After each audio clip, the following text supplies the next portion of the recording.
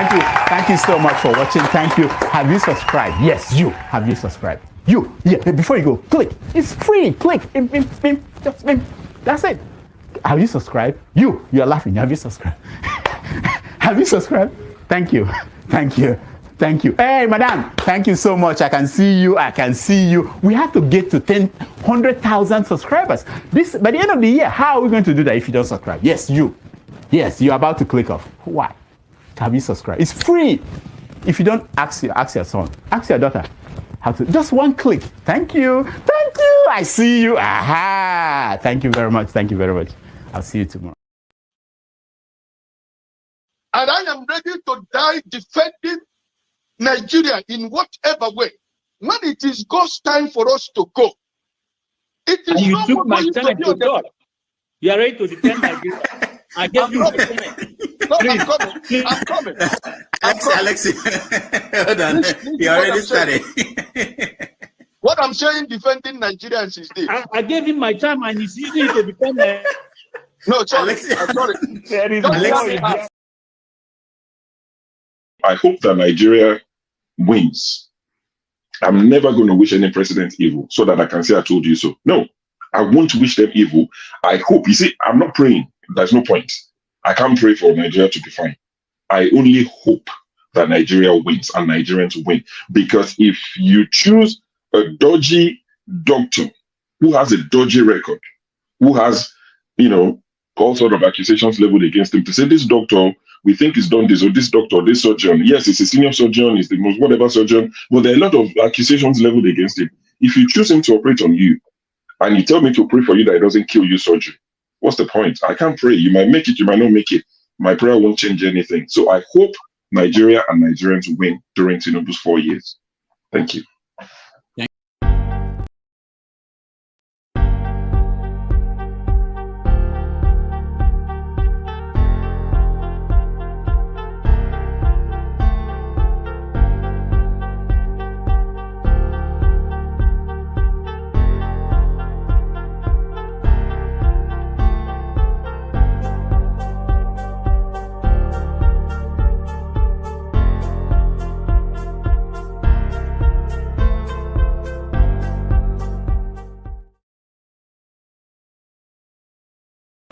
Thank you so much for watching. Thank you. Have you subscribed? Yes, you. Have you subscribed? You. Yeah, before you go, click. It's free. Click. Just that's it. Have you subscribed? You are laughing. Have you subscribed? Have you subscribed? Thank you. Thank you. Thank you. Hey, madam. Thank you so much. I can see you. I can see you. We have to get to 100,000 subscribers. This by the end of the year. How are we going to do that if you don't subscribe? Yes, you. Yes, you're about to click off. Why? Have you subscribed? It's free. If you don't, ask your son, ask your daughter how to. Just one click. Thank you. Thank you. I see you. Aha. Thank you very much. Thank you very much. I'll see you tomorrow. And tonight, this gentleman will be making his network television debut. This is his most recent album right here. It's called Spirit of Love. We're very pleased to welcome Majek Feshek.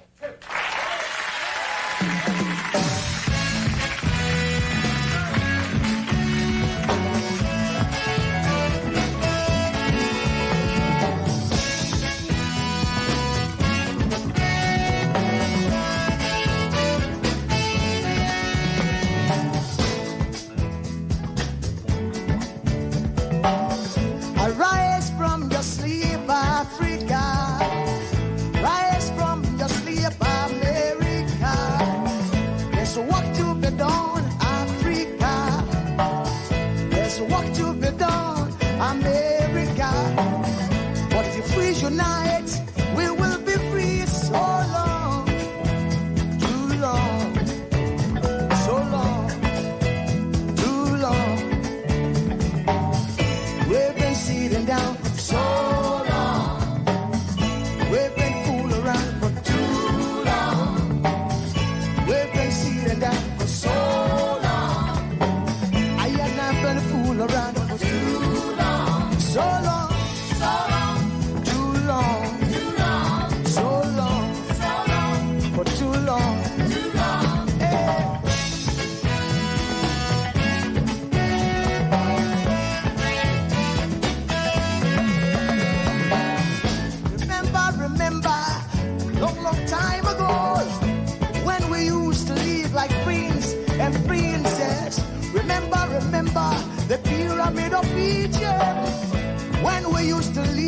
like prince and princess. Remember, remember, Marcus Garvey, who are the dream for New America. Oh, remember, remember, Martin Luther King, who are the dream for New America. They say you are black, they say you are brown, they say you are black, they say you are brown. Only the angels of Jah is white now. Only the angels of God is white. So long, too long, so long, too long. We've been sitting down so long. We've been a fool around for too long.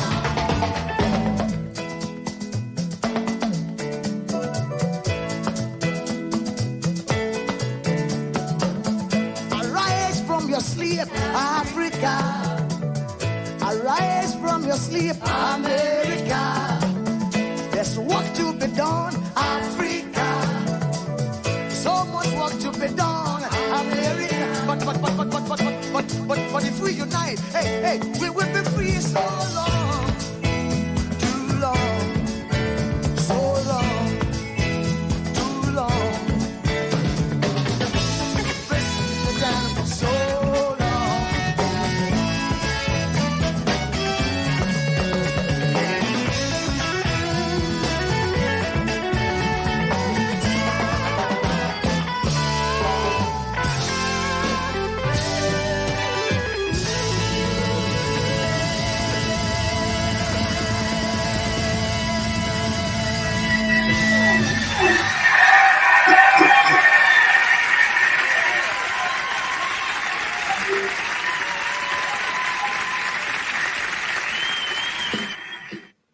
Hello there, you're welcome to another wonderful time on Dr. Damage's show.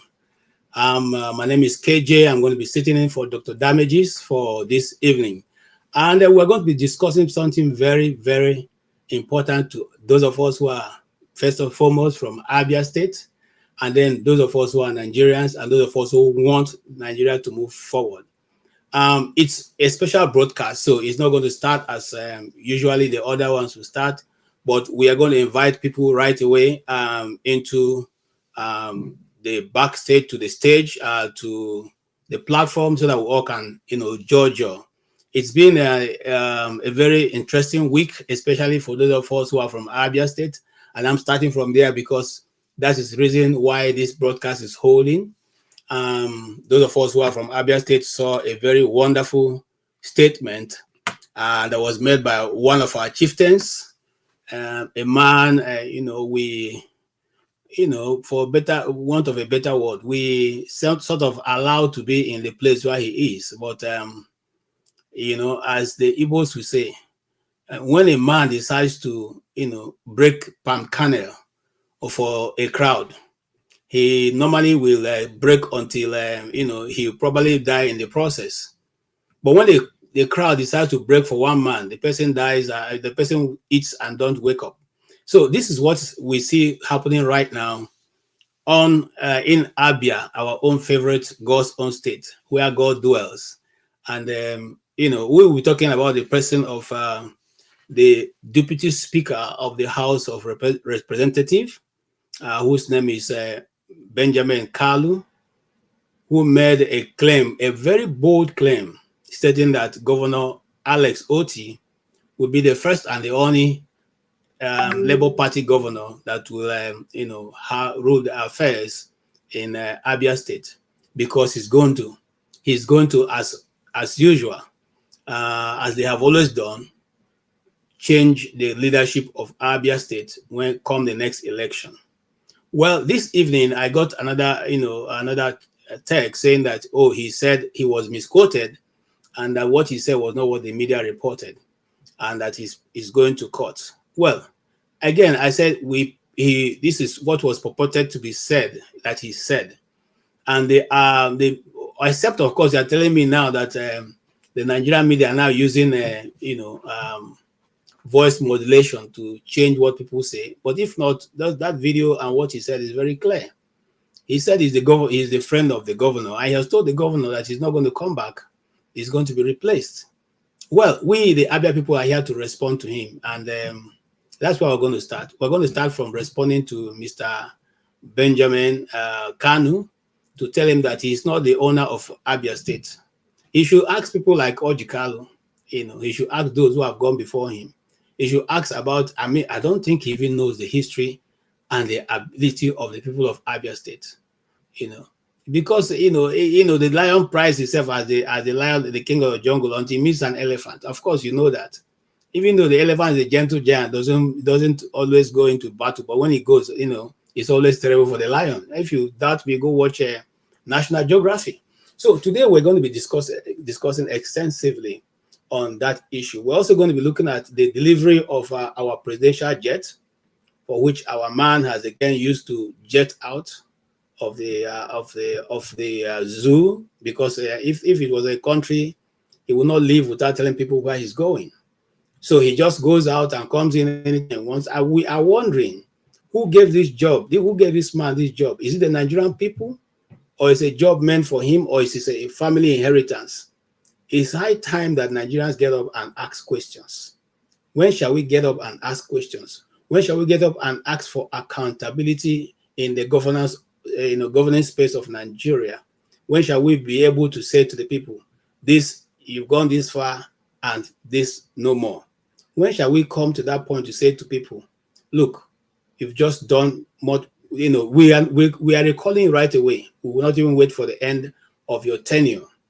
That is where we should get to. Because if the economy of Nigeria is biting this hard, and even though the rich is crying, then what do you make of the ordinary man who has nobody to help, who have nobody to lay back on, who has nobody to call to say, please, I need money to just feed my family? What do you make of that individual who does not have any way, without to have any connection in government? How do they feed? By the way, a question for all of us. Is it the chicken before the hen, or the hen before the chicken? In this case, not even a question of chicken and hen, because I can tell you for free that when you are applying for a governorship position, you are the servant of the people. I repeat, you are there to serve the people. It is not you who have become the master, as it is the case in Nigeria. And that's why this small boy, can wake up and tell the people of, this is not the first time Mr. Benjamin Kalu has misspoken. It is not the first time. We just been watching him. This is not the first time. He has made, some other careless statement in the past, which was ignored by many people. And then for this particular one, let me tell you something about Governor Otti. Some of us may not have met him, quite close, but I have had a cause to recommend to shoot and edit a video, his advert, his campaign ad in the election before this one that he won. And that man walked into the studio, despite the time, it was about 11:30 to 12 in the night that was there recording. Okay, this man sat down, looked at the teleprompter once, and throughout stated, in fact, we didn't have a 2-take, it was a 1-take. It earned my respect after that. Very few Nigerian people who are in government can do that. I have worked in the media. I know how many takes people take, to be on, to come onto the space. Some people you have to go over. You even need to prompt them. You even need to cajole them. You even need to praise them. You even need to cut down the script. Governor Otti then wasn't a governor. He sat on that chair and took straight everything he wants, just like that. Brilliant individual. And I had to congratulate. I said, sir, I've been in this profession for a while, but I have not seen somebody like you. I know he didn't take it as anything. He just smiled and said, well, that's who we are. This guy, he has constantly, he has contested for governorship in Abia State for like this is the 3rd time. And each time the people of Abia State found him worthy to serve them, but the system will not allow him. So now Benjamin Kalu is telling us that the same system that have prevented the governor from becoming governor all these years is going to once more play part, so that Abia State can become like Imo State, where they have an emperor, the emir of Imo State, the Sultan of Imo State, right? Well, you've beaten the wrong side of your spoon this time around, because a man who beats his hand and calls his kinsmen to a fight must know where his strength lies, because I don't think that all that you know is all that there is to know. And so we're going to go into this discussion. I have right in the studio, which I'm going to invite right now, a righteous man, the man who tells it as it is. You are the first to come in. Mr. Righteous Man, you are welcome to the platform. Yeah, good evening from here. How are you doing, sir? Doing good, sir. Okay. Yes, you saw what we advertised. Our main focus for this evening is going to be on the statement made by Benjamin Kalu. He said it's not correct, that what the media said was not correct. Have you seen any other side? Have they been able to play the video of what he said correctly, or is just the same video? By the way, the video, I had it, but it has been taken off. I don't even know. The one I saved is not coming up. So if anybody is on the backstage, please reload that video for me so that the people can hear it and see it. Go ahead, Righteous Man. Yeah, KJ, the truth is, in this part of the world, those who recruit or into political office becomes the ultimate, and they believe they have what it takes to say whatever they want to say, and nobody will hold. I just a young man not indict all the 5 eastern states indigenous. He's not actually fighting against Uti. He's fighting against the progress of the southeastern region.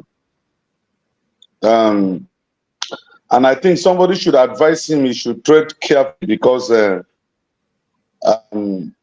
reactions of the eastern region indigenous, he will not like it, because after Sam Bakwe, this Alex Otti is the only one that have shown what democracy and what democratic values dividend in the history of the Nigerian setting. Mbakwe and Alhaji Lateef Jakonde were the outstanding governors in 1979 till the time they were overthrown by Buhari in 1982 or 83, I think, 83, thereabout. Since then, the Eastern region has been blessed with a dedicated governor. Outside P2B that tried in Anambra State, Mbakwe, these 2 governors, we've never had a good governor that had the people at heart. I remember in the 80s, I was in school. I think I was in school then, and Mbakwe was doing rural electrification project. And I tell you, the old Imo State that comprises today's Abia State, true governance, true democratic dividends were very visible. And I think that is what Uti is trying to replicate this time around. And so for that political, political Yahoo to come on national television or national radio to make such an embarrassing statement, I want to tell you categorically without missing word. He has finished picture. But thank God he's coming now to deny it that he was quoted out of context. Nigerian politicians, once they know that they have rocked the boat, they put a defense and say they were quoted out of context. So let's believe him that he didn't say it, and let's watch out and see what is going to happen. Thank you. Thank you, righteous man. Welcome you. I welcome, yes, the Blackstone. The Blackstone, what's your initial take? Good evening or good day to you guys in America, and good day to those in Europe and in Nigeria. For me, I think this is to be APC new new national item, because they are actually telling the Nigerian people who they are and what is their plan for 2027. It's quite sure that that is their plan in 2027, that they want to do everything possible to totally capture Nigeria and make Nigeria an APC country. I also watched a video which I sent to you, to your WhatsApp. Another YouTube blogger who played the video, and also played a video of Tinubu in Edo State saying that he is the president and he will deliver Edo State to APC. You know, so this is to be their motto this time, and I don't understand why a person from the same state, that's because of your political alliance to a different party, you want to destroy the development that is going on in your own state. That's my own surprise about this, right? So you people have been there. APC have been ruling Abia State for years, and they have not seen the development in Abia State. Now a person come in from a different party and is carrying out the development, doing good things, and people are happy. Now you are coming out that you want to remove that person because because the APC is in power, that you want to deliver that state to APC, who are destroying every other state because of your own political interest or political alliance to your own party. Sometimes when Nigerian politicians talk, I just wonder if they are human beings actually, right? Even if you are the sixth person in the line of political or Nigeria RIK and so on and so forth, does that mean you have a right to come up and tell a sitting governor that he will not be there next time? That means that you're already planning how to rig the election. That's what it is. So it is a preparation. It is telling him, be ready. We are going to rig you out, even if the people vote for you, but we are going to remove you, except probably you defect to APC. It is in fact, Otti should be wise, should be ready, because he has exposed the plan they have to rig the next election in Abia State. You see that you play ball with them, or they ring you out. So that is what he has just revealed, because I watched the video. And he should not say that nobody misquoted him. I watched the video from a different platform, right, which I shared with you, KJ. That is what he said. He said it clear, right? So, Blackstone, hold on. I think Shaw has done a good job. He has given us the video. Let's watch the video together. This will be the last time that a Labour governor will govern Abia State. I say it without missing word. The next governor of Abia State will be APC governor. Yeah, I say it without missing word. So we are friends, yes. We work together, yes. But I will not be number 6 citizen of the country, and another party will govern my state. The next election of 2027, the APC governor will be there. I have told him in person, I have told him publicly and privately, that APC governor will be the next governor of Abia State. How it will happen, I don't know, but it will happen. So why are you confident? I'm confident because we are working hard. I'm confident because my government is working hard. The president is working hard. And Abia will repay the president. Abia will repay the president. The president that have given you Saudi Development Commission will be repaid. A president that is appointing Abians into administration will be repaid. A president that is allowing attraction of dividend of democracy to Abia State will be repaid. We are not ungrateful people. Monkey will not work and baboon will chop. APC will not help the state to be strong, and then Labour will take the credit. And no. APC will determine who becomes the next governor of Abia State. I don't care about who the person is, but one thing I know is that the party platform, APC, will be the next governor of Abia State. Go and write it somewhere. That we are ready to work for Abia State. And we are tired of being outside government, the government at the center. We need to leverage the power of the center to, increase the development of Abia State. The governor is my friend, and he's doing well. Comparatively speaking, from other governors, and he's not doing badly within the 100 years in office. I'll give it to him, and I'm proud of him. He's my friend. In fact, we spoke today.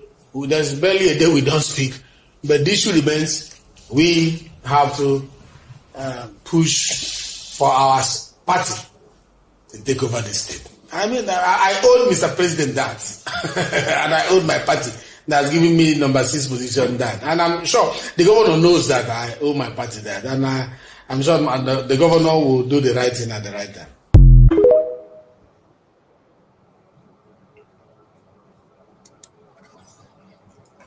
Okay, gentlemen, you've heard it, and I don't want to be emotional. I mean, I'm trying to be a professional, at this point. But I hate to say this as an Abia State citizen. Abia State have produced some of the most prominent people in Nigeria. There was a man called Obitu Oki, where he was the second in command during the Babangida's government, who stepped down. He was the first person who stepped down from a ministerial appointment, even before Konjo Wala did that. When the power tussle for him, because they felt he had more charisma than the president, and they probably working to overthrow the government, as they said, this was, at that time, they decided to push him out from that position, which was given to Augustus Ihomo. And then he was given a ministerial position. And he said, well, then we were still, I think we were in secondary school, junior secondary school. And he said, I will sleep to that. I mean, that was the first time we heard that English. Okay, these are people, I mean, I'm just going to mention some of the prominent people who have come out of Abia State, who have never spoken the kind of, words we heard coming out of this man's mouth. The question I want to ask is, who does he think he is? Okay, the position that he is occupying now, is it a chieftaincy title? Is it a Ogbuefi one of Abia State that he can now decide, apart from the little the local government area for which he is representing? Where else is it that he can now speak upon the generality, talk about the people of Abia State and how they... Sorry, I may be missing something, and that's why we have the panelists here. What has APC done for Abia State that needs this young man to come out and tell us how they're going to take out an elected government and who they want, because it's not functioning? I welcome, or rather because it's functioning, but it's not their friend and it's not in their party. I welcome you, a righteous man. Sorry, I said righteous man. Man of prestige. You are welcome. Yeah. Good afternoon. Good afternoon. Team also. Yes. I'm supposed to feel my righteous man. Okay, go ahead. Sorry, I'm coming back to you, Blackstone. Let righteous man just. Let man of prestige make his intro. I'll come. Let's go and vote for Kamala. It seems like you have a war since you started American politics. But anyway, you're not here. Let's go and vote for Kamala. Let me begin, because I'm married to somebody from Umuahia. So, and my wife, when she saw that video, she don't really engage in Nigerian politics. It's more of American politics. She was very furious about that. I mean, this is the impunity in Nigerian politics. Or that city. I mean, this man is nobody. He just happened to be fortunate to be elected, and you are bragging about being the 4th most important person in Nigeria. I mean, what is that? I mean, I know Abia antecedent. Look at what they have produced in terms of from the Southeast, even Nigeria in general. They are one of the best that has produced prominent Nigerians in politics. I mean, no doubt. Going back, from our former, head of state, Agi Ronzi, I mean, chief of staff. I mean, I can name them. And this guy just came, you see, this is where we find ourselves in Nigeria. When people, obtain a position like this, they tend to exercise their impunity. It's all about APC. There's something I understand. APC has this roadmap, how they're going to conquer the whole state, particularly in the southeast. I mean, as currently they have, they have two states, right? They want to conquer the whole southeast, and this, they started this roadmap, right from the day they nominated that guy from Kanu. That, I don't want to use a bad word against him. That chief, that's his roadmap, and he's working with the whole of them and everything.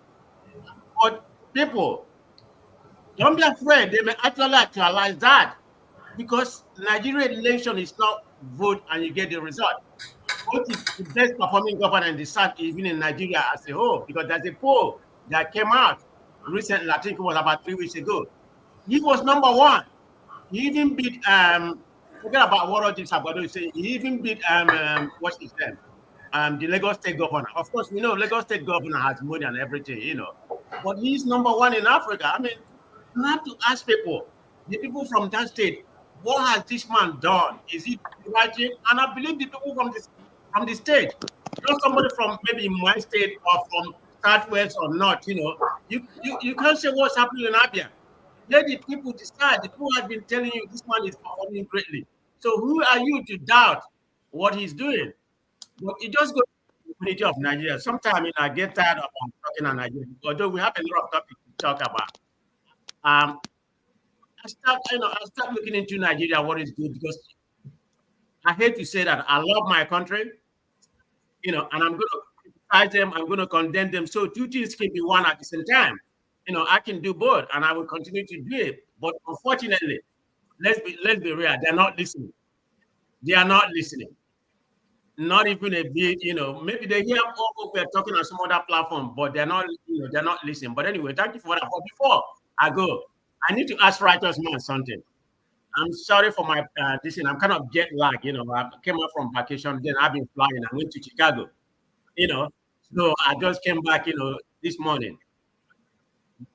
Guess who I met in the lobby, not the hotel I was in, because somebody told me and my wife that Obi was in Chicago, one of the hotels, but it was even kind of close. So we decided to walk there. We saw him, Osibanjo and Penny Namani. Yeah, at the lobby. Fortunately, they are at the lobby. So this question is maybe to you, KJ. It's not to you, it's to Righteous Man, because we know Righteous Man is in obedience. Now that Obi, Democratic Party, and yet you're a Trumpian, a fascist, what say you if you consider Obi to be the right, a very righteous man? But he's supporting Democrat. But you in Nigeria, always supporting Trump. But I know you're very ignorant. I didn't mean to use the word ignorant. I mean, you don't know what's happening in America. So, but that's your opinion. So what say you before you go to the next question? Are you talking? I will. Flagship, I will appreciate you, and I will do what Obi usually do. I appreciate you. You're my brother, and you have right of opinion. I'm not a professor like you, just like Obi told. I'm not a professor. Soludo. Yeah, because the language you use is the language that professors use to describe people. So. And I can't use such words or such language to describe my fellow men. So, I didn't mean that you don't know anything. You're a very smart guy. I just mean the word you don't know.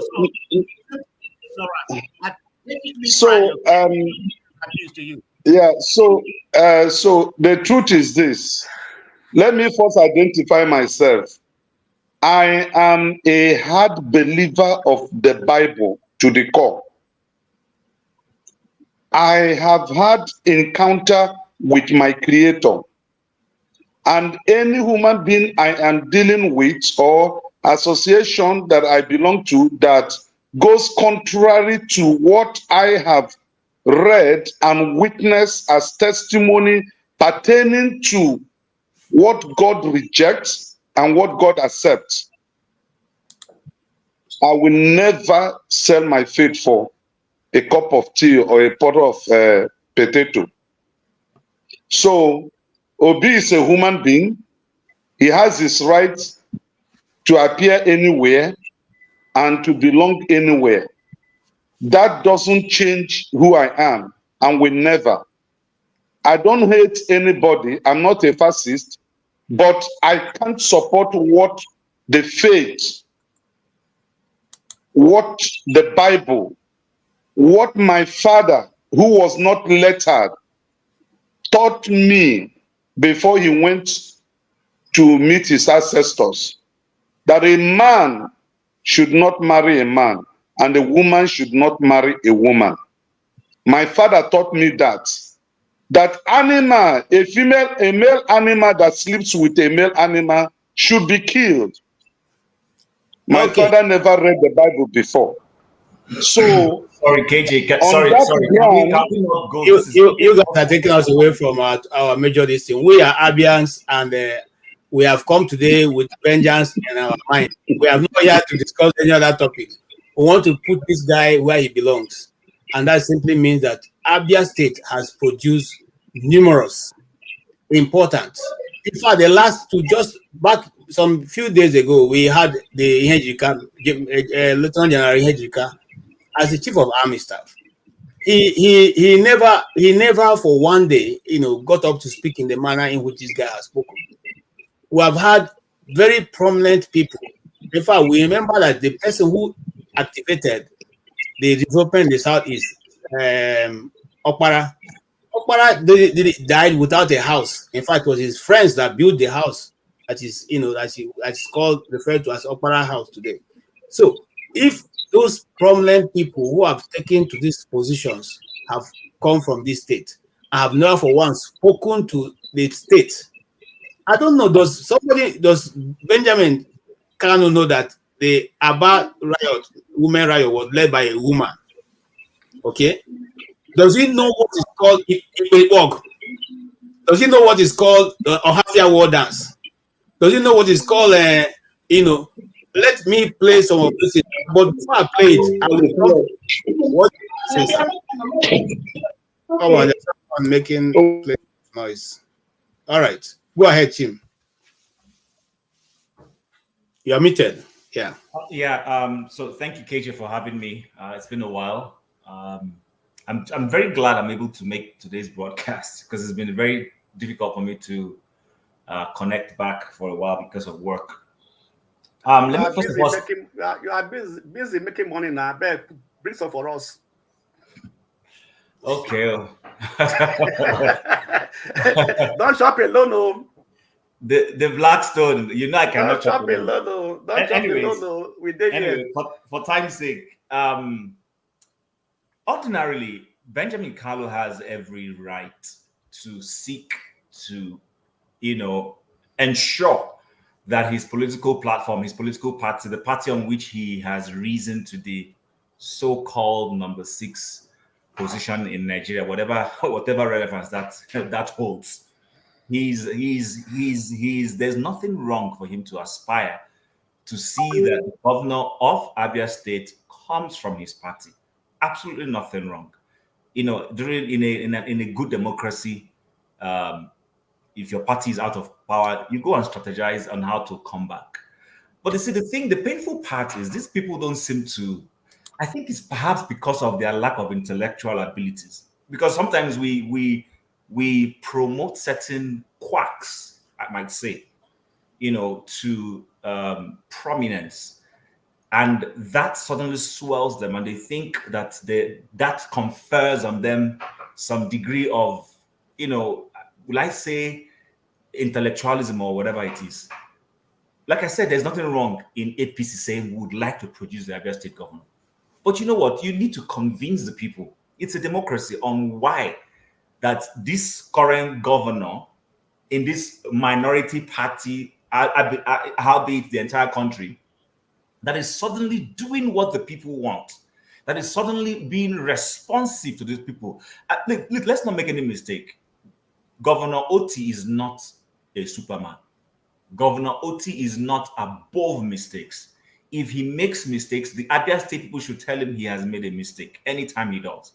However, when he is doing well, the Abia State people will be happy with him to say, you know what? Since this state was created, and truly since what we call Abia State was created in 1991, August, if I'm correct, this is the first time, the last time we ever had anybody who tried, but he was a military governor, was the Colonel Chinyere Ikemosu. That was the last person who in any way tried to do anything developmental. Every other person has come to feast on the people's commonwealth. All of them, and I don't want to start mentioning names, everybody, including the person who was governor, first civilian governor, and suddenly did not because of another state was created, he now became from another state. Every one of them, no one has come to Abia State and has been responsive to the people. This is the first person that has come and he wants to uplift Umuahia from a glorified capital. Where was Benjamin Kalu when his previous party, PDP, because let's not forget it, this guy is a political prostitute. He cross-capital from PDP and moved over to APC. These are people who are just simply positioning themselves for what they will get. It's not, they're not there because they have the people's interest at heart. No, let's not miss words. So like I said, there's nothing wrong. But I would have loved to see him, while supporting his governor, use his so-called number 6 position to attract tangible, people-centric developments that the people will say, okay, we're having it so good. We're having a governor that is doing well. We're also having a deputy speaker who is doing everything to project his party. That's not what APC is doing. The only place in Nigeria that APC has literally, you would say, let's give it to them, warmed themselves into the heart of the people, and I can't blame them. It's Lagos State. It is Lagos State. So that's the only place where they did one or two things that has made the people stick with them. Apart from the fact that people started getting tired of the overbearingness of the current president and wanted to make a change.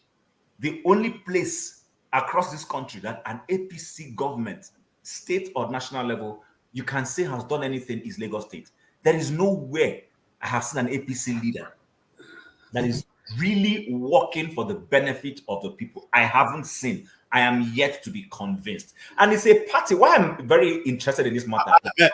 I'm going to come back to you because you touched a very major one of the points I intend to. I thought he's number 4, not number 6. Hold on. It's number 6. Number 6 is number 6, not 4. That's immaterial. You guys are busy arguing over a non-entity. It doesn't matter. No. He's asking. Hold on, man of preaching. I understand. Hold on, man of preaching. Hold on. Blackstone, the number 6th or number 4th man in the government in Nigeria who happens to come from Abia State. Please, can you mention some of the things that he has been able to bring to Abia State? The reason why Abia people will now decide to change government at the next election. Does anybody have that answer? Okay, I should mention one. Let me think. Destruction of the state. Destruction of the state.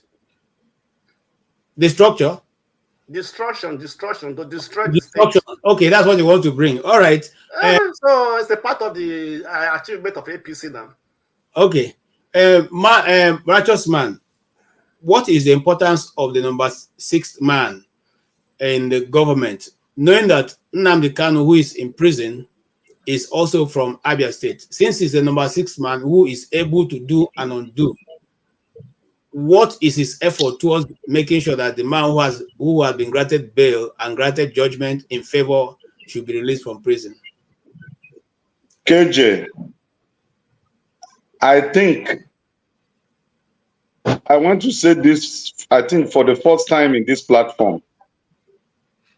I have been in PDP before this very guy. From 1999, and I have played important and prominent role in the local government where I reside under PDP. I left PDP during the Jonathan regime because I was one of those who opposed Jonathan from running for the second tenure after 6 years. And I was telling our lawyer at that time, I said, look, the North will betray this guy because they will see it as a slap at their back. He should relinquish power, maybe pick somebody from the North to run for that position because he was a child of circumstances, not that he was a good politician that earned him that position.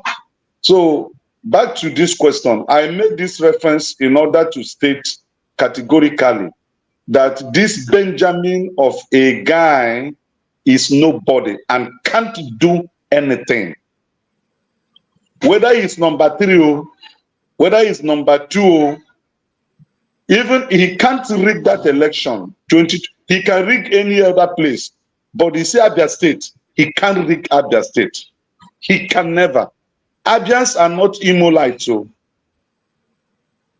Abians are not Imolites. If there is any part in the southeast that is well feared, is Abia State, especially that Aba. So his words means nothing. He's just a ramble rosa, and he will make his noise and he will go and rest. That's just what I want to say. All right. Thank you. Yes, man of prestige. You may have had a closer because you are very, very well known in the southeast. So, what is your relationship with Benjamin Kalu that gives him this authority to make such? I don't really know that man political capital, until recently when he was, the deputy speaker. That's all I know for him. I don't really. I've not been able to try to verify his antecedent. What he had before and what he doesn't have. So I can't really speak, in that area. But to my own understanding, he had constructed this Southeast Development Project. The one that's similar to Niger Delta. Yes, Southeast Development Commission. Yeah, commission, right. My understanding. So when you talk about Southeast, I can't say he created it or he's part of what happened, but that's nonsense. It doesn't really have any importance to the Southeast. All these are just means to embezzle money because look at the Niger Delta, and even has more money. Where has that got in that particular regions? So I don't really believe in that kind of development. I mean, it's just on paper. Yeah, but for people, what is the purpose? It has a purpose, but what's the implementation?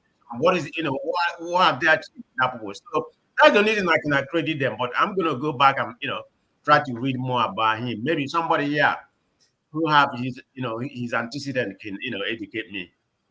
Okay. Tim, the man of preaching talked about the Niger Southeast Development Project, which may have come through Mr. Kalu. But you find out that the Southeast Development Project is not going to be financed by the federal government as other development projects.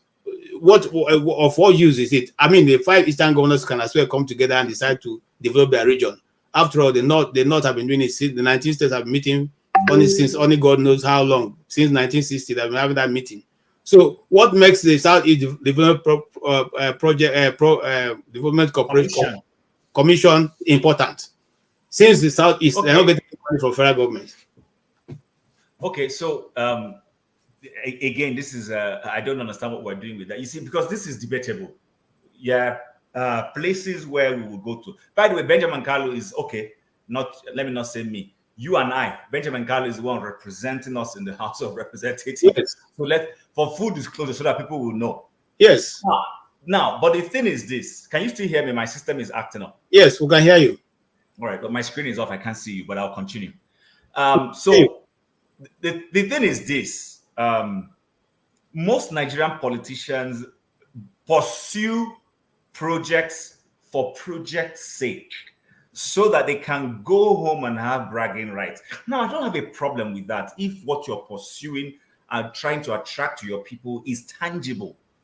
Listen, we have too many so-called whatever commissions. We've had the Niger Delta Commission, Niger Delta Development Commission, which Abia State incidentally is also part and parcel of. They came up and launched the one for the Northeast following the ravaging situations and the aftermath of Boko Haram.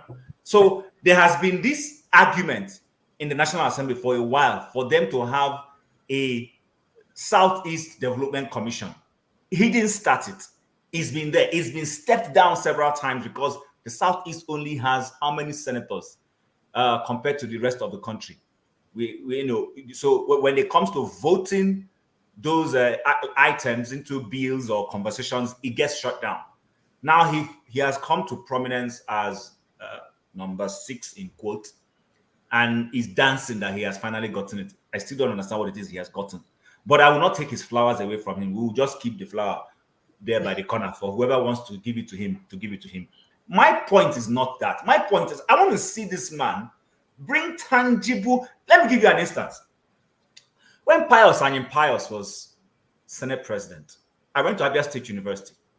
If you've traveled between Okigwe and Uturu, it used to be a winding, narrow, small road that, in fact, although I liked it because, I mean, usually the Nigerian government and Nigerian states and the governors don't seem to understand how to utilize the beauty of topography to beautify a place. There was actually nothing wrong with the road, just expanded a little bit. It was winding and by a cliff, if you visit that neighborhood. This man used his influence as Senate President to extend that road and tar that road all the way from Okigwe straight to Ohazara, where he comes from. I'm a living witness. I saw it. And now I don't like his politics, but I gave him his flowers. I want to see, because you know what that does to that road? It opened up that hub. It created opportunity for those who are into agriculture. They found an access road to be able to take their products, the output of their farms to the cities for selling and making business. That's the kind of thing we want to see at Benjamin Kalu do. Not to attract one moribund, as far as I'm concerned, something that the Nigerian state can't even fund right now. Because those things need to be funded. NDDC has been funded, and we've seen how governors have literally smoked out the entire funding for each of their states. What are they doing with it? So I think for me personally, like I said, contextually, I have no problem with him wanting to see that the governor of the next governor of Abia State in a free and fair election comes from his party. That's a good aspiration.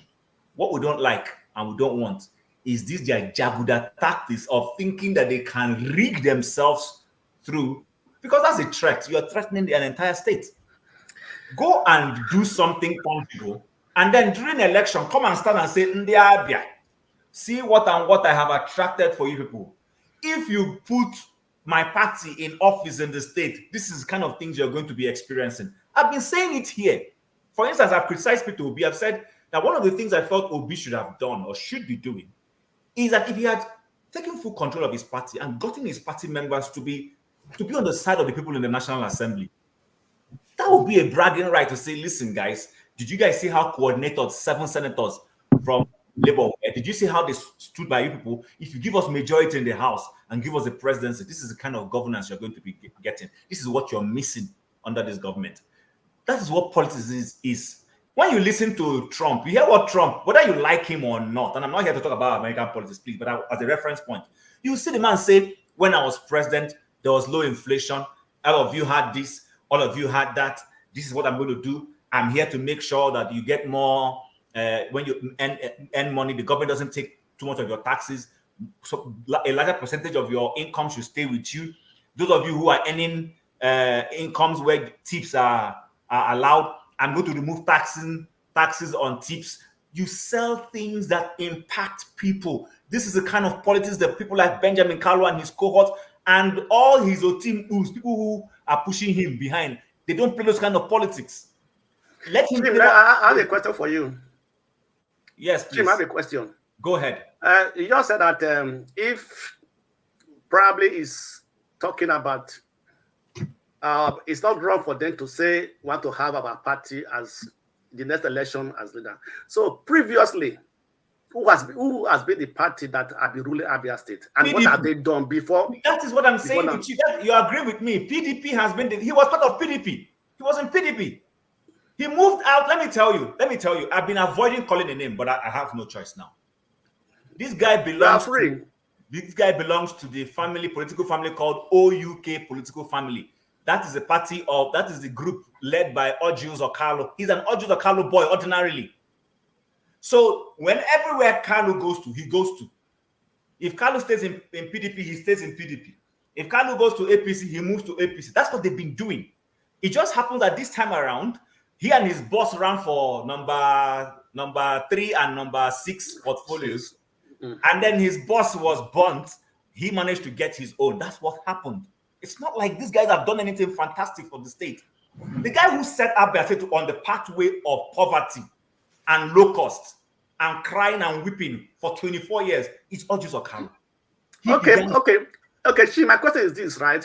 If they were there, another PDP, right? Because I don't believe it's the party that developed a state. It is the governor, it's the side. So if they have that mindset of not being able to put anything good in the state, so why would they now expect? Because now they're in an APC now, they're going to bring somebody who will now work for the platform. You're not getting my logic. You're not getting my logic. My logic is simple. My logic is simple. My logic is this. You see, it's politics. And politics is about convincing people on why they should hand power over to you to lead them. And I'm saying that the way to go about it is use that his good office, attract tangible things that people listen. He can argue that, okay, yes, in the days when I was in PDP and PDP didn't do well, I was not the executive, I didn't hold any prominent role. But listen, I understand your complaints, but can you test and see that now that I'm prominent, now that I have a very visible role, can you see how I'm attracting benefits to the state? That's what I'm talking about. Yeah, you are right. You are very correct. That's supposed to be the right way. But from his own, I'm talking about his own mindset now. If his mindset is that I have to eat and don't care for the people, so are you going to present himself in such a manner that people will believe him? Well, Blackstone, while we are thinking about that, you are welcome, Pastor Andrew. Pastor Andrew, you may want to see this clip before we take your call. This will be the last time. This will be the last time that a Labour governor will govern Abia State. I say it without missing word.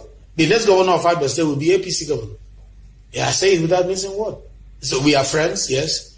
We work together, yes. But I will not be number 6 citizen of the country and another party will govern my state. The next. Okay. Just from what you have heard, this is somebody talking to over 5 million people. Well, how does it sound to you? Do you see any doctrine on that video, please? Doctrine as to whether it was doctored or whether it was fake. He is AI manipulated. It was that's definitely not AI. If it was AI manipulated, I believe the man would have come out to report it. That no, he didn't say so. Oh, he said he was misquoted. He said it was his spokesperson that said so. He was quoted. He was misquoted. But you see, if it was doctored, you see the sharpness of that picture will not be the way it is, and the timing will be totally slow. We are into video editing, so we see these things. Okay. I will go with the argument until such time that it is proven otherwise that it was doctored. I will take it as a real video, but I don't think it was doctored. And now, I don't see what he said. He meant it. If this statement is true, and I can assure you people that it's gonna happen. I know Righteous Man says, "Oh, Abia State is not like Imo. They are not Imo light, or Anambra light, or Enugu light, whatever you want to light them." It will happen. You know why? Because the Electoral Commission, the INEC, is still what it is today. There's no change there. Now, the people can come out en masse to vote and take a photograph of their voting card, that where the thumbnail and everything to prove, if it's allowed, if the law allows it, to prove that indeed 5 million people voted for Otti. or 4 million people voted for Otti, and only 1 million people voted for APC to prove it. I think we are taking this regime. We are taking it. We are laughing, or we're taking it for a joke. But they are not joking. They are not joking. Every manipulation or every bad policies they have been implemented, none withdrawn. So it's not something that I don't see happen. I see it happening. Okay, Pastor, thank you for that. We're going coming back to that video, but I want to tell you something. The purpose for which this broadcast is being held is that we who are Abians, we are saying that we are standing on our toes, and we are going to make sure that it doesn't happen. How do you want to do that? If you don't mind me asking you the question. Need to put our resources on the ground, we will do that. Let me what tell resources? Well, let me tell you something. How we're going to do that? First and foremost, we have already begun to do it, because now everybody, both in the social media or otherwise, are already aware of this statement, and nobody have taken a line low. And so, because of that, I know that it's not going to be what he says it is. Remember, Alex Otti has the power of incubancy. So it's not a question of we're starting from nowhere. You see, what monkey can do, baboon also can do it. It's not a question of thinking that nobody has monopoly of rigging. Both the one who rigged and the one who are being rigged out, each of us have power to rig. So if that's the way Nigeria wants to go, in Abia State, I don't think it's going to happen. But let's go back. Hold on, Chief. Let's go back to the video. I want you to listen further to what he has said. And why I'm playing the video is because the vehemence in the statement, you could see even getting to a point of getting annoyed. I mean, how do a person goes to challenge a crowd, a people, over 5 million people? You are challenging them. And what do you have in mind? What do you know that we don't know? So let's listen to that video again. We'll come back to discuss it. This will be the last time. This will be the last time that a Labour governor will govern Abia State. I say it without missing word. The next governor of Abia State will be APC governor. Yeah, I say it without missing word. So we are friends, yes. We work together, yes. But I will not be number 6 citizen of the country, and another party will govern my state. The next election of 2027, APC governor will be there. I have told him in person, I have told him publicly and privately that APC governor will be the next governor of Abia State. How it will happen, I don't know, but it will happen. So why not confident?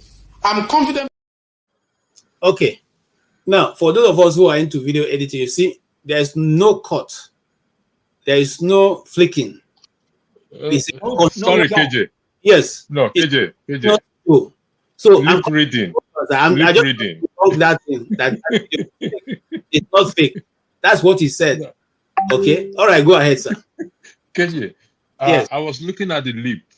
Yes. The movement of the lip. Okay? Yes. Can you play it again for me, please? Can you just play it again? This will be the last time that a Labour governor will govern Abia State. I say it without missing word. The next governor of Abia State will be APC governor. All right, thank you. I say it without missing what word. I want to say. I can. There is a question mark on that video, KJ. No. There is a question mark on that. No. Video. Mr. No. Allow him. Maybe Pastor wants to play the devil's advocate this afternoon. Let's KJ. Tell us what's the question mark? KJ, if you look at the lip movement with the words, it appears to align, but really it doesn't align smoothly. No. See, okay. Now, there's no way you are going to adjust his movement of his lip without adjusting the picture. KJ, Look at KJ, let me step in. Let me educate him on this. Look at the movement of his head. It's not going to be possible for you to pause his lip and then his head will not move. These are we edit now, brother. That's what we pay house rent. Let me just say this: I've been editing. Yes, I've been editing videos. I've edited videos severally. You see, there is an alignment between his body language and the tone of all that he is saying. You see when he say it can't happen. It can't happen. In fact, like I'll tell you, that's a typical Igbo man. You know, when he's trying to, it can't happen. In this, like saying, oh man, that kind of thing. It was aligning. The thing is this man decided to come out now to do this because first and foremost, he let the cat out of the bag earlier than they are plotting. I know they are plotting. He let it out, you know, thinking that with that bragado, it will work. Unfortunately for him, he got a lot of back, even from his political party in the state, came out to disown him, to say that he does not speak for the party. They said that why the party in the state would like to see that the next governor is their own, but they are not going to go about it in a brazen way. So my thought is this. People have gone to him to say, Omo, you goofed. And so the only way to save his head and change the narrative is to twist this conversation and make it look like the journalist who did this, you know, has breached ethics. So that now we'll leave the issue at hand and now start talking about the integrity of information, misinformation. That is what he is trying to do. And so when you, Pastor, begin to go that direction, you are giving him credence and helping him have a standing ground on which to say, hey, you see, somebody else agrees with me. Let me ask you. Okay, wait, hold on first. Are you an expert in body language? Wait, hold on first. Are you an expert in body language? I am not giving him credit. No, I'm watching a video and giving my opinion on that. Remember, I started that until proven otherwise. That video is not doctored. But I watched it again, and I did state it appears that it was doctored. So until such a time again, it's not giving him credit. We are here to analyze. This will be the last time that a Labour governor will govern Abia State. I say it without missing word. The next governor of Abia State will be APC governor. Yeah, I say it without missing word. So we are friends, yes. We work together, yes. But I will not be number 60 citizen of the country, and another party will govern my state. The next election of 2027, the APC governor will be there. I have told him in person, I have told him publicly and privately, that APC. Do you still think? Wait, let me say something. Let me moderate, please. Hold on. Hold on. Hold on, gentlemen, hold on. Pastor Andrew, do you still think it was doctored? Like I said, I'm going to repeat for the record. We are streaming. Wait, hold on, we are okay, streaming. Let Blackstone go, please. We are streaming, right? There's an issue with streaming, depending on the speed of your network, right? The audio might be slow, might be faster than the picture. If your network is slower, all of us will not have the same speed, because if now I switch now I'm on streaming yard, I have this true bandwidth. It gives me the correct something. But if I go to YouTube now, it might be slower. You understand me? So that also affects the quality, how you see the video and the audio. So, but my question is this: what will be the benefit of probably doctoring that video? What will be the benefit? Who will it benefit? Are you asking a question? You give me a question? That's my last question. Sometimes people throw things out there to see how people will react. Do you understand what I'm saying? So government do that a lot all over the world. They throw things out there to see how the public will react to that statement. Now, whether it was doctored or not doctored, like I said, until proven otherwise, I take that statement as a factual statement. Okay? And being a factual statement, I tell you that it will happen. Yes, KJ, you said you people are putting resources together, an incumbent governor. For crying out loud, the presidency has more power or more resources than the state. And we've seen how this current government have behaved so far.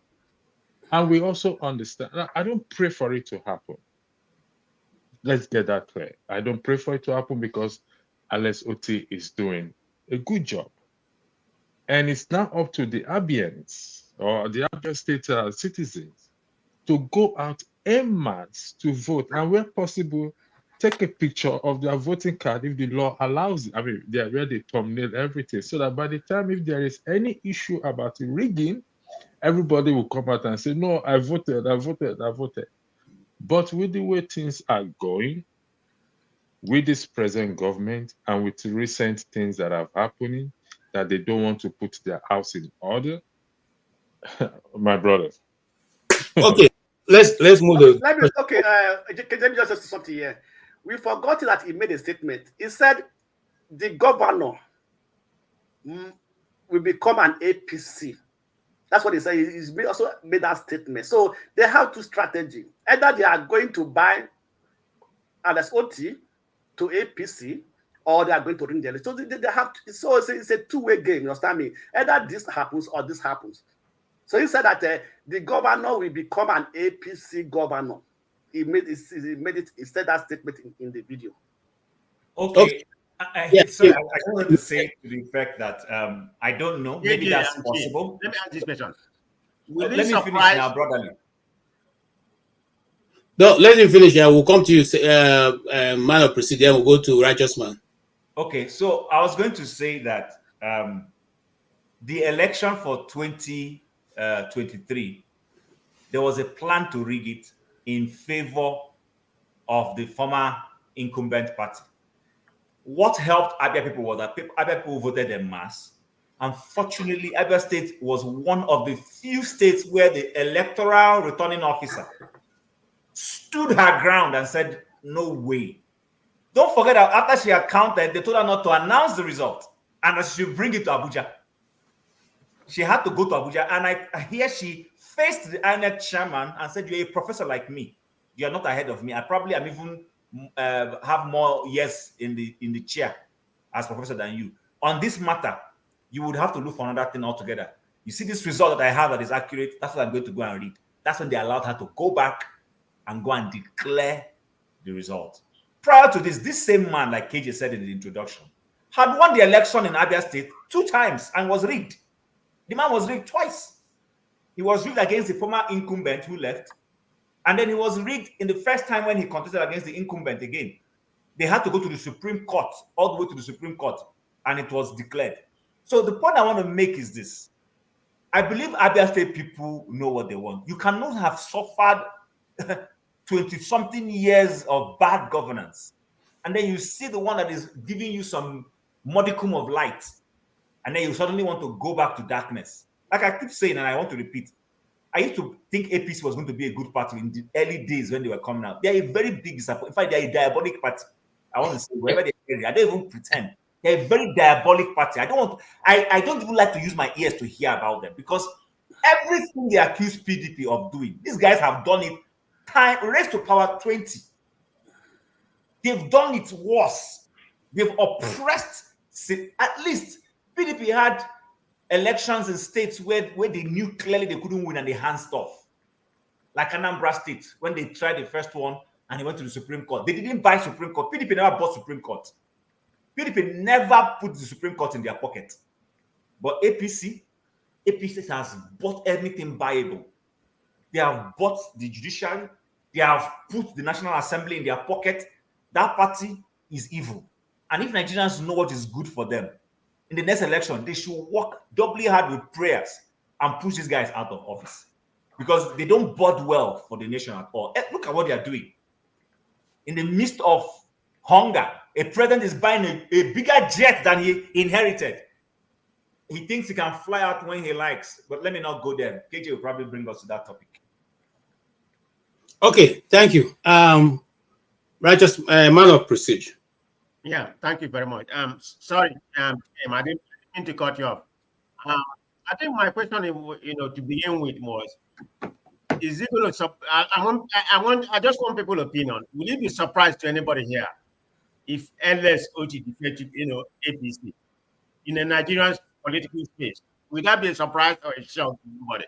I'm not saying that's going to happen, but it wouldn't be a shock to me. This is my own personal opinion.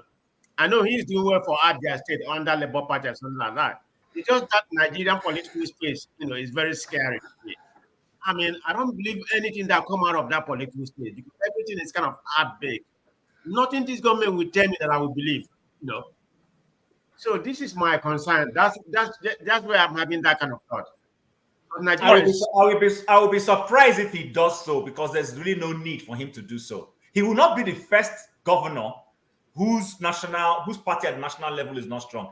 Listen, Alex Otti is not the first Labour Party governor. Guys, people, let's not forget that. Labour Party produced Ondo State, Mimiko.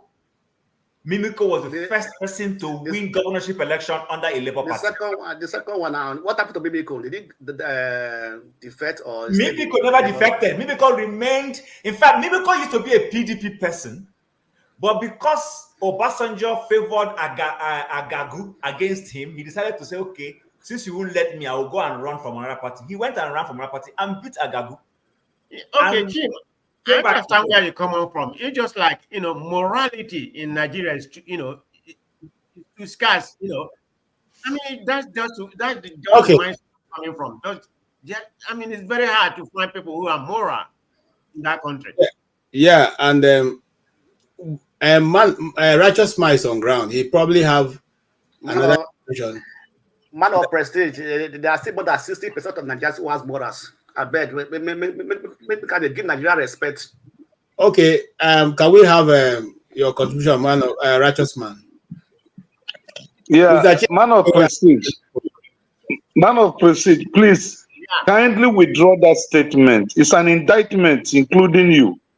You're a Nigerian. Forget that you're in foreign land. You will still come back here one day or the other, or your kids. I think it's very scary. So when you're saying that country, as if you have no part. No. Please, my brother. No. It's still our country. Please, I beg you. Righteous man, please leave him alone. He has this is say have your say. You say what you think on this special broadcast. Say what you think. KJ. Yes, sir. Let me borrow the word of Obi Ezekwesili when she was interviewed, I think, was on Sunday by Sheung of Channels Television. Obi Ezekwesili said, our current politicians, the executive, that's the presidency, the two chambers, the governors, the local governments, they are the real bandits.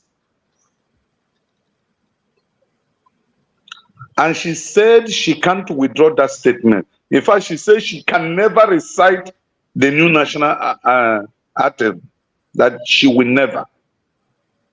Now, man of prestige made a very smart and clever statement. The question, how are we sure that Uti will not leave Labour?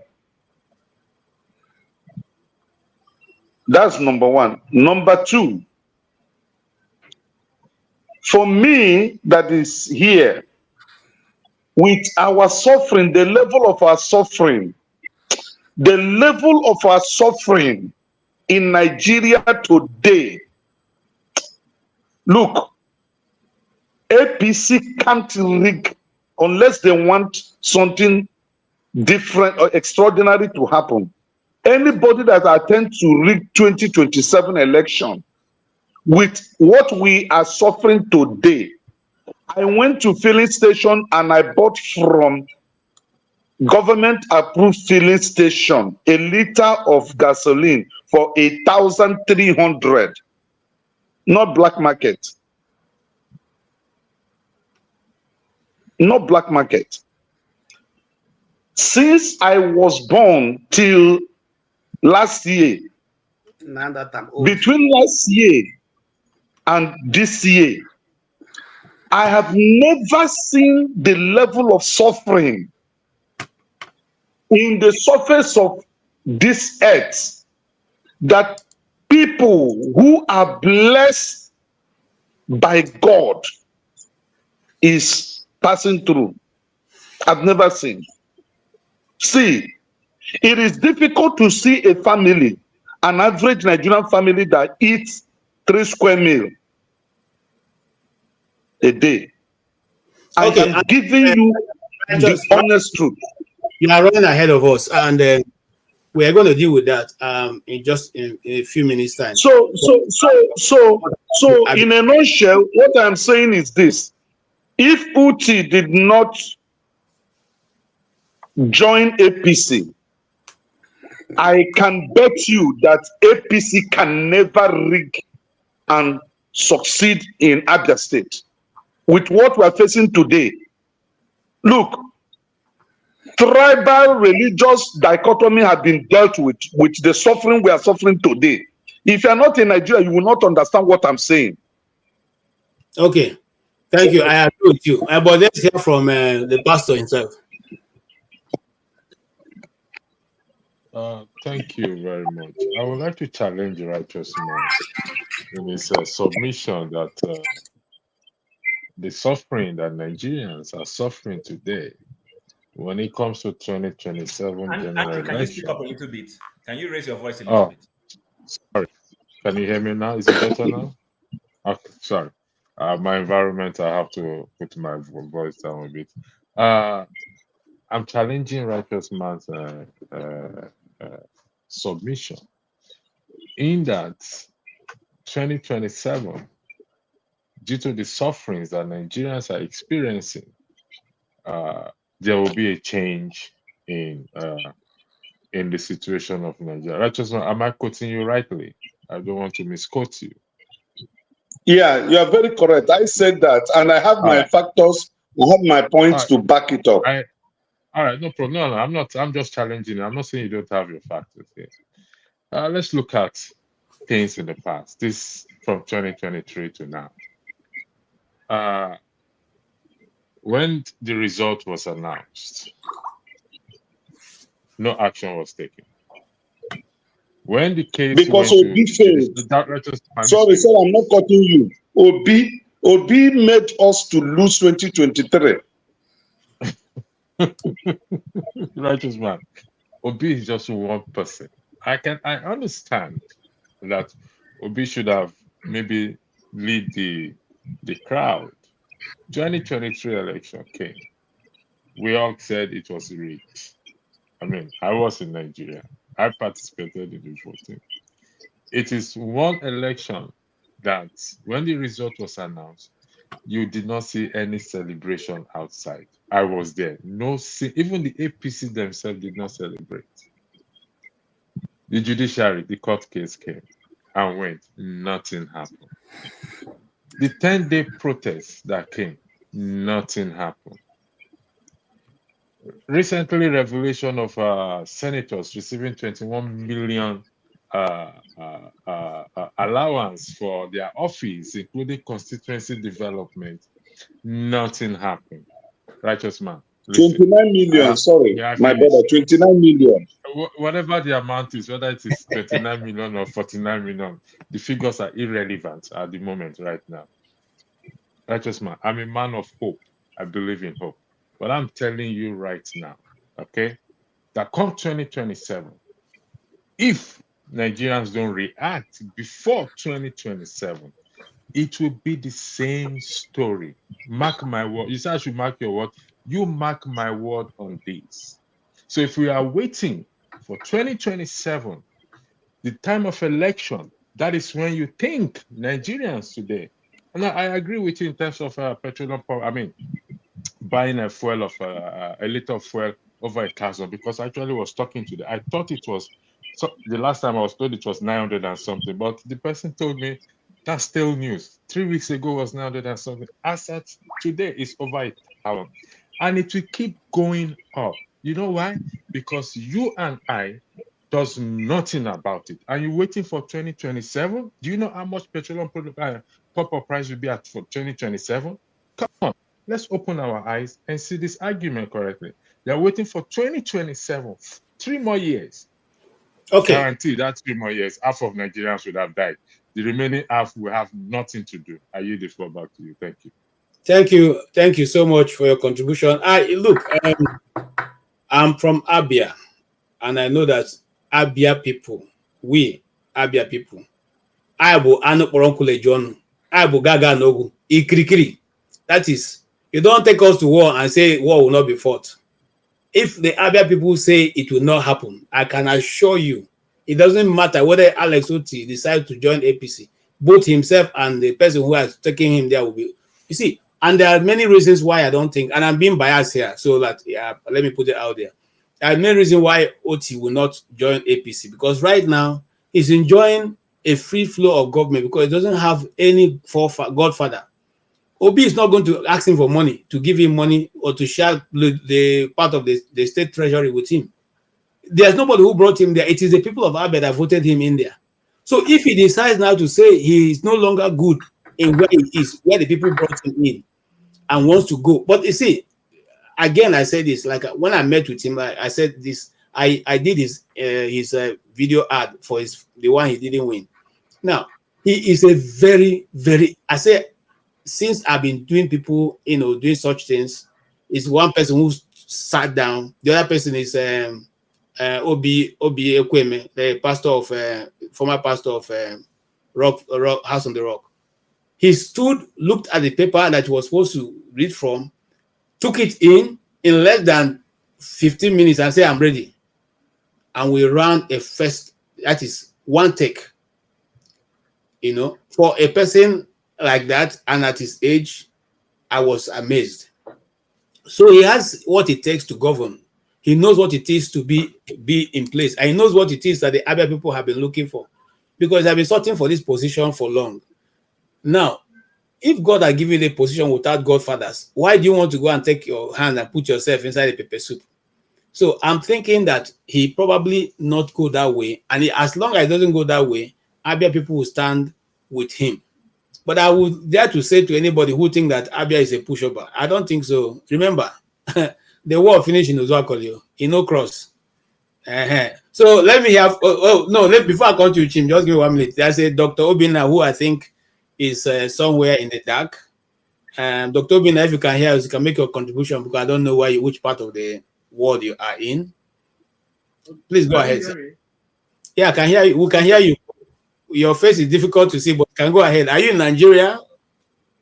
Yes, I'm in Lagos. Okay, go ahead. We understand. There's no problem. Lagos. Coincidentally, I'm also from Abia State. Okay. Yeah. I just want to feed on some bias. Hey, that is my sister is married in Ahmediaba. What brought me out of university? So I'm a complete village man. Okay. Yeah. So, but I want to say something. All right, sir. Go ahead. Speaker Party is the only consistent route to power politics. The only. And you can only key in through registered parties. I'm being jittery because we are feeding on and we are fanning so many bias that when good men comes up and is in a party that is already on the stereotypes, everybody will answer. If Obi goes tomorrow, most people will say that he's changed. They have bought him over and things like that. APC is not doing well in the center, yes, but it's doing well somewhere else. There was a time PDP did not do well in Abia, and that had made Otti to ride free. Yes.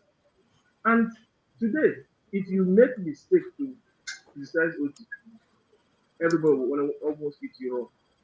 My contribution mainly is on what the Deputy Speaker said. You see, in power politics, you need to have the guts. You see what Trump is doing.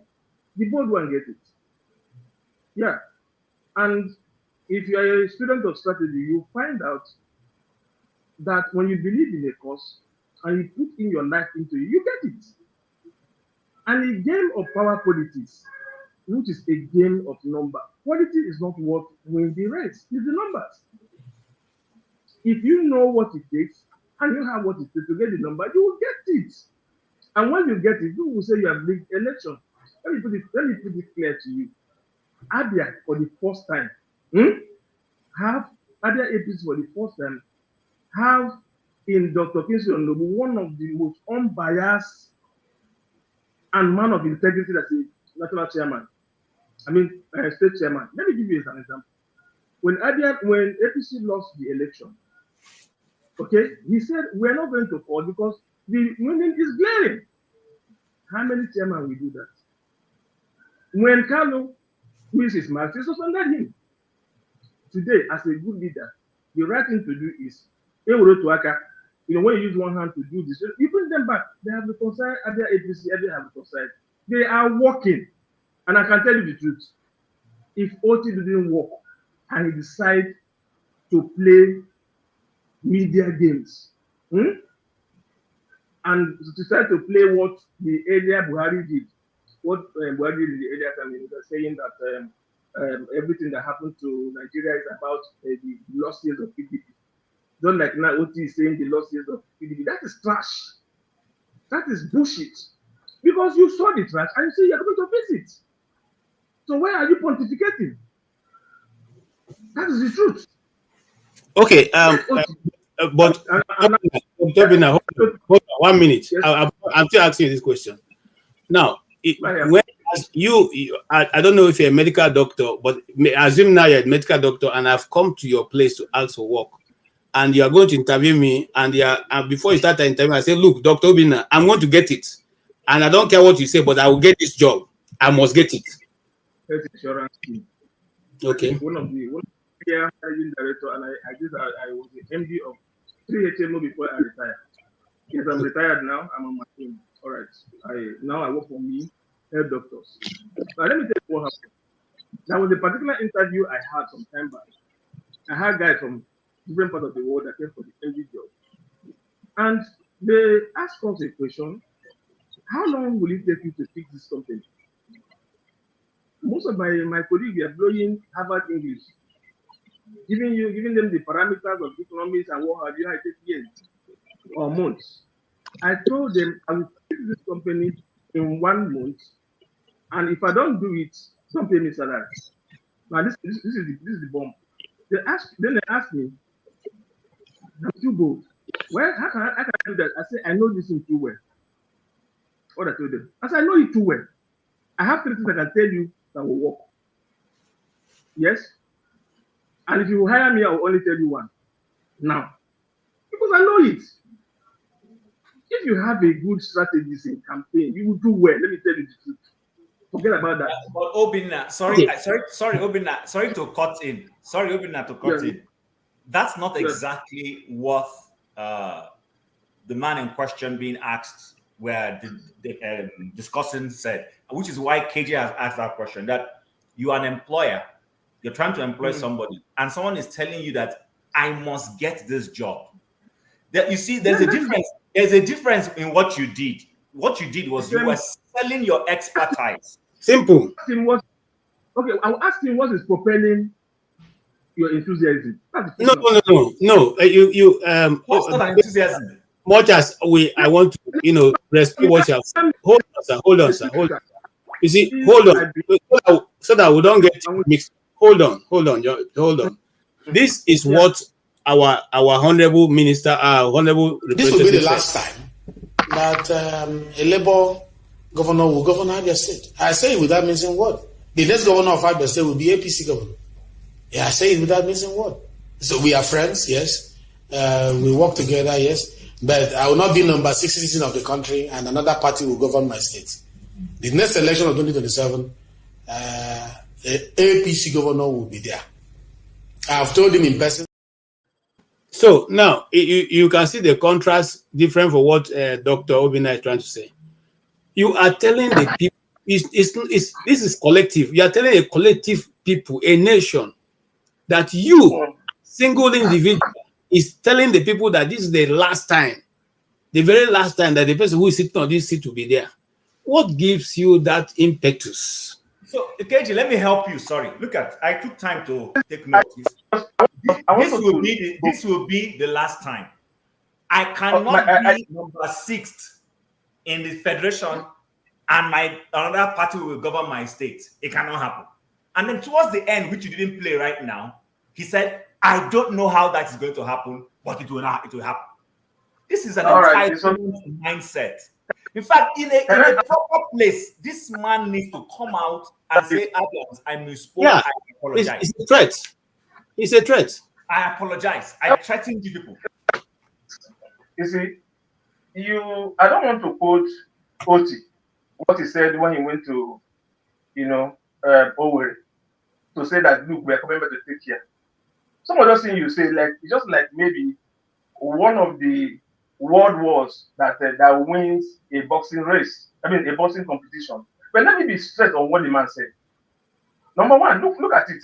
There are 2 senatorial zones in Abia that is strong.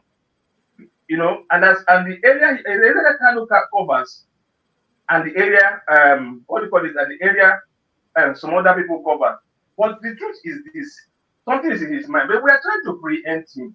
Can we talk as strategists? If we're going to talk as strategists, let me tell you the truth. The truth is this: Otti left Abga through APC to where he is today.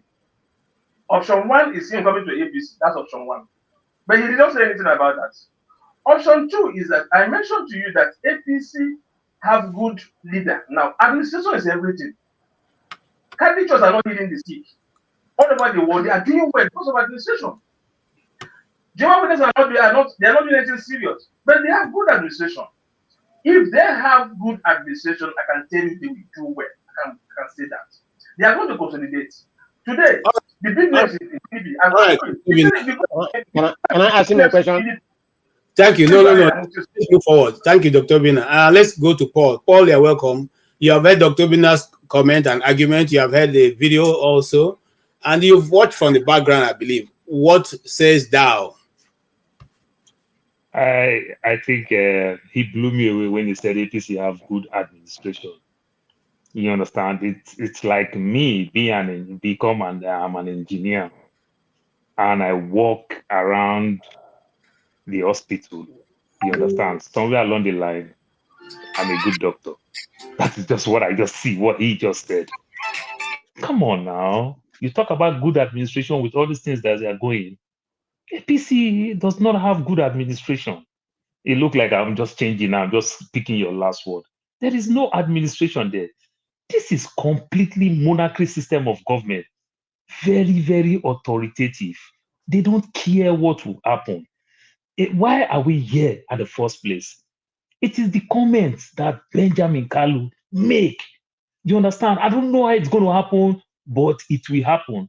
It's 100% threat.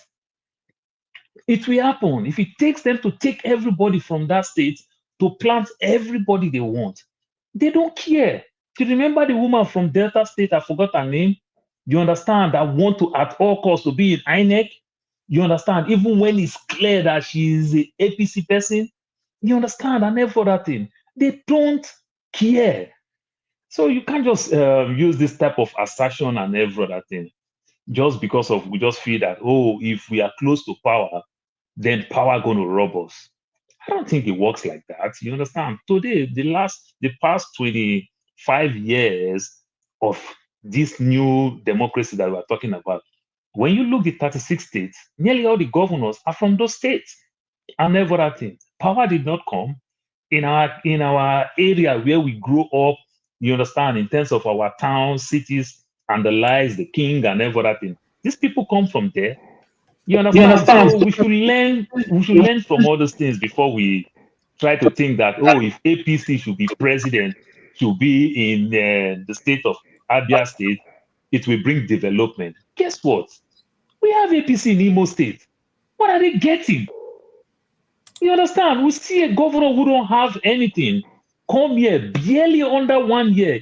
Is bringing so much change, so much transformation, and the likes. There's somebody just stand up. I cannot be number 6 man, and I don't have the state because They try to also gag him himself to give him a tax that we cannot make you number 6.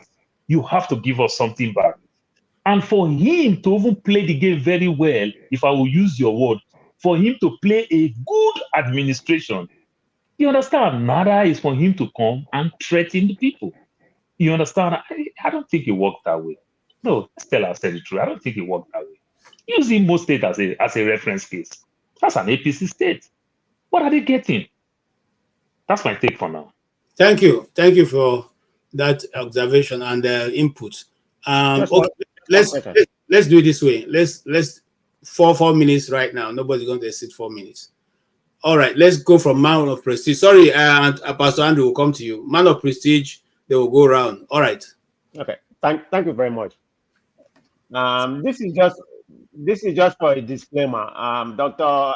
Obina, it's nice to have you on this platform, coming from Nigeria. So you're familiar with Nigeria, what's happening in Nigerian territory. But for a disclaimer, let me ask you this. Are you an APC supporter? You can be very sincere. It doesn't matter. Everybody has their own narrative of who they believe. I'm not quarreling with your assertion about, how you think APC is doing or whatever, So it's in the eye of beholding. But I don't see anything there. This is the worst government in my lifetime. Even before I left Nigeria, that I've ever experienced. Look at what happened. I don't even want to go in detail. Everybody knows.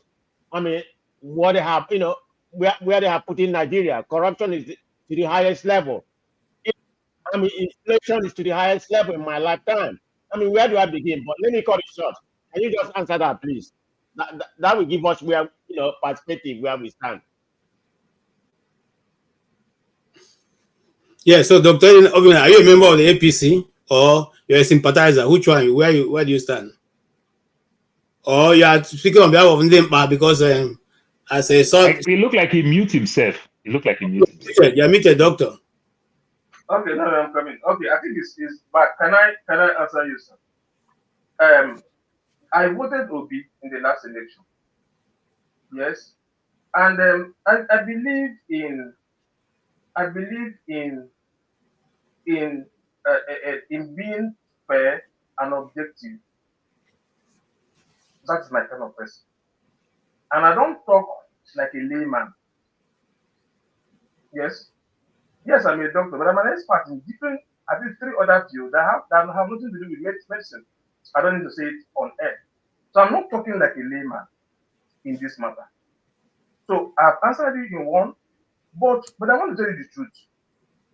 If tomorrow, I mention it again, Obi decide to go to APC, it doesn't mean that Obi have changed. That APC is not doing well in the center is because of who is there. Tomorrow you can be the person. That is my own take. Okay. And I remember, have I answered your question? Yes, you have. Now, you are not a member of APC. So you're not a member. If I need to join a party in Abia State today, I will join APC. I will not join Labour. And I have my reason. I have my reason because my reason is very clear. The administration of APC in Abia State is good.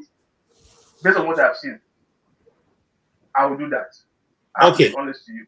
All right. If Obi is come back again for a leg election, I'll vote him. That's how we ought to do. I'm not a party animal. I'm a conscientized Nigerian. Great. And we like that. And that is why we are here to discuss this issue that concerns Abia State. Because Abia State, since the creation of Abia State, have never really had good governance. And the worst of it is people who came from the side that we came from, which is where this same person is making this statement from. Now that we have somebody who is coming from the other side of Abia State that have never really been in governance and is doing well, why do we have to bring him back again, the people who have not done well? Or why do we want to move him from where he is without, he's not asking for any help? We want to go and put him in a middle of godfatherism, where now Abia State money will be used to, to feed godfathers. Is it not good for Abia to continue to go the way it is going? Obi is not asking for shishi from him. The National Treasury is not asking for shishi from him. It's not better that we leave Otti to do his work as it is, And I see show here, and I see also Eagles Air. And sorry, Chim, you have something to say? Yeah, I'll give you 1 minute to say what you want to say. KJ, are you trying to rig the election? You said you were going to give us four No, minutes. No. And Hold. now you are saying 1 minute. Okay, take your 4 minutes. You take. That's what I want to hear. All right. Dr. Obina, it's good to see you after a very long time. I think I won't go into the other details. Personally, like I keep repeating, I don't want to sound like a broken record. If you ask me, that was a threat that the current Deputy Speaker made to the people of Abia. It was an arrogant threat founded on the fact that he believes that he is part and parcel of this current APC, and that because APC is the party at the helm of affairs, they can do anything they want to do. Like I said, Otti is not the first Labour Party governor. Olusegun Mimiko was of Labour, and he did 2 terms. Now, whether he did well is a different issue altogether for Ondo people. That's a totally different issue, a kettle of fish altogether. But the point I want to underscore is this. I think when we start, you see, the problem with us as Nigerians, why Nigeria is not really moving well, and Pastor is here, he often agrees with me on this, is because the people themselves don't seem to understand that they can change the narrative. We can change, and listen, nobody is asking for a perfect politician. In fact, if you ask me, I know there are I will make a blanket statement that you can take me on, I might be wrong, and I agree. But I will make that comment nonetheless. No politician is a saint, not one. Most politicians have moral issues. Most politicians. When we elect or choose from amongst them, what we do is we sit down and look at whose morality can you bear with. That's what we do. That's what people, electors and voters need to start understanding. When you look at somebody, say, okay, this guy is, I hear he chases people's wives, but that is his vice. But I know he's good with money. He will build the economy. Oh, this one I hear encourages children to become pedophiles. And most likely when he becomes the leader, he will entrench those kinds of policies. Or this one will not touch your money. He will work with it. But he will party and dance. We look at all those, and then you look at the one that suits, that aligns slightly towards what you believe in. That's what we do. And for me personally, listen, I would have been an APC member. I've said it here. I would have been, but I thank God I didn't do that registration. I look back to that and I thank God I didn't do it. Because I wouldn't have morally in my mind, there is no way I would have wanted to stay in that party, irrespective of the fact that even if I go back to my enclave in Mpa, I would just not like it. Because of the kind of thing I see these people do. So for me personally, I have always advocated that the Nigerian electorate should come out and make a statement. I hear people will say, oh, but the last election was rigged. Fine, fair game, fair argument. I hear you. But the point is this. Nigerians need to be very strategic. I'm one of those who believe that Nigerians come out to give out too much information, which is why the politicians, listen, look at the current, nobody is asking Nigeria to burn, by the way. I'm not asking people to burn down the country. But there is nowhere in the world you want to carry out a protest that you want to use to change a system and you go announcing it. You go giving a timeline. You go giving people deadlines. It doesn't work. Everywhere there has been a dramatic change, the people act spontaneously, and with that way you instill fear in the people, whether it is in France with the original revolution, or it is in the Bolsheviks in Russia, or you even want to bring it down to South Africa to an extent during the apartheid era, or most recently if you want to go to either Egypt or come to Kenya. You don't announce it. You have 1 minute. That is why I'm one of those who believe that the Nigerian citizens are the ones who give the politicians this see-finish mindset. They just feel, leave these people, after hunger, hammer them small, they will all go back. So my point is this. We've elected Governor Otti. He wants to please us. Let's be contented with that man who wants to please us. Listen, I would rather marry somebody who is desirous to please me and make me happy than marry the one that's going to give me a headache. And like you rightly said in that your illustration, this man who is going for an interview or wants to come for an interview is already threatening me, threatening the owner of the company that he must get this job. Like if he doesn't get this job, heaven and earth will fall. That's the kind of person you want to elect. Before Tinubu was elected, I told somebody, I said, this guy is an arrogant man. And I just be careful. This guy is a I don't care arrogant fellow. I'm trying to say he's an agbero on the kind of people who say, kilo de, kilo share, you know. Thank you, Tim. You have used up your time. Let me round off here. I think Nigerians need to understand, what do you want? Do you want to be in charge and instill fear in your politicians? Or do you want politicians who will be telling you, let some people go and be rioting, we will sit in our parliament and be eating turkey? If that's the kind of politicians you want, please go ahead and keep electing them. Thank you, Tim. And we OC Tadima has been coming up and on. You have been coming and going off. Are you in now, or you are still? Can I hear you? Are you in there? Are you in now? Yeah, I'm in. Okay, can you take Eagle, just give me, please, I beg your pardon, just give me this 4 minutes for Mr. Ostadim. I have been coming out. Sir, you have followed the development. What do you say?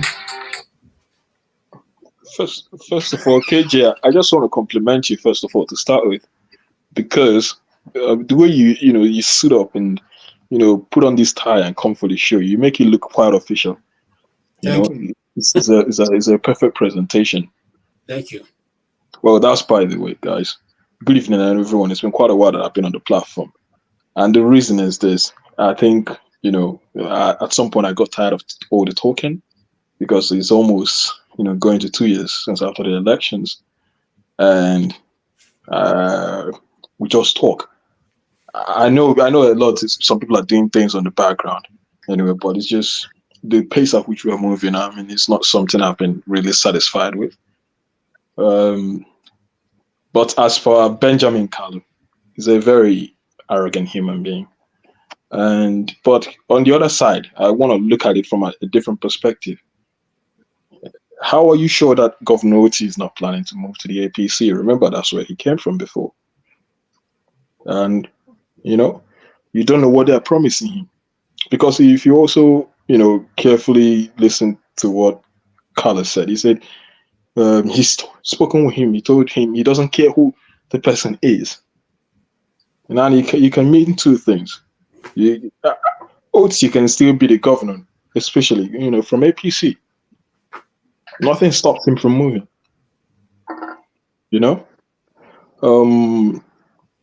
But apart from that, what APC is unable to do doesn't exist, obviously, in Nigeria, because they've done quite a lot. That's blasphemy. Okay, but at least you understand what I mean technically. I mean, even if it's not absolute, technically, what they're unable to do, because like someone just mentioned how Hope Uzodinma became a governor. So it happens. And to think that Kalu is also from Abia State.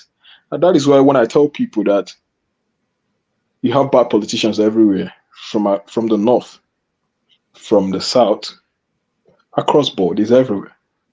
Which also begs me to always interrogate, why is it that the politicians can always shelve their own, individual interests for a common goal, and that is power capturing? That also speaks to how more intelligent or sophisticated they are, at least compared to us who think we are more intelligent than them. Because the greatest aspect of their sophistication is the fact that they're able to bury their individualism to always come together.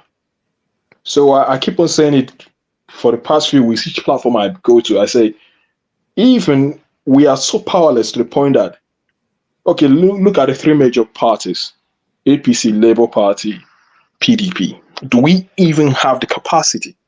Do people actually have the capacity to determine who the flag bearer is? For me, unless we start playing a role where, first of all, we're able to determine who a card, someone who flies the flag of a party during elections, that we are actually sure, oh, this is the person we want, bearing that flag. We haven't started. And without, deviating from what we are all talking about, because I don't know the next time I'm going to be on the platform, what have we been talking about? The electronic voting. If there's any time to push people now is the time. Because regardless of what happens, the fact that this gentleman could come and say he doesn't know how he's going to get someone, an APC member is going to be a governor of Abia State. It's to the fact they know that the power is not within the hands of the people. Else, what will prompt him into such a level of arrogance? The only way to curb these politicians is to make sure that at least we have functional legal instrument. And for me, the barest minimum that can guarantee us anything near decent election is electronic voting. Something that obliterates the need for manual collation, because it's from the local collation unit, local government unit. Because you can do all the voting you want in your ward, and when they get to the local collation unit or the state collation unit, and it's all changed, and it's what INEC presents. That's what gets in the court. Yeah. So unless we get to that point, bro, there is no hope in Nigeria. Thank you so much. Thank you for your contribution, and I agree with you to an extent. Now, the question we need to now bear in mind is this: if Otti, who was not elected through Godfather, now wants to go into Godfatherism in APC, there's still hope. And then, can the people actually take up the saddle, by themselves and say this will not happen? And if there's a place to start that, don't you think it will be Abia State? Because these people of Abia can determine to do what they want and they will do. That question will not be answered by you, though. I will go to Egu Air, who has been following, and he's probably making his first input today. So, Egu Air, you've heard us, and let us not look as if, because myself and Chim are from the same, constituency of this young man. I call him young man because I think I'm probably older than him. I don't know, but because if he was anything wiser, he will not speak the way he spoke, And do you think it is right for people to make threats to a people? Like we said earlier before we started, when an ordinary young man comes to the village square and hits his hand on the chest and say, I face all of you in the wrestling match, all the community, once and for all, do you think that the man has some magic wine we don't have, or what? What is pushing him to that? Okay, thank you so much, KJ, and good morning and good evening, everyone in panel. First of all, I just want to stay on the comment section in this program to follow up and listen. But at the time, somebody brought my mind, somebody like Dr. Obinna, am I right? That based on what he was saying, so I will provoke in my spirit. Why should I be provoked? Why should somebody stand somewhere and be supporting something that somebody just stand to give a threat to a whole state? It's unfair. Let's say the truth. KJ, I'm not from Abia State. You have right to your opinion, please. You have your right to your opinion. And okay, that's the problem. Dr. Bina, allow me to finish my 4 minutes. Allow me to finish my 4 minutes. And always, I was. Excuse me, my name was mentioned, and I'm still alive. You have no, right to your opinion. Problem. No, you don't love your opinion on someone else. That's wrong. Say your own. I'm on. We don't operate that way. You see, we don't operate that way. I will give you a time to respond. Let him speak. All right, go ahead. You are taking one 1 minute 30 seconds. So calculate it. So what I'm trying to say in effect is that I was born and raised in Abia State, precisely in Aba. I was born in number 7 Chima Avenue off Crystal Park Road. That's where I was born. That place is where I grew up. So anything concerning Abia State, I know it very well.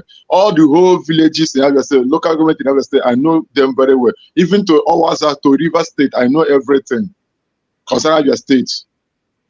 And the only good government or good governor they have in Abia State is two terms of military regime called Ikewosu, who try to change the narrative or the things that go in Abia State. For you to know that I was born and brought up in Aba. I school at a Triangle Primary School, as a road, CKC. That's where I did my primary school. So for you to know that I grew up in Abia State, and since that time, after they removed Ikewosu, the point and forget these other ones. Your time is running. No? Yeah, your time is running. Go ahead. I'm trying to after they remove Ikewosu, no other good governance have been in Abia State except this Alex Otti. Now, what this man did, this is Deputy Speaker of House did, is an eye opener. You just open the eyes of Alex Otti. What APC is planning in 2027. Because one, judiciary now, they have put judiciary on their own courts right now.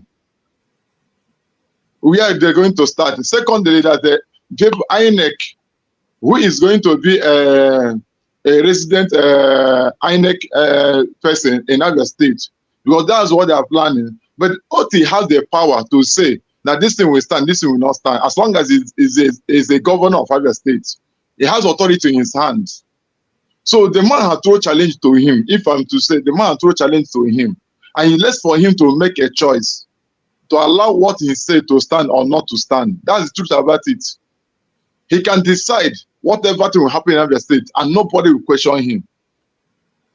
There is something that Aisha Yusuf used to say.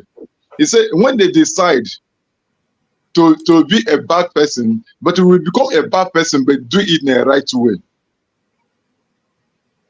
So when they decide to throw a challenge to him as a chief executive officer of Abia State, chief security officer of Abia State, they throw that challenge to him. If I were him, I will not say anything, but I will do my own underground work. I'm waiting for 2027. And we decide, is it not local government? In local government, everything, you decide people, everything that will happen in local government, and results will be declared. Okay. That's the truth about it. So this man is making noise, and what the noise is making will not work. If people of Abia State determine, and the governor itself determine, that's all. Thank you so much. Yes, you use your time all. And Dr. Obina, you have 2 minutes to respond. Please, I here to discuss.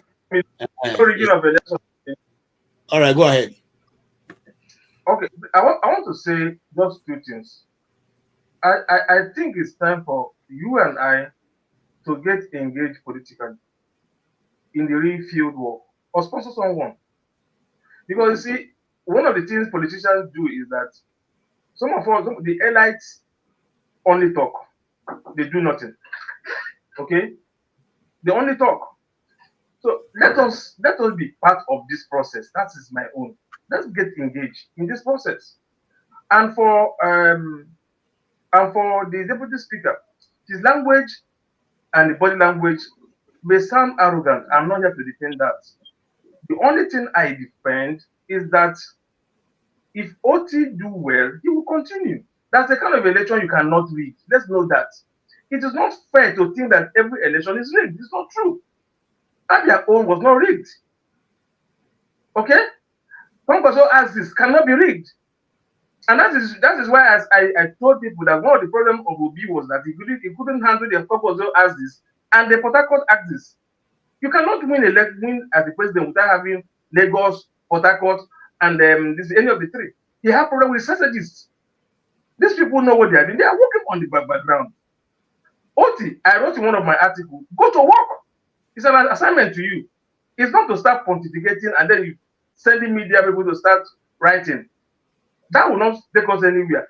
Let us get engaged. And secondly, I think it's very, very unfair to assume that anybody that is APC is a bad person. That is wrong. And that is what's going to take us backwards. Let me shock you.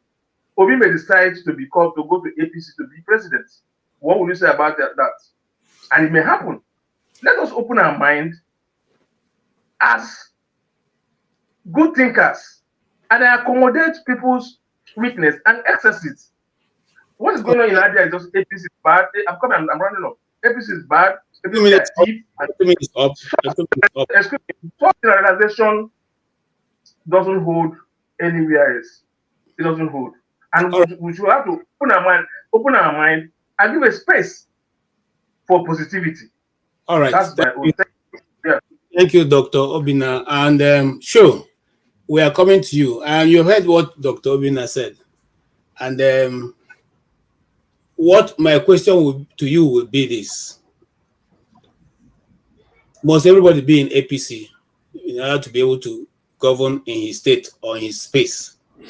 These people have called him to be in. It seems that you forget Pastor Andrew completely. Oh. No, I've not forgotten Pastor Andrew, please. Not. Pastor Andrew, I'm coming to you after that. And then to... How is that possible? That you override Andrew? Never. So, can you hear me? I can hear you. I was just waiting to see how. Anyway, good evening, gentlemen. Before she speaks, for you people to know, Shaw got promoted as a scheduling officer. Just to announce it. Thank you. I yield the floor back to you, Shaw. Thank you very much. Did anyone get what? As what officer? You see, Pastor, they try form sexy. You can't put extra bass for your voice. Nobody will come here waiting in the talk. If he didn't day, he didn't day. Pastor, Pastor, the way they form sexy. He said I'm the scheduling officer. I don't know what I'm scheduling. No, I don't do any schedule. I don't plan anything. Anyway, good evening, gentlemen. People in the comment section. I greet you all. So the question is, must everyone be in APC for them to govern? No, they don't have to be, but left to APC, they would have a one-party state. Left to them. They wouldn't mind to get rid of opposition completely. They are not used to having opposition. They just want to rule without anyone objecting, without anyone questioning them. Because Yorubas will say, so, like a executioner is always more scared of the sword because they know the damage it can cause. So the sort of opposition they played when Jonathan was in government, they know the damage it can cause. So they're very wary. Once they see any sort of opposition, any sort of riot, or protest, they are quick to silence it because they know it can derail them, it can kick them out of office. So left to APC, they would rather have one party states. That's what they want. They might deny it, they might say it's not true, but that's what they want. And with regards to the number 6 citizen of Nigeria, I think it could be many things. I watched the video and I thought about it, from different perspectives. One of the possibilities is that it's just talking and just making, noise. Another thing is he could have been given the task. We cannot give you this position and your state is being ruled by another party. So whatever it takes, go fix it 2027. Otherwise, you won't come back. So he's probably been told to go fix it because the more, the merrier, of course. So if they can win Abia State, they'll be happy. Like any other political party. So it's possible that they've given him that assignment and is running against time.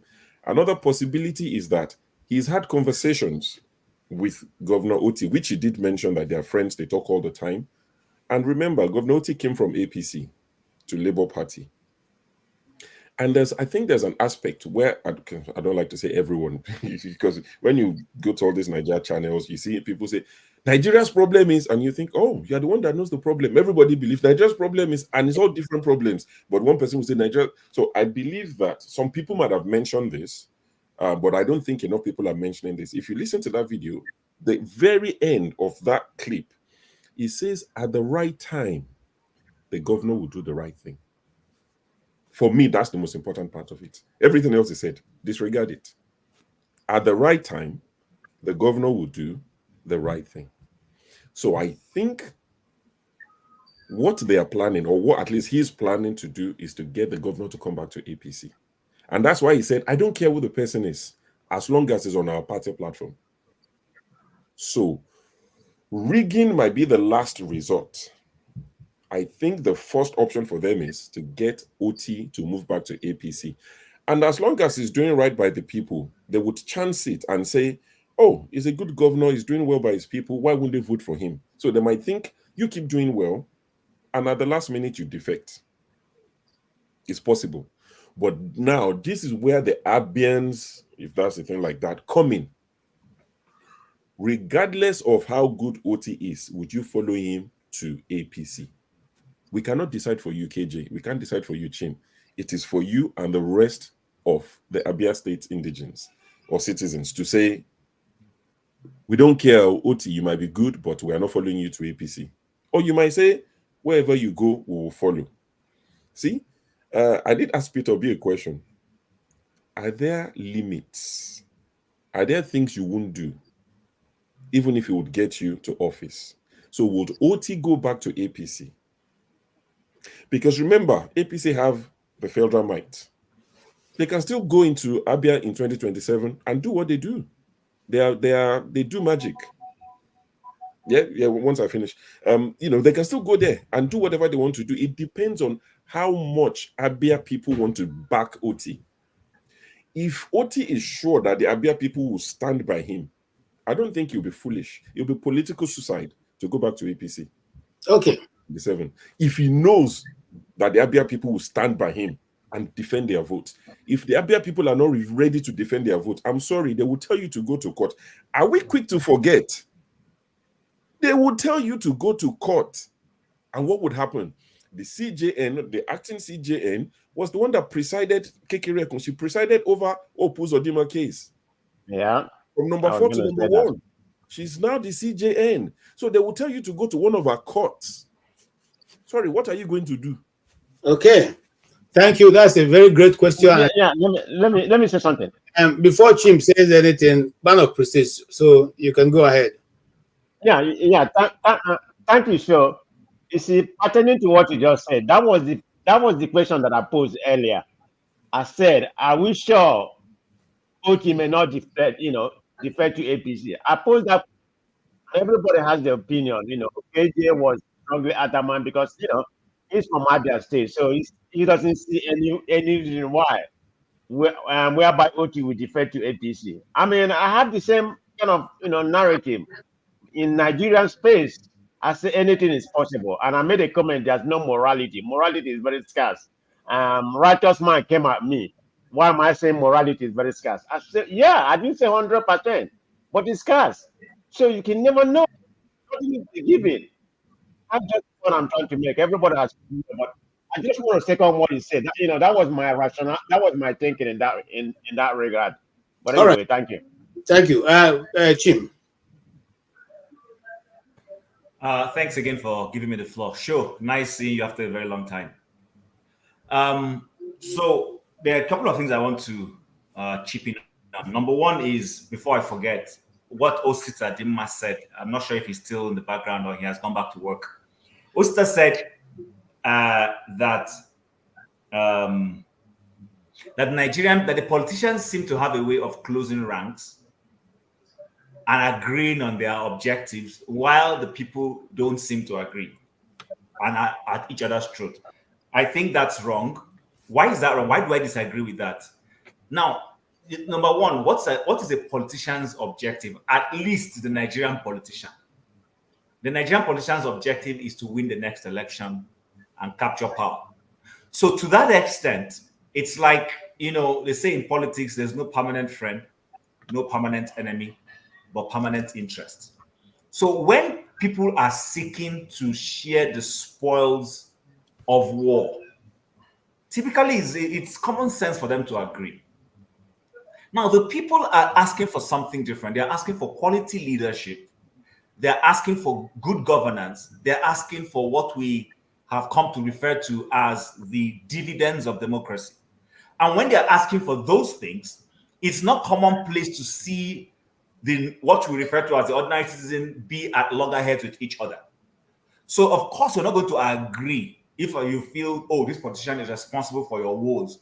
But the politicians, you see, when people come and show me that Obi went for a party, and in the party he saw the chief of staff to the president and they dined and wined, or he saw the governor of Lagos State where he was robbed, I tell people that's rubbish.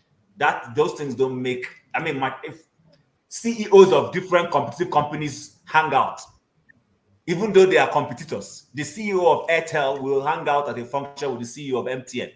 Nothing but they will go back on Monday, and each of them will be strategizing on how to make sure they outsmart the other when it comes to market driving to get more subscribers, for instance. So that's a non-issue. I just wanted to put that. That's when I keep hearing that Nigerians are each other's throat while politicians are busy dining. That's a very silly argument I've been hearing.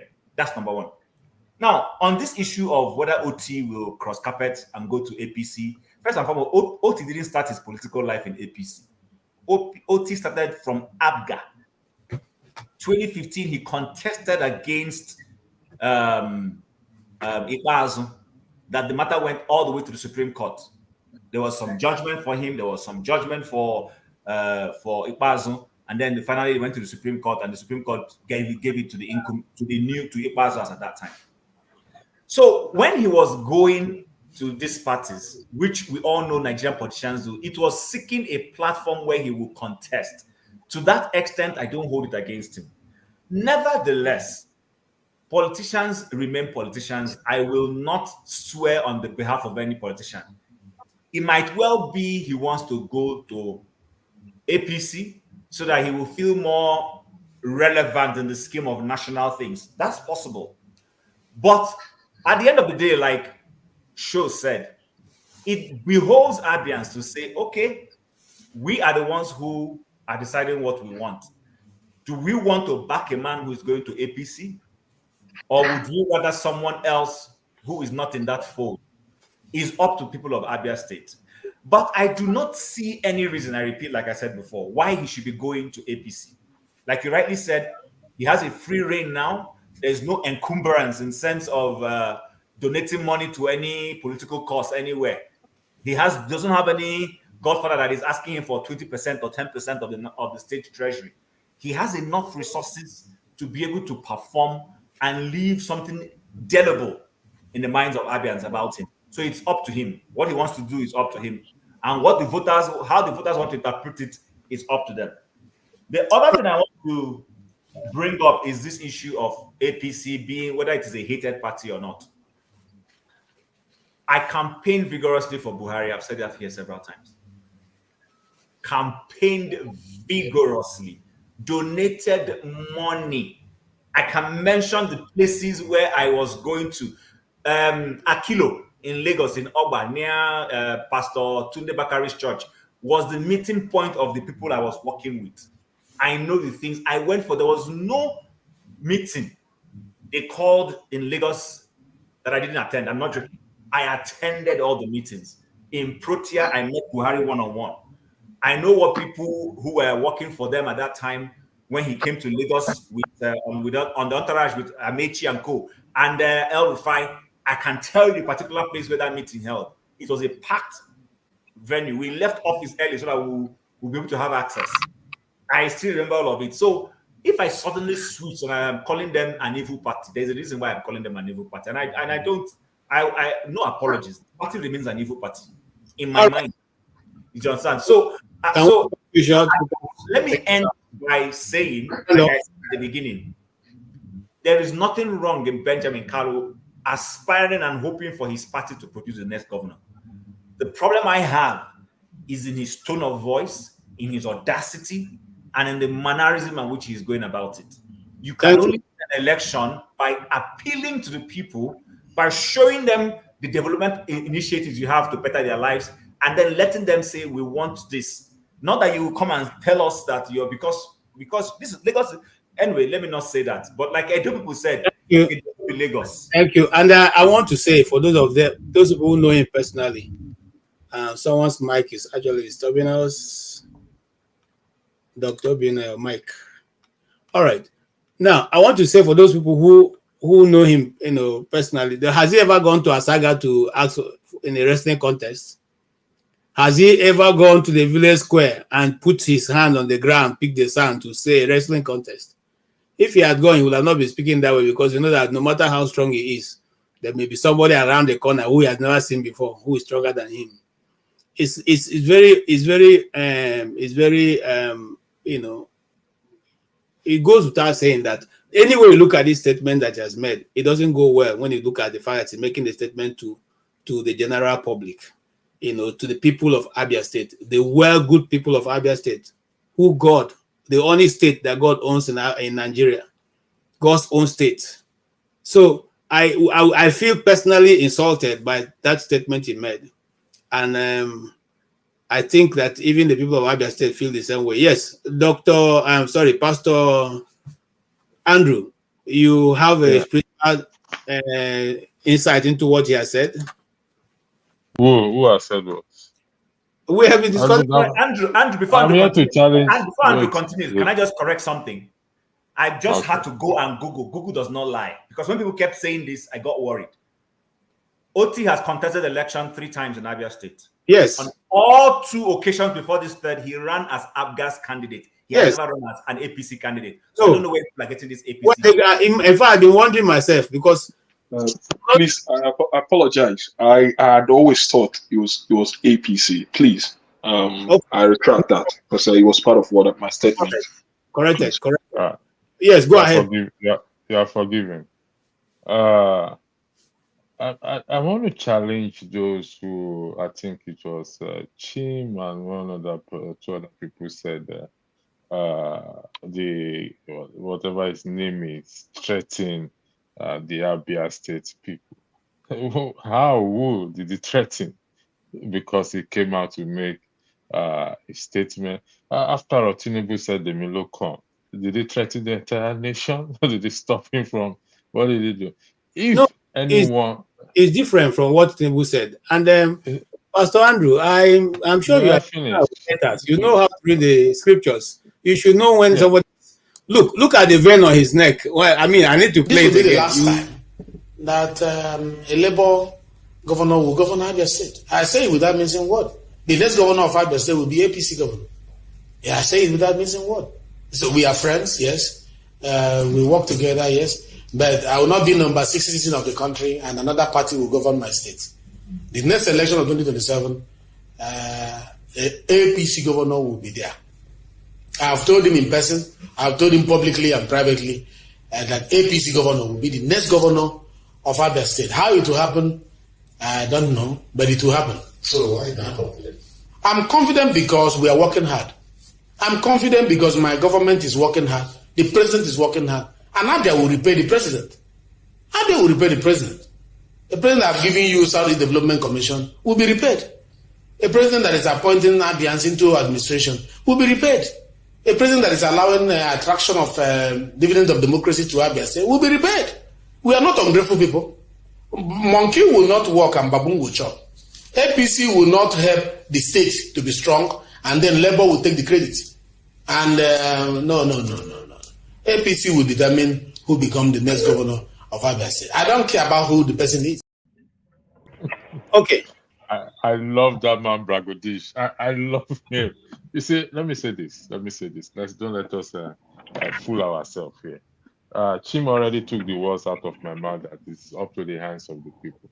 Listen, it's not a threat for me personally, because it's only listen to what he says. APC. Tinubu said the same thing. Emilio come. It is my turn. And he became president. If anyone feels threatened, or if anyone is threatened, or individual, it should be those from his own constituency to say, no, this is not the kind of a rep we wanted. Sure, you will remember a year or 2 years ago, an MP was recalled for, I think she traveled during COVID. I've forgotten she traveled during COVID when she's not supposed to travel. It was a COVID-related matter. And the constituent had to recall her away from that. No, you are not representing us the way you should represent us.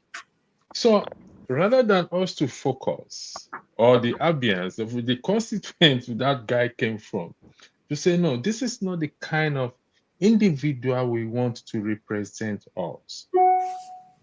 He didn't threaten. I don't see it as a threat. It's if it's a threat, then let's react.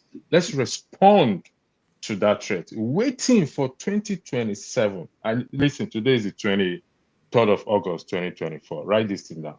If you're waiting for 2027 to say you are going to take action, KJ in particular, you're taking this thing in your head because you are from Abia State. You support the APC will win Abia State. Write it down. Come and challenge me here and tell me, say, Pastor, you lie. I will tell you that flesh and blood have not revealed it unto me. APC will take over Abia State.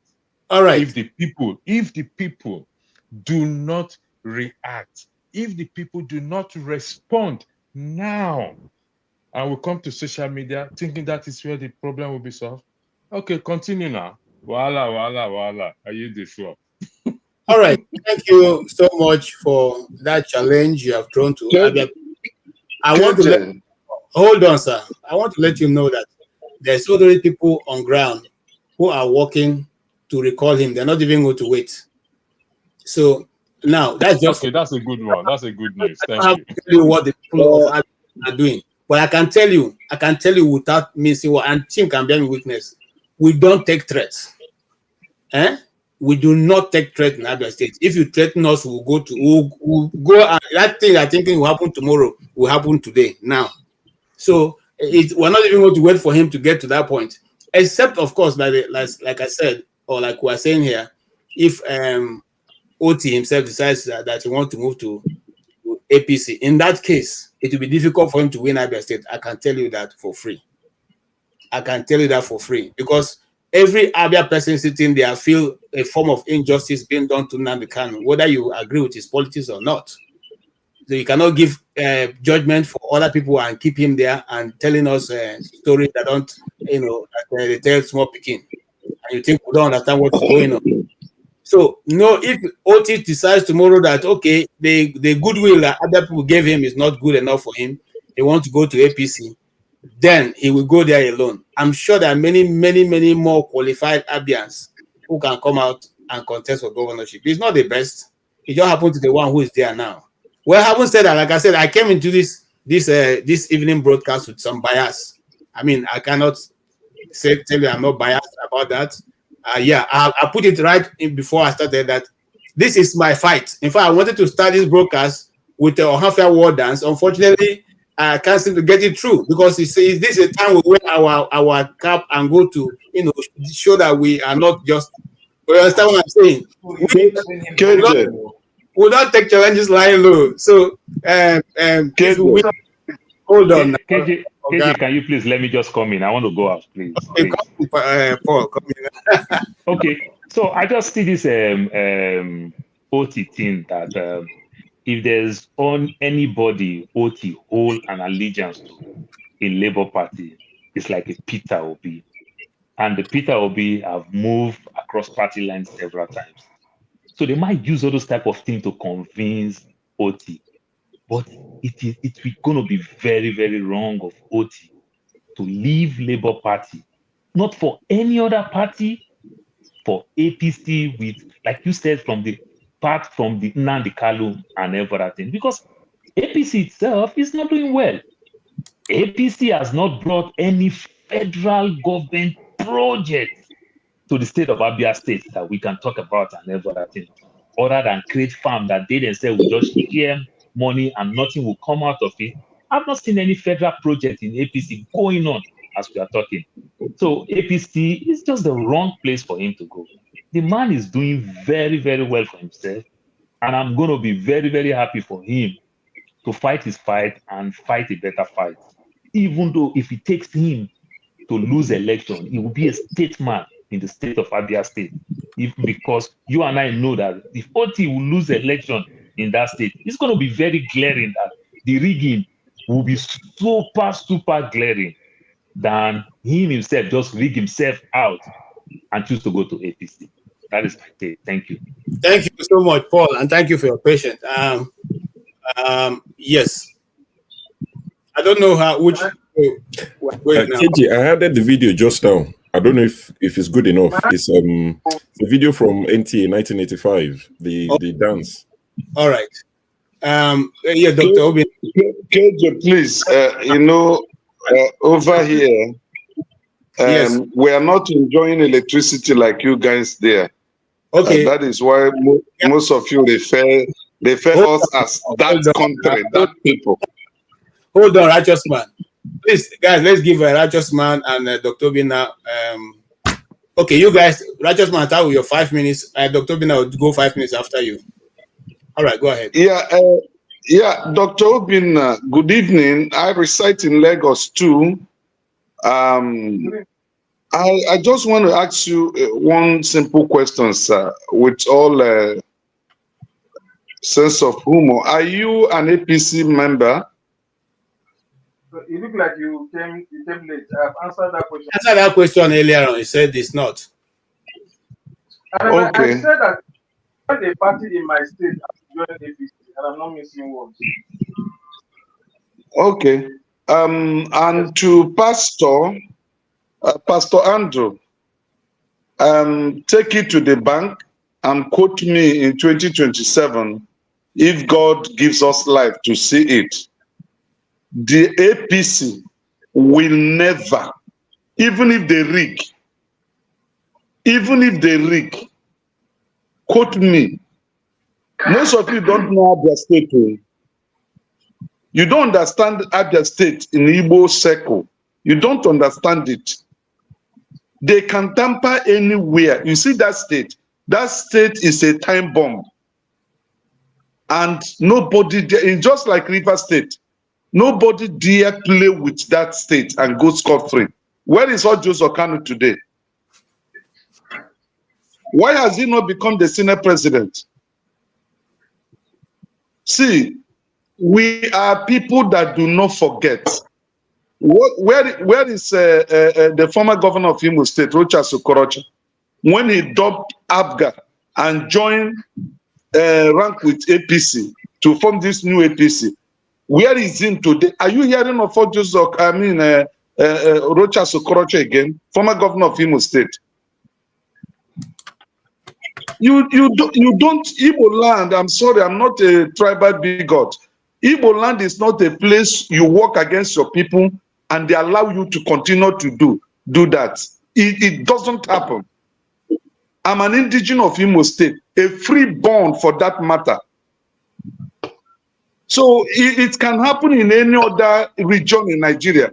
We don't have a godfather in Igbo land politics. Because what you have in your house, I have it also in my own house. So we don't worship individuals. Uti, unless Uti decides to go to APC, and if he does that, the people of Abia State will vote him out. Go and mark it. My brother, how come you didn't vote? Sorry to interrupt you. All right. For how come you didn't vote Hope Uzodinma out? Hope Uzodinma. Does anybody in Imo State tell you they're happy with if you listen to my statement, hold on, Chim, hold on. If you listen to my statement, I say Abia State is not like Imo State. I said it from the beginning. Abia State is a state you don't toil with in the affairs of Igbo land. Abia State, but for the past 20 years, what has happened to governance in Abia State, my brother? All this one you're saying is because of the little light people are seeing now. If Abia, we are that sophisticated, what happened in the past 16 years before Uti came? Okay, let me tell you what happened. In two occasions, minus 8 years from the 16 years you are referring to, you will have 8 years of the regime of Ojos Okano. Yes. Outside that 8 years, this present man, this Uti, had won election twice there, and the Supreme Court overruled it because PDP was in charge. Now, as corrupt as PDP were, PDP is a saint compared to APC. You are in Nigeria, and I know you are feeling the crunch of what is happening. Though I heard when you were reading out your profile, maybe God have placed some billions in within your reach, so you may not be feeling what we are feeling. Yeah. So the suffering of the people today, the suffering of Nigerians today. Look, 2027 will be 2023. Some of you are thinking that the game that was played in 2023 will repeat itself in 2027. It's not going to happen. Both in the north, it will not happen. Because, okay, now, are you aware of the league of, is it the Patriot League or whatever, the league of Democrats from the northern region that went to meet, they had their meeting in Kaduna last week. And the agenda is that the North have not benefited politically, including their people. So what had happened in 2023 will not repeat itself in 2027. So thinking that rigging will succeed in 2027, why did they not read the Edo State when Buhari was there? When even the president now went and spoke on TV begging Edo people, why could they not conquer Edo with the federal might? So thinking that rigging will succeed in 2027 is not going to happen, especially in Abia State. I can bet that. Thank you, righteous man. Your time is up, and thank you for your contribution. Also, it was. Look, I want to say it, and not because I'm from Abia, but Abia is a different issue. When you talk about Abia, it's a different issue. If you say you get hot heads, we'll have much more than enough. We'll have 2 basket full. Dr. Obina, go ahead, sir. Okay, sir. I want to start by dissolving your bias, because you say you enter here with the bias. I enter. Yeah, I'm here. I want to see if I can dissolve a few of your bias, because we are here to pick brains, okay, to improve our state and the country we are in. I mentioned that we can only do better when we start bringing the right people to engage politically. Just one man, P2B, entered the scene, and we saw a different kind of politics. You mean there are no more other people in P2B ranks that can go through the local government, through the governor and what have you? This is where the problem is even coming. This is not an APC PDB thing. I keep saying it over and over. These are just structural channels and vehicles to get into power.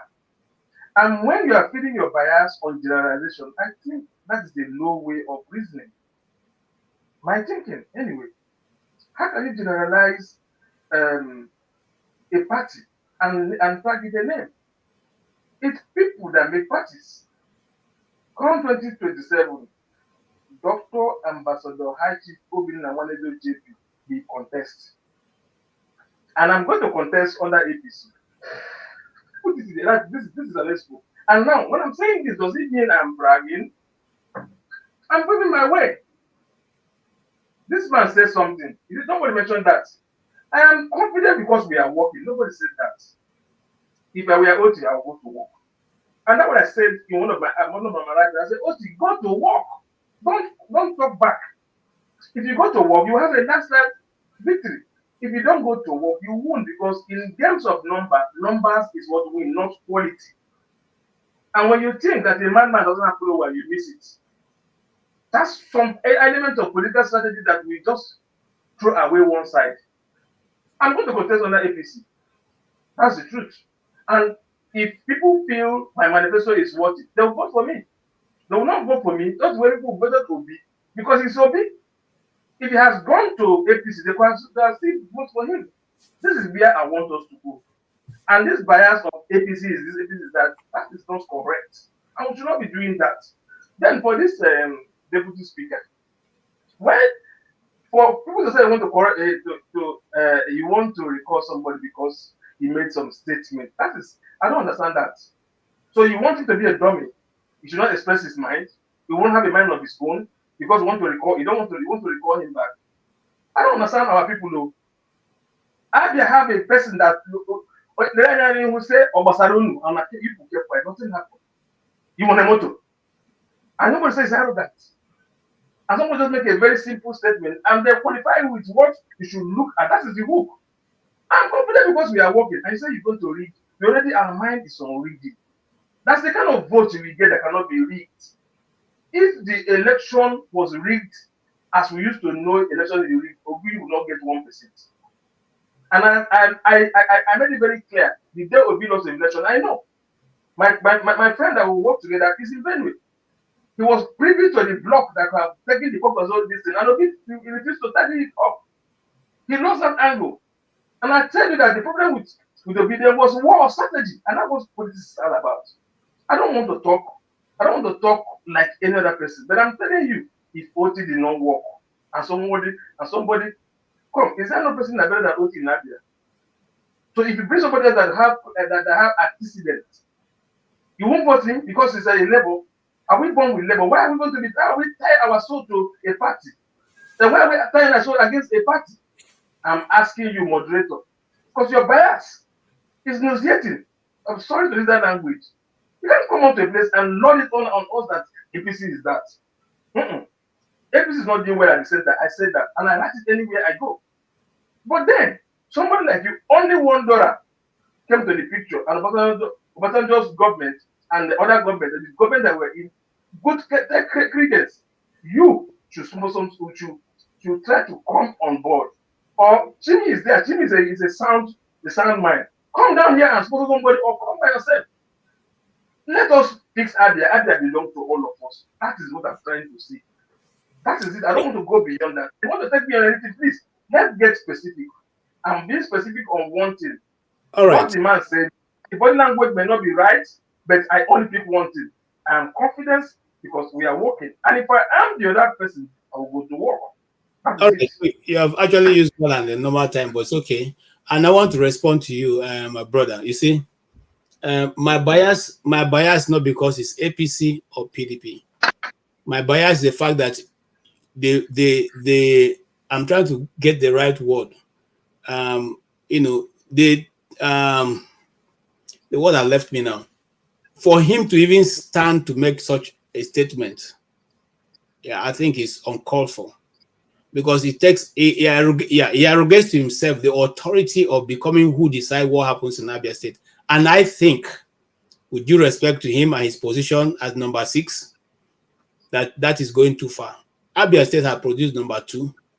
Abia State has produced many others who have come before him, who have been more powerful before him. Nobody has dared to tell the people of Abia. What are you saying, my brother? There was one person break canal for public. Then what are you saying that he stands to make that statement because Tinubu said Omiloko? Did he say Omiloko? If he said it is a APC turn, we wouldn't be here again. He said, remember, and you see, the problem is you are trying to cut me short. Okweremadu, some months before he was incarcerated, he said, look, the East, the Igbos will never vote except they only go to APC. And I'm quoting him now because that statement was quite annoying. We are here. We are the leaders of the PDP. So as long as we are here, they will never. We'll tell them what to do. So God told him what to do now, and he's in London now. And Abia and the East is still moving on. The last time I checked, PDP is still in government. Abi?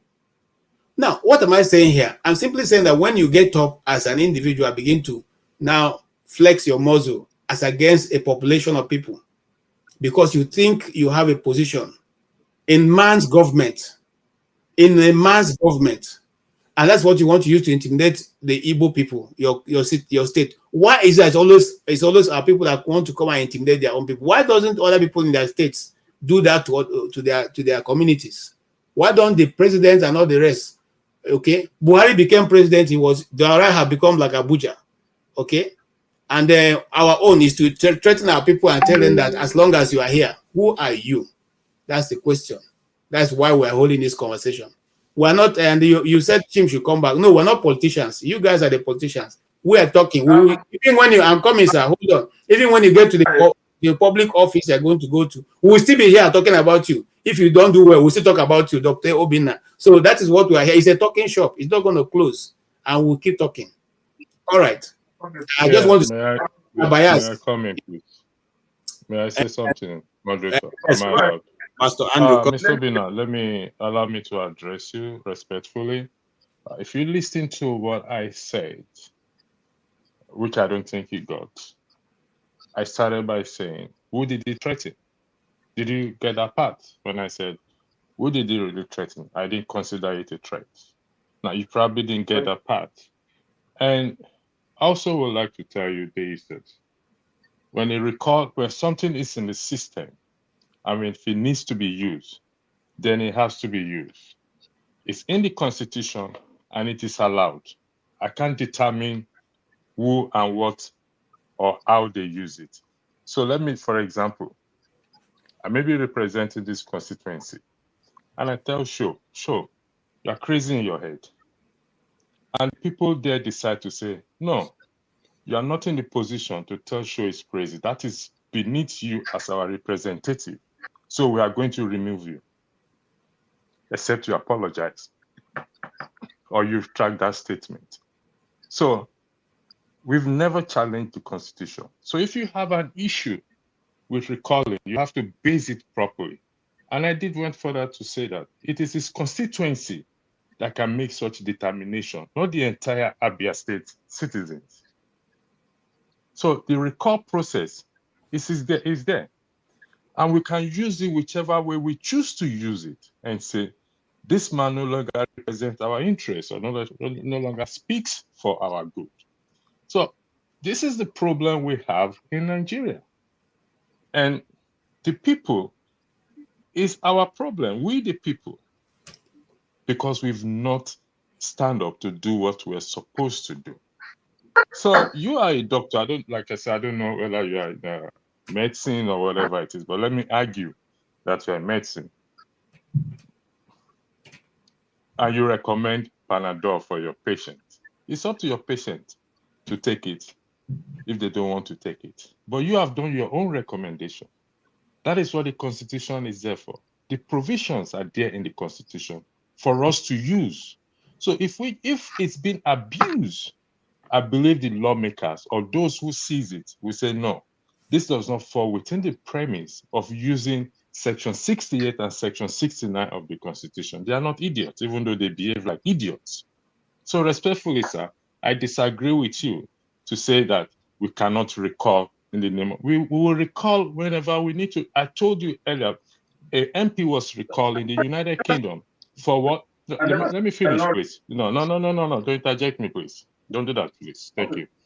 An MP was recalled for what? For abusing COVID procedure in the United Kingdom. An MP was recalled for abusing COVID procedures. So it's not as worse than what this man said. If he said that APC, honestly speaking, even though I did not consider it as an insult, it's a slap on the citizens of Abia State.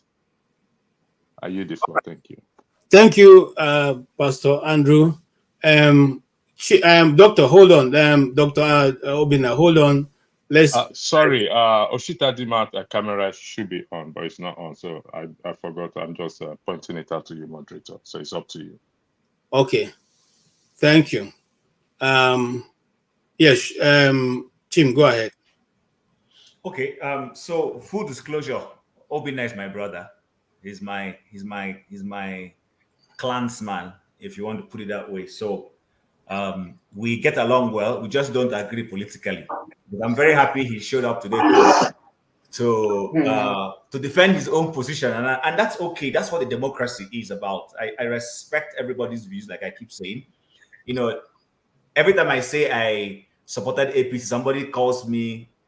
You know, I've been reading comments and I laugh, but I'm not going to comment on that. That's fine. People choose to be at whatever level of intellectuality and maturity they want to be. I have tried APC and I have told myself I don't like that party. I don't like them not because I just have an innate hatred for them. I don't like them for the things they have stood for. I don't like them because, you see, there's this saying, you know, most of our women will complain about their mother-in-laws. You will see people say, oh, my mother-in-law is overbearing. I've shared this before. I went for a seminar somewhere, and a woman who was complaining about her mother-in-law, said her mother-in-law would just show up at her doorsteps without letting her know. And she was like, you know, in the light of all this and what we were taught in that seminar, she asked the guest speaker, what do you advise? And the guest speaker asked her, how many children do you have? She mentioned. So how many of them are boys? She mentioned. Said, okay, which means you will be a mother-in-law to some daughter-in-laws in the near future. She said yes. So all right. The answer on how to deal with it is you cannot do anything to your mother-in-law because your mother-in-law comes from a different generation. She may mean well, but the way she's going about it is sort of nauseating you because you belong to a different level of education and your worldview is different. She said the answer to your question is when you become a mother-in-law, don't repeat what your mother-in-law was doing. In other words, if you need to go to the home of your sons, seek the consent of your sons' wives, let them know you are coming. Is it okay for you to visit them? And if they say yes, then that's the only way to solve it. Why have I used that illustration? I think one of the things I see as a bane for us is this whole concept that we Africans have abused. There's nothing wrong in respecting elders. There's nothing wrong in, you know, according people who occupy positions respect. But you see what? I think sometimes our elders and people who occupy political portfolios abuse these things. They see it as an innate right that because that's the way our culture has laid it down, that then for they must just force it down people's throats. No, is wrong. Let me say that Benjamin Kalu is within his rights. I've said it like almost 10 times today, if I can count, to want APC to produce the next governor of Abia State. There's nothing wrong with that ordinarily. What is wrong with it is when he begins to speak as though we are running a totalitarian system. Not even in a communist state will people come out this brazenly to say that, you know, let me borrow from the Yorubas, tipa tipa, by force, by fire, anyhow, the next governor of Abia State must be APC. No, you have to earn it. You have to show people, convince Abia people why Abia State will be better off in the hands of an APC governor. That's not what he's doing. So anyone trying to defend it in any form, clearly, maybe you're seeing what I don't see. So He said APC is working. Is APC not working? No. Okay. Sure. Thank you. Then sure. Somebody mentioned. Sure. Did you fall off? So someone mentioned Imo State election. I share something with you.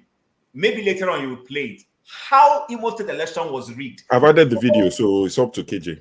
Okay, somebody recently used the Freedom of Information Bill and forced INEC to give them the data for that election. And it's open there. They've done an open interview with Shehu Okimbaloye to show that house. And those are the things that are giving Benjamin Kalu the impetus to think that, if it would happen in Imo State, don't worry, we're going to do it in Abia State. These people they're not working to say, let's convince Abians on why Abia should be at the same party with the federal government. That's not what they're doing. They're just saying, because we are politicians, we will make it happen however we like. See, if the governor wants to go to APC, that's all well and good for him. All right. Abians, like Andrew said, Abia people should decide whether they want an APC government or not. And then lastly, you see, all of us cannot play politics. The mistake we make is when people speak. This program is called Have Your Say. Because I come here to have my say, listen, we have our own impact in society. There are those who want to go and play. I have no interest right now. I used to have the interest, but it's dead to want to go into partisan politics. I cannot swim with the kind of people I see there. No matter how you try to beautify that swimming pool, I'm just not going to be able to dive into that pool with the kind of people that I see there. I can't deal with them. So the best thing for me is to stay away and look for an alternative medium of projecting my voice politically. And that's what I'm doing here. So I'm never going to come to contest the election. Not that I'm waiting for conditions to be perfect, no. But the truth about the matter is there are certain things I just can't do. I cannot go in there and get somebody to fund my election. Then I owe him. Then start trying to pay him. And then I start taking state resources to want to appease my so-called godfathers. I can't do that.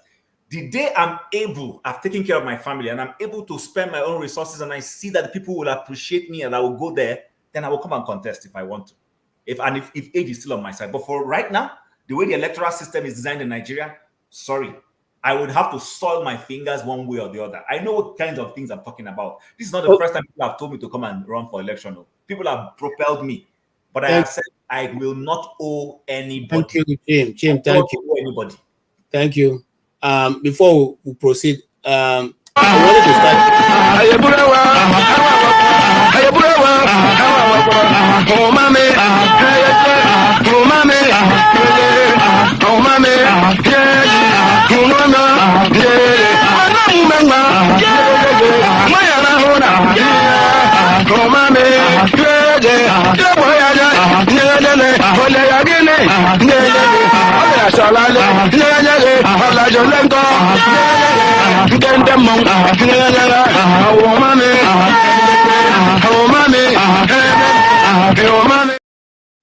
All right. That's so beautiful to watch. Yeah. They wanted to stop. That was a contribution from recorded by NTA Abba. KJ. Yes, sir. What is the song and dance all about? The foul and the is the dance that we use to war dance. It is a war dance that it makes the weak become strong, and you can even use your hand. KJ, honestly, I thought you are ancient and modern. Now I know that you are just ancient. Is that the way they remove? Is that the way they took Biden out and they put Kamala Harris? Eh? Come on, KJ. You see, why do you always KJ alone? You see, that's the problem with British people. You know, you always see things from British people from a different point of view. This is a cultural dance that tells the people that it's time to go to war. How does it have to do with the election? So sorry for interjecting, moderator. I apologize. Can we play that Shewu's this thing with about the election? Nigeria. Pastor Andrew asked us another question from the Shewu video. Who knows? This is what we know. The man that was declared winner is the APC candidate and the governor of Imo State. He got a re-election and he won that election as declared by INEC. But this is what we do know. 29.4% as a voter turnout. But what did you find out at the Athena Center when you dug into the result and you found out what exactly really happened in that election? So go to the next slide. So these are the key data from INEC and also from the Freedom of Information request.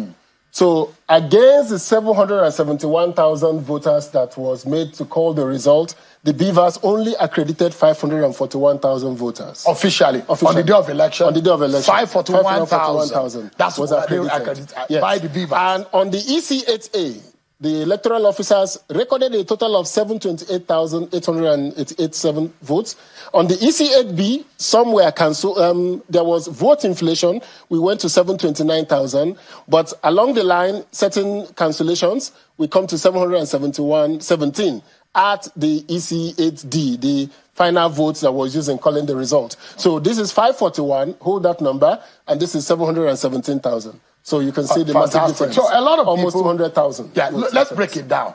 This is on the election day. Yes. What the Beavers officially, the instrument for accreditation. Accreditation. Fantastic. Yes. And the Beavers emerge from INEC wanting to say accreditation and voting is going to commence almost at the same time. Simultaneously. So you accredit, you vote. So there is no way you could have accredited 541 and 717 will vote. And because usually, no accreditation, no voting. That's usually the Beavers has a memory. Yes. It captures in its memory. Yes, it's stored it. What is being accredited on the day of election. 541,000. But now there are discrepancies in these figures. Now, downloaded from INEC Viewing Portal, which are the result that has been scanned by the officials of INEC onto the INEC, onto the IREV. So if you go to the next slide, you will see what we saw on the IREV. If we see what we saw on the IREV, so here we are. No, go back, then go back. So let's continue from there. So there was significant non-compliance with INEC electoral guidelines in 1,101 polling units, where the results, the total votes cast, did not match with the BVAS accreditation. So that is to say, BVAS accredits a number and they recorded B numbers. So the number of voters were more than what the BVAS accredited. This only happened in 23% of the polling units. Now, hold that. In 77% of the polling units, the results were consistent. The total votes and the BVAS matched. So there was very high compliance. Technology has helped us in Nigeria to say that our votes do really count. Our 73% was compliant. 23.1%, now this is the problem. They altered the election results. If you look at this, these are the local governments and these are the non-compliance issues. The highest non-compliance happened in about 10 polling units, in about 10 local governments. So you see Oru East, Uguta, Okigwe, Olo, Oru West, Ikeduru, Wangele, Oso, and Unkwere. Interestingly, all these local governments are in the senatorial zone of the governor. This of the winner of the election, of the winner of the APC candidate. The APC candidates, interestingly. But the highest was in Oru East, the local government of the governor. That's where we saw the highest non-compliance. So what happened was that whatever we saw as the official result, either the one uploaded on the BVAS, the one uploaded on the IRF, and the one INEC had, eventually, as given to you by INEC, there were discrepancies to the original result has been announced. So let's go forward. Now, there was overvoting in 807 polling units. In 875 polling which units. makes 18.3%. 18.3%. And it accounted for 345,000 votes, 47,560 votes. So these votes substantially impacted the final results. Now, again, where did these votes come from? It came from Oru, Oguta, Okigwe, Oso, and all the Wangele. So this is where these votes came from, where 54% of these polling units with overvoting are in 5 local government areas. 4 of those are in the senatorial district of Olo. So we saw a situation where the total vote cast were higher than the votes accredited. All right. If you look at it from the diagram on the screen, so in blue you will see the BVAS accredited voters on the day of election, the blue. So, and you will see as against the EC8A vote cast, which is supposed to be, it's supposed to tally. It's supposed to tally. But unfortunately, they are not tallying. So you will see the increase, which gives you the 347,000. I mean, the 18.3% unaccounted for, which we could not validate. We could not validate. So what that means is that by the INEC rules, once the votes are more than the BVAS accreditation, you cancel that polling unit. Now, in the polling units where there was this distribution of overvoting, APC got 293,000 of those votes, PDP got 16,000, and Labour got 15,798. So you could see that APC was the major beneficiary of the polling unit where the total votes and the BVAT do not tally. So that's interesting. A significant outcome of that. Yes. So let's go to now. Let's begin. This is what we know. Okay. That's exactly what they're hoping for when they make such a statement, because the machinery of government is within their reach. Okay, let's make a traction. Let's move on. We had the other topic we were supposed to be looking at is the receiving. You know, I was there to receive the presidential jet. It had been delivered in the midst of hungry looking malnourished children of Nigeria.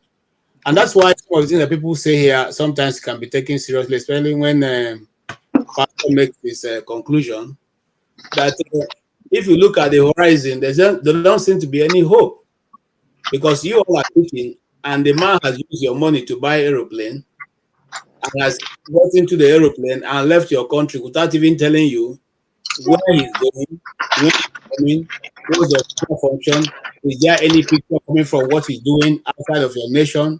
Nothing is coming back to Nigeria, and yet nobody is asking any question. Is that how governors, Chim, I'm sorry, I'm coming to you, show. Is that how governance is done in the place where you live? The prime minister just jump into the jet or British Air, as the case may be, and just goes off, and the press secretary say it's a walk stay. That's the name they call it, walk stay. Have you heard that term before? You are the British people, so maybe there's a term like walk stay. No, not that I'm aware of. The prime minister, he or she would not just decide to disappear to another foreign country and say, I'm working from there. But you know, Africa is quite peculiar. I mean, Cameroon, Obi has been living in Switzerland for what, over 20 years? And the last time I checked, I think it cost Cameroon, is it $20,000 per night for the man to live outside Cameroon? And he said it's easier for him to govern from outside Cameroon. He's 92 and he's going to be running for election again next year or 2026 because he's looking to postpone it. So Africa is quite a peculiar place. I don't know what, you know, I don't know why how we ended up, you know, with this sort of people who are just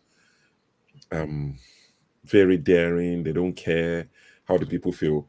I mean, so the president, the doctor, Dr. Bina said, you know, APC is working, that nobody's talking about what Mr. Kalu said. Nobody's talking about it because it's not worth our time. If you're working, you don't need to tell us that you're working. We are the ones that would feel it and say you're working. You live in Nigeria, so you might think, you know, you understand it better than I do, but I have family in Nigeria. If I was sending £10 to Nigeria every month before, in the last 1 year, it's trebled. To keep my family, the people I, you know, that live on whatever I give them, to keep them going, it's trebled in the last 1 year. So it's not for anyone to tell me APC is working. That's why people are not taking Kalu's statement serious when he said, my government is working. What sort of tone-deaf government do we have when in the last 1 year, yes, it was worried that, you know, purchase the yacht, sell it, get rid of it. It happened in the US. When there was austerity, the president at the time sold off the yacht.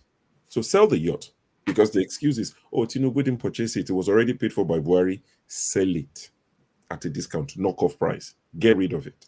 So the president in the last 1 year has a brand new yacht, has a brand new jet, has an Escalade. Our president used to drive Mercedes S-Class. That was their car. Have you seen the beast Tinubu drives now? The Escalade. Have you seen it? So in the midst of this poverty, in the midst of this tighten your belt, in the midst of this, we don't have money. Nigeria is a poor country. We are broke. Manage, endure. There's a jet, there's a yacht, and there's an Escalade. Even for optics, like I keep saying, it is bad. So nobody should come out full chest or half chest to say APC is working. They're clearly not working for the people. They might be working for themselves, but for the average man in Nigeria, APC is not working. It is a party that is desperately wicked. It's almost like they derive joy when they make Nigerians suffer. When Nigerians are crying, it's like the anguish of Nigerians give them joy. It's almost like sadistic. How can you say it's working? Look at the jet, the Chinese company. Now, see, you people, when you're going about, be careful. The Chinese might just take you. The Chinese company, they'll just abduct you and go and put you in a factory in China, and you'll be working for free. To pay my own state, dragged everyone into.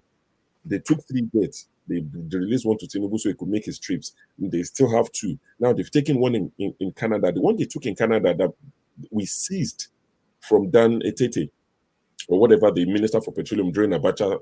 Why? The question is, why is that jet, or why was it it's still in Canada? What was he doing in Canada? Is it just to cool off so that everybody forgets about it and somebody now takes it or buys it at a knockoff price?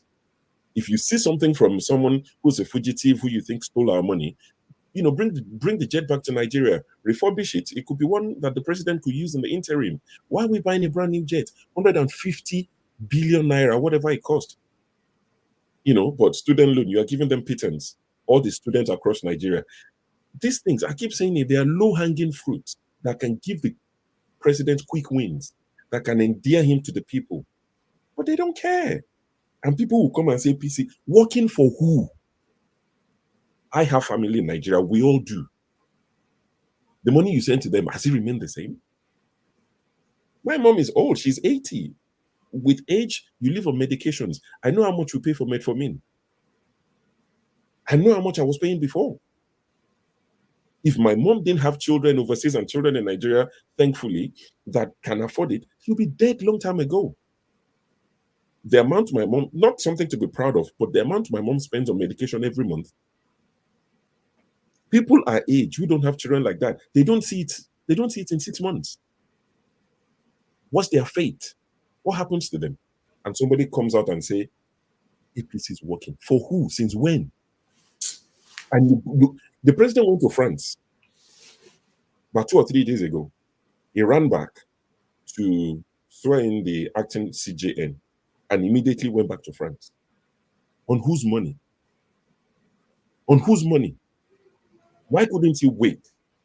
He knew Ariwola was going. It's not news.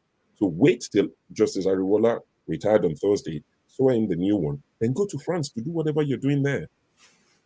But you went to France for 2 days, you flew back, then you flew back to France same day. What's in France? What exactly? With Buhari, he was taking his heirs to Germany. He was taking his headache to London. What is it? How much do they budget for the Aso Rock Hospital? That's not good for enough for the president. And you know the security danger that you expose. Anyway, I keep saying it. I used to say it to forefathers. Our leaders in Africa, you don't need to do much to get them to sing for you. You know, like when Obasanjo said, if you give Femi Anika food, they will sing for you. When people say, oh, you know, security, because I was about to say the security danger of having our presidents, African presidents, go lie down on foreign doctors' table. The security danger, but thinking about it, they don't need to go that far to get them. Cut a deal with them. Your gold in Zamfara, we will take 70, you take 30. Our leaders are happy. You don't have to compromise them. You don't have to bug their planes. I can understand if Russia wants to bug US and US wants to bug France, high level. Our own, just tell them, see that your gold is on your land, but we'll take 80, we'll give you 20. What do you say? They'll say, yes, sir. It's mental to think of. See, for me, I have no personal hatred for APC. It's just 3 letters. The party was formed in 2015. I don't know why people have this mad attachment to it. It's not like a party that's been going on for years. It's a new party, but people are so attached to it. It's like their child. APC, oh, my party. If you give APC members, majority of them today, Ganduje with APC and Awolowo or Azikwe with JJC party, they will vote for Ganduje. They will tell you why Ganduje is better. APC members, when you see them, run. Thank you. Sure. Okay, I think I need to move. That's a good place to end it. Yes, Chim. And after that, sorry, I'm coming to you after Chim. Unless you want to run. Okay, Chim, please I'll allow him to make his comment and then okay, go ahead. Go ahead. Yeah, sure, you've entirely disrupted my thought process, my line of thought. With all the things you said, I was so immersed in what you were saying that I forgot what I wanted to say. Okay, but the truth is this: I feel, in as much as I'm not the kind to be stereotypical, yeah, I don't know much about APC, leadership at the state level, but the little that I know. There are only 2 states that I know about, Lagos and Imo State. Imo State doesn't work. And I can say that for a fact. And the reason why I'm saying that is for my good brother Ubinna, who says, that he wants to contest under the APC. This thing, because of the way the Nigerian political landscape has been established, politicians now want to make us believe that party does not matter. That is the individual that matters. It is wrong. It is a wrong, connection that they're trying to make. Whereas the individual matters, the party as well matters. In other climes, on a good day, individuals, parties administer their stands, what they, their aspirations, what they stand for through individuals.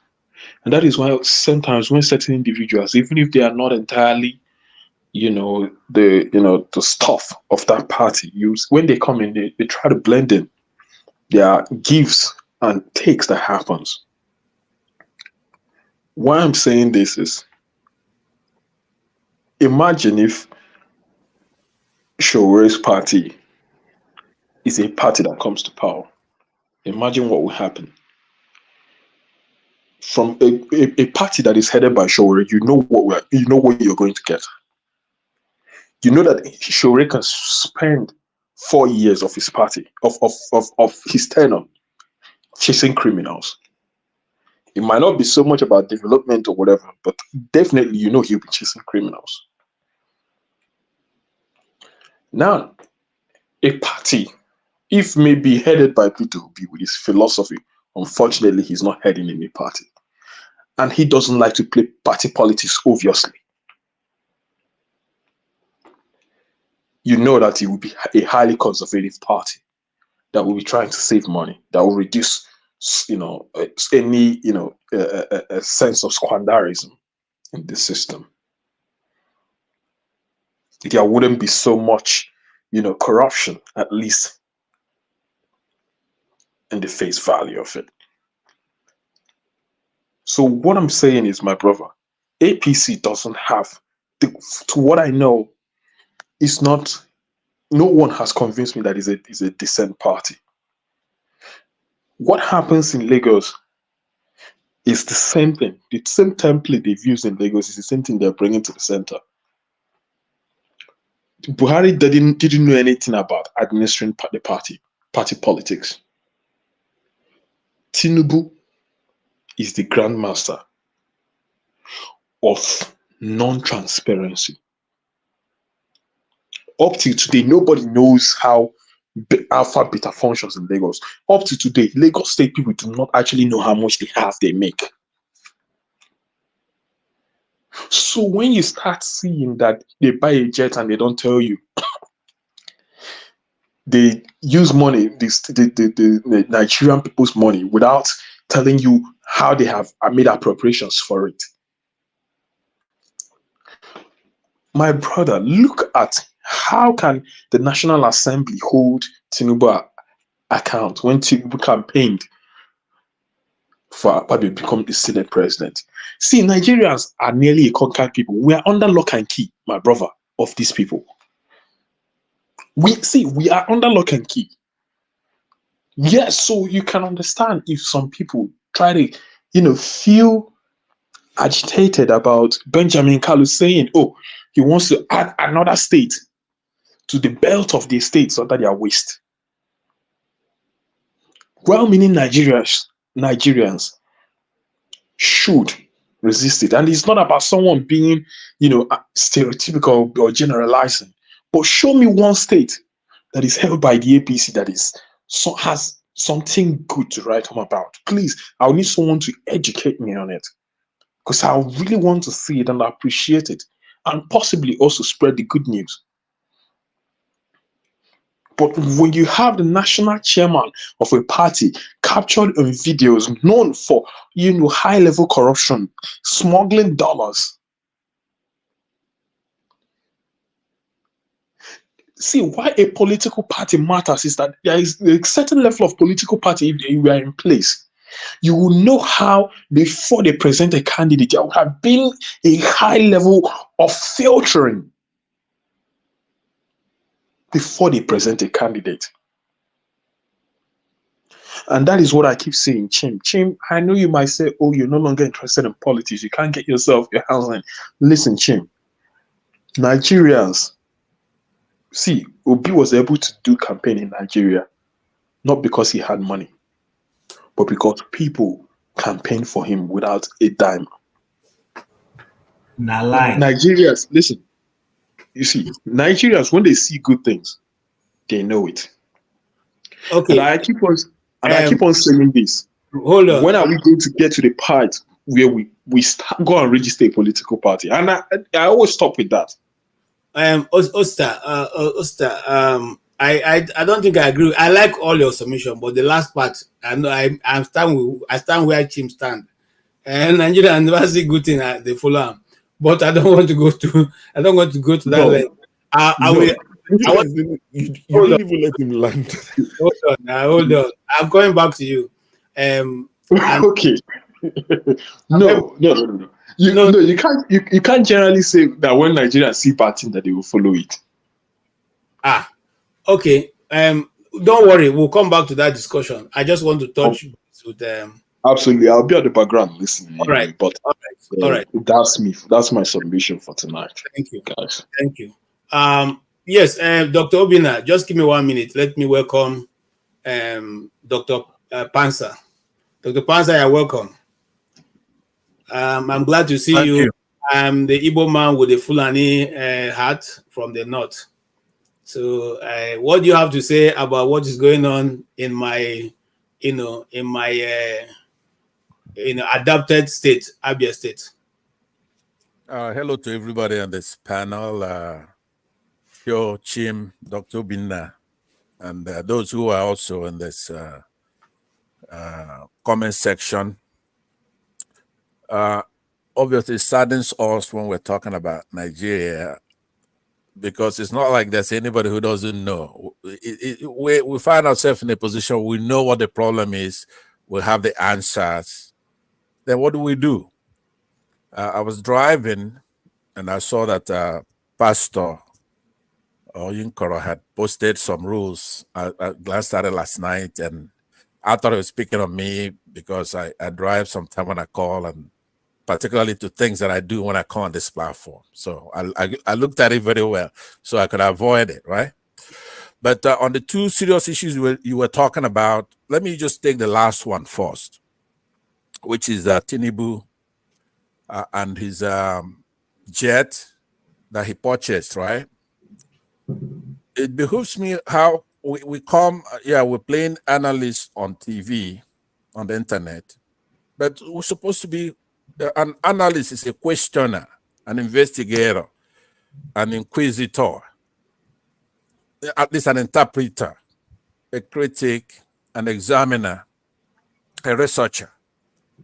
If a man who's been alleged and actually convicted, albeit maybe by plea or whatever, of heroin, not weed, Indian hemp, right? Now, in my day, when I was younger, when I put on my sunshades when I was 19, 20, my father would be looking at me like I smoked Indian hemp. He would say, look, anybody who wears sunglasses is smoking Indian hemp. And it was a big deal. So somebody could deal on Indian hemp and you could wave it off. But when you start going into the hard drugs and the hierarchy going up, you go to cocaine.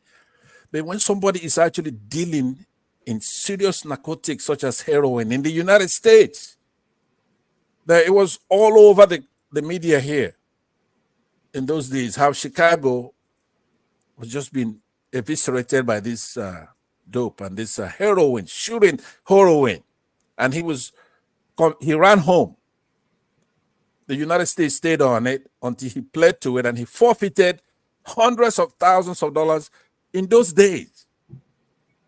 So now you have somebody like that somehow emerged to be president of the country. So now he goes and is buying jets and is buying yachts. All our people keep talking about it like this guy likes ostentatious, transportation. A nice car, a nice plane. It's to me, that's not what he's doing. He's not a kid. This guy has money for a long time. He's not buying jets so he could fly whenever he wants to fly, or being sensitive and he wants to look good. What I thought that we should be looking at, and by the way, this may have to be our salvation. We're going to have to look into this. That's the reason why you also have to look at his associates. Kagore, now we're going to get to all that if we have time. What I was looking at, I was okay, now nothing is new under the sun. Who has been a president like that? Who has that kind of power in presidency? And they want jets and they want things like that. What are they using it for? What has America done about it? So it came to my mind to look into United States versus Noriega. I've cited a case 746F, supplementary 1506, SDFLA 1990. So United States versus Noriega 746F.SUPP.1506, if you want to look at the case. In that case, it's a Panamanian leader. He's been in the background and others were president for a long time. So you really don't look at him in terms of he's president, he's not president. He was there in the background, just like Tinubu was in the APC, the leader of the APC, until he now emerges. But anyway, make a long story short, this man was finally indicted. The United States charged Noriega with conspiracy to import cocaine into the United States and several overt acts in that indictment. So this conspiracy is what finally brought Noriega down. So I have a hunch, but I have proof. I have a hunch with the actor himself, which is Tinubu, and those behind him in France, that the country should look into why he's buying these jets and these yachts. It's not for transportation. And we have to call on the United States to be a responsible party. The United States sat there, and these Democrats, that's why somebody like Trump is going to emerge again, because they've been irresponsible. They sat there and they imposed people like Buhari on us, and then to have somebody who they convicted in their country of hard drugs, to congratulate him. You saw the stuff that was being recited here and the kind of manipulation they're doing in our country and the elections that we've had so far. I mean, it's right there for you to see. Then what do we do about it? We cannot do anything unless we get help, just like the Panamanians did. Panama could not touch Noriega with a 10-foot pole. The United States has to be responsible or forever hold their peace. There is no way they don't know what's going on. So I would end this point. I want you to come back to me again. What I want to say is that the country has already tried. All right. Let me use this moment right now to tell Nigerians, you have tried. Okay. You did a lot. Okay. From the Electoral Act. Let me just, I said I'm going to land in about a minute or so. Just give me 1 minute to land. Okay. Yeah. Our country passed an Electoral Act. Dr. Obinna, I want you to pay special attention to me, because at some point, I want to clash with you. I want to have a debate with you, right? Because I heard what you said earlier. I want to have some kind, at least a dialogue with you, right? A give and take. So what I'm concluding is to say we worked very hard for a 2022 Electoral Act. In that particular, let me see, KJ, do you have ability to put something on the screen? Do you have that ability? Yeah, sure, we'll do that. But you are taking us away from where we are. We're actually two topics, just the and then we can go to other things. But now we're just dealing with two topics. Okay, I'm sorry. I meant to. I think they're tied together. There's nothing else to talk about, but what the INEC activities are in the country, right? I put on the okay private chat for you. Sure, we'll probably do that, but we'll come back to you, and then that can be discussed. I just want to say we'll be running up in 45 minutes. Sure, it's going to take us to the end of the time. I'll be signing off right here, but all I want to say is this: to those of us who are from Abia, the whistle has been blown. Whether you call it dog whistle, whether you call it whatever you call it, the elders of our communities used to say that Ubo Maropi, they have told you what they want to do. Let us go to let's not rest at all. Let us all go back to our trenches and make sure that the development, the small gleams of light we are seeing now in Abia State will not be taken away by partisan politics, irrespective of who is involved. And it is time, I mean, the people of Ben, the local government, for which Benjamin Kalu comes from, should think of recalling him. You know, I know that there's a lady who posted to my Twitter account and saying that they are already in the process of doing that. They've consulted with lawyers who are going to, you know, set the ball rolling. These are people who don't want to have. These are the people who sell us short.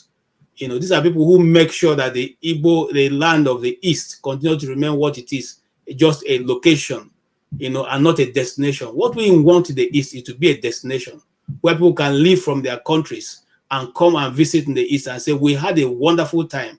We had a wonderful time there. We spent our money there. And there's, you know, there is no other country in the world where their president leave their nation and come and spend weeks in another country, except Nigeria. You go there with a jet, you park it, you are paying landing costs for parking, whatever they call it. It is there and it will continue to be there until you come back. And after a few days, you are back again. Are we not going to ask questions? Anyway, I'm not too concerned about what Tinubu decides to do. I'm concerned about what goes on in Abia State.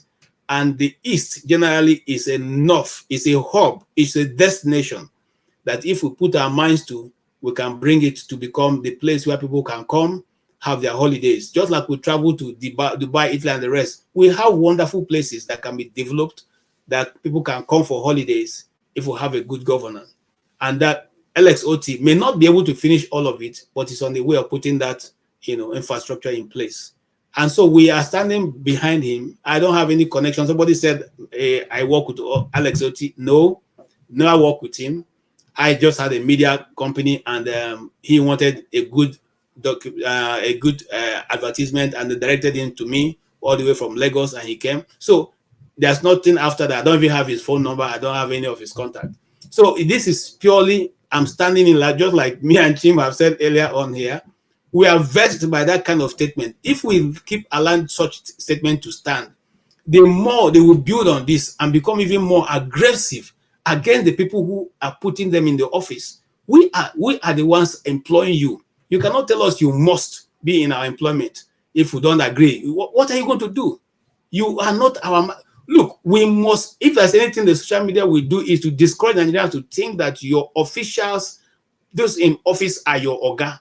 They are not your oga, they are your servants. And if you see them, they talk to you, talk to them back. Don't give them any respect because they deserve none. In fact, we should stop calling them honorable because there's nothing honorable about them. These are a bunch of thieves. Okay, if you can stay in the house and be receiving 21 million naira in your pocket and people can't feed 3 square meals, can't even eat one good balanced meal, and you call yourself honorable. What is honorable about you? You are nothing but a small, big-time thief, you know, and they'll continue to be that. I'm so angry because you don't know how many people, children, mothers that are dying, who don't have even wrapper to cover their butt. Children can't go to school. They can't even eat. Stomachs and everything. People are malnourished, and you can be happy taking 21 million into your pocket every day. And when they talk, you have the guts to come and talk about. We must stop. Those people who go to dance for them whenever they're having occasions, stop. If that's the last thing you do, stop going to those occasions to dance for them. Let them dance for themselves if they want to.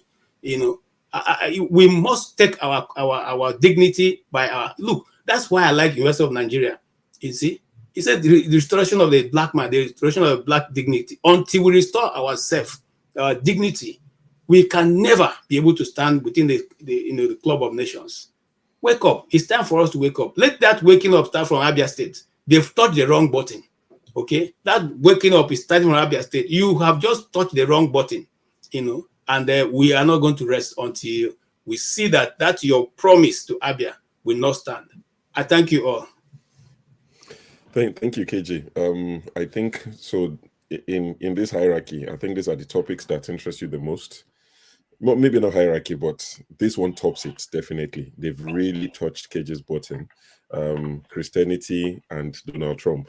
Those 3 topics will get KJ going for hours. But thank you, KJ. You know, been wonderful you hosting. KJ said 45 minutes.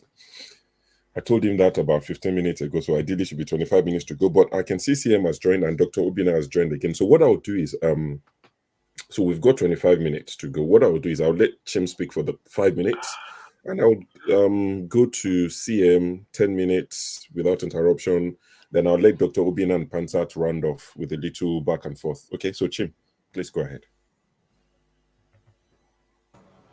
Thank you, Sho. So what I just wanted to say is, ordinarily, nobody cares where any political officer comes from, so long as they just do their jobs. Over a period of time, I've been thinking of, in fact, this last, when did I start being away from this program? I started being away since I think around May or after May. Been away for quite a while. And it got me thinking, maybe I should just go away and just rest. You understand? And not get overexposed myself. Because sometimes when you hear what people say, when you try to make cogent views about our nation, people start, making unnecessary innuendos and all those things. I'm like, okay, do you think I earn anything from this? I actually waste time when I come here, because time I would have used to go and do something that will earn me money to take care of my family. I'm here. But I've always been of this view that Nigerians need to pass a message to the political class. You saw the video, the interview that Madam Due Diligence, Obia Ezekwesili, had with Sheung. She said clearly that, look, if Nigerians really want to change, is it within their hands? But if they want things to be like this, they know what to do. Why are you guys laughing? No, because I won't close shop, Lokopi can't show face. Don't worry, Loco likes to arrive when everybody's about going home. That's when he will appear, which is without his beard. It's sorry to tell me, oh, welcome to see you, long time. You are still driving me. See black people. That's why people are running from you. Oh, welcome, oh, you are still driving me. Black people, don't know where.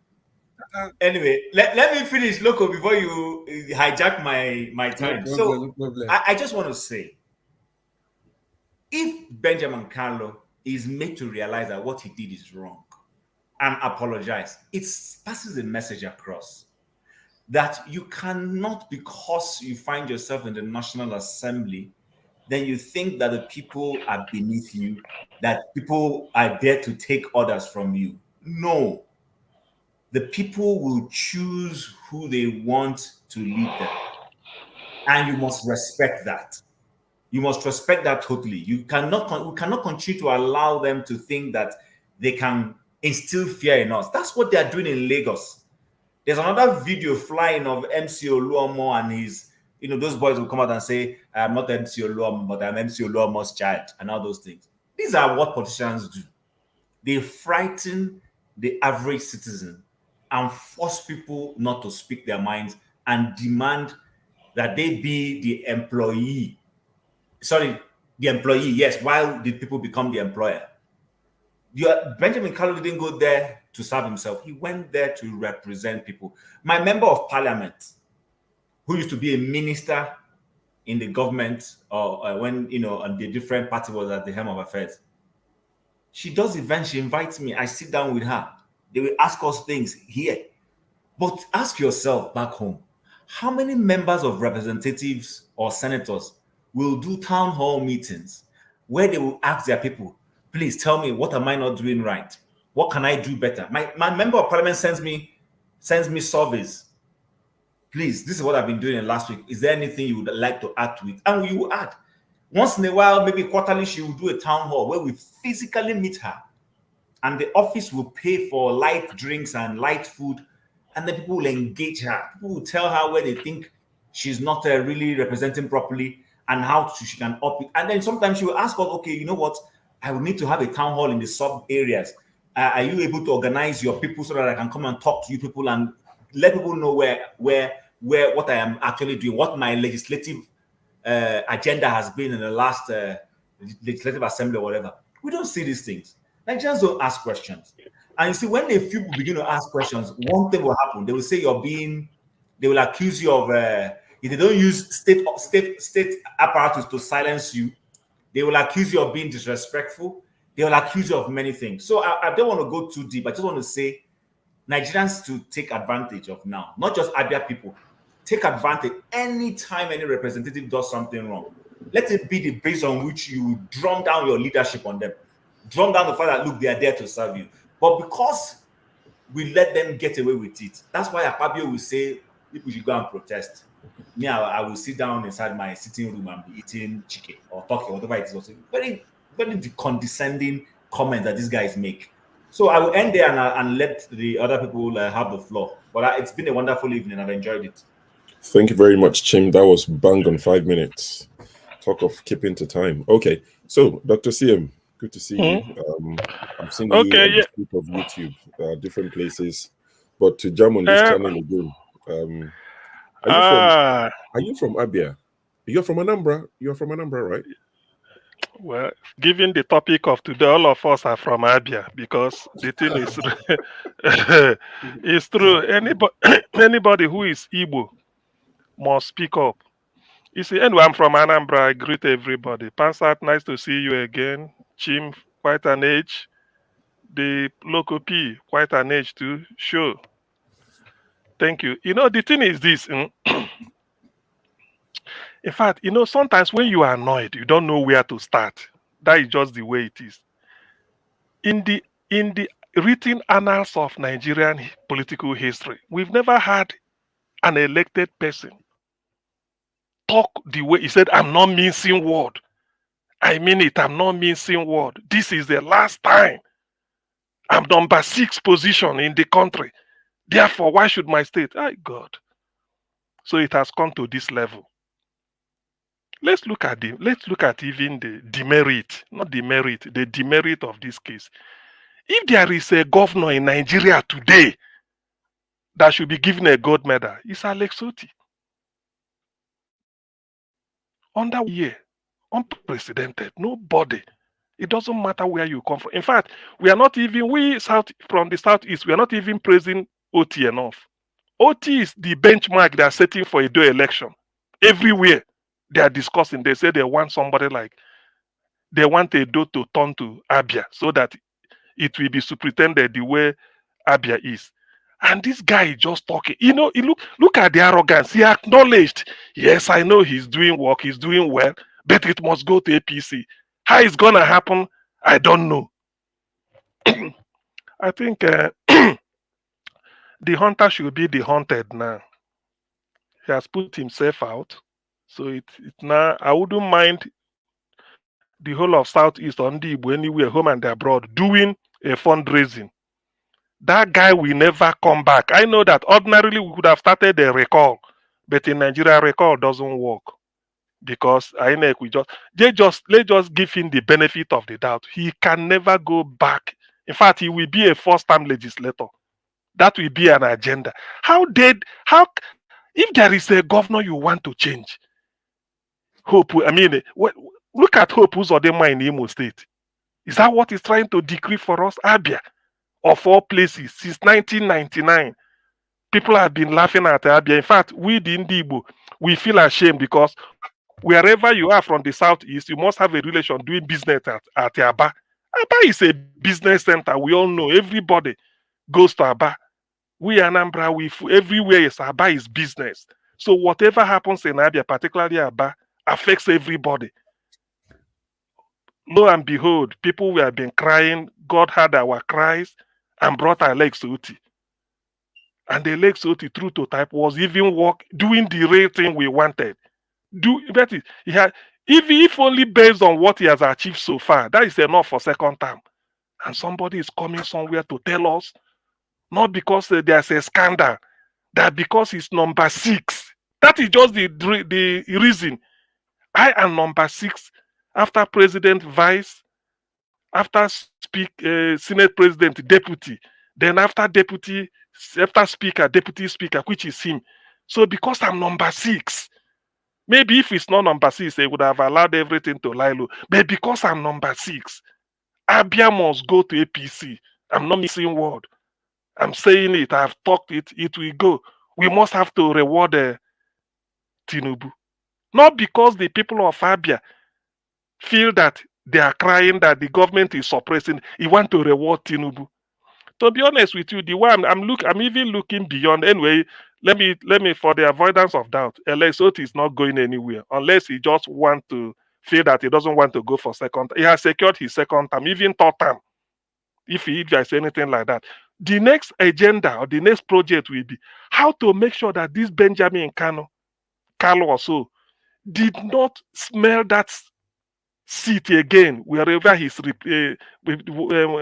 whatever constituency he's representing. That It's should Chim's be the constituency. It's Chim's rep.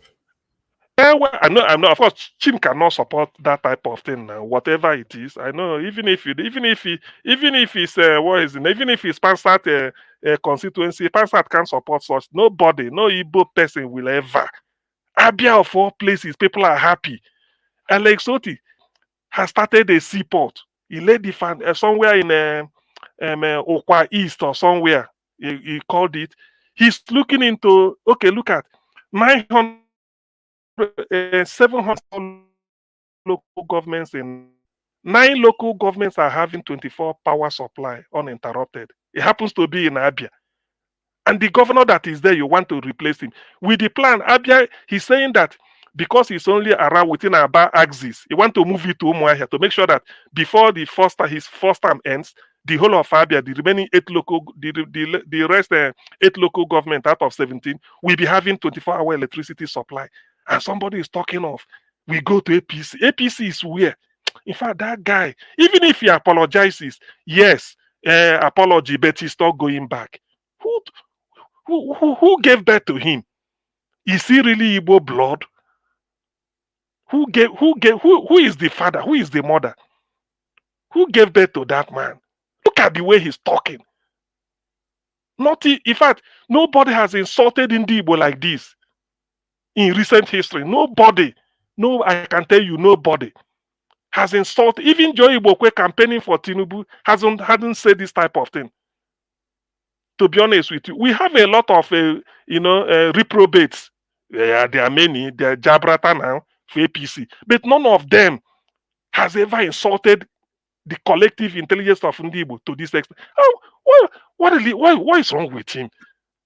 Telling the people of Abia that he will decide it must be APC simply because he's number 6. So it has come to that level. Well, my submission this night is this. All hands must be on deck. This is not Abia project. It's the whole of Southeast, both home and their way. That man will never ever smell it. Ordinarily, I would have wished he be deleted immediately, but it's not for me to decide because it's an insult. People in that go and see the new area market. Sure, just Google and say new area market. You'll be shocked. It's like a university campus. The only thing that will make you know that is a market is because it has got this metal door you have to draw up and down to close it. People are saying, is that shopping complex or normal market we used to have? And to make it this thing, you see the contrast. They say new area market, the old one. You see the old one, a typical ghetto, something like ghetto or a rundown ramshackle something. And look at what the man is putting on. In fact, if not for that gate, that door, you will think that place is a university campus, just full of either classroom block or maybe one type of a laboratory complex. What the man did there, in fact, you will be happy to say I'm a trader. I sell curtains, or I sell what is it called, fabrics, or I sell textile materials. Can you 2 minutes imagine? more, Dr. Thank Slim. you, thank you. So With all that 2 we've minutes seen, more. If you want to touch on our new plane, if you want to celebrate it with us, you can. Otherwise, you can just carry on with this. For the next 2 beg, minutes. everything cannot be joke now. I beg, leave that. This is there to me. I mean, look, I can be talking about this for the next 1 year. Look, something must be done because this is a direct insult. A man that is performing, people are telling him this is the man. You know the way they do. People are looking upon Abia State, and you are telling somebody from APC, a useless person, just to ingratiate, to reward Tinubu. Mainly not because something is wrong, just because they want to make sure that he pleases Tinubu. APC must take over Abia. Anyway, that's a shame. Anyway, well, on that what is it called? On that plane show, what I will say is that I think there's a news again that the way things are now, one plane, I don't know whether it's true, in Canada has been seized by one Chinese this thing. They It's the said same that Chinese company. UK here, Nigeria used to, when Nigeria was Nigeria, when there was money to spray around, Nigeria used to have a embassy house. in London, in Liverpool, and Glasgow. So because of this thing, I said the data of Liverpool has been put on eBay. Some Chinese people are seizing it. And the way, let me add this on a lighter note. If you are going around now in the UK, any part of the world, do not tell people you're a Nigerian, because they can value you and seize you as part of collateral. Yeah, if they look at you very well, maybe they look and say, this is Panstat. He lives in California and he's rich. If you see the mansion, they just seize you on behalf of Nigeria. So, this time it can happen. So that is the mess Nigeria is now. And somebody is telling me that Tinubu, who is pretending over that mess, you will use Abia to compensate him.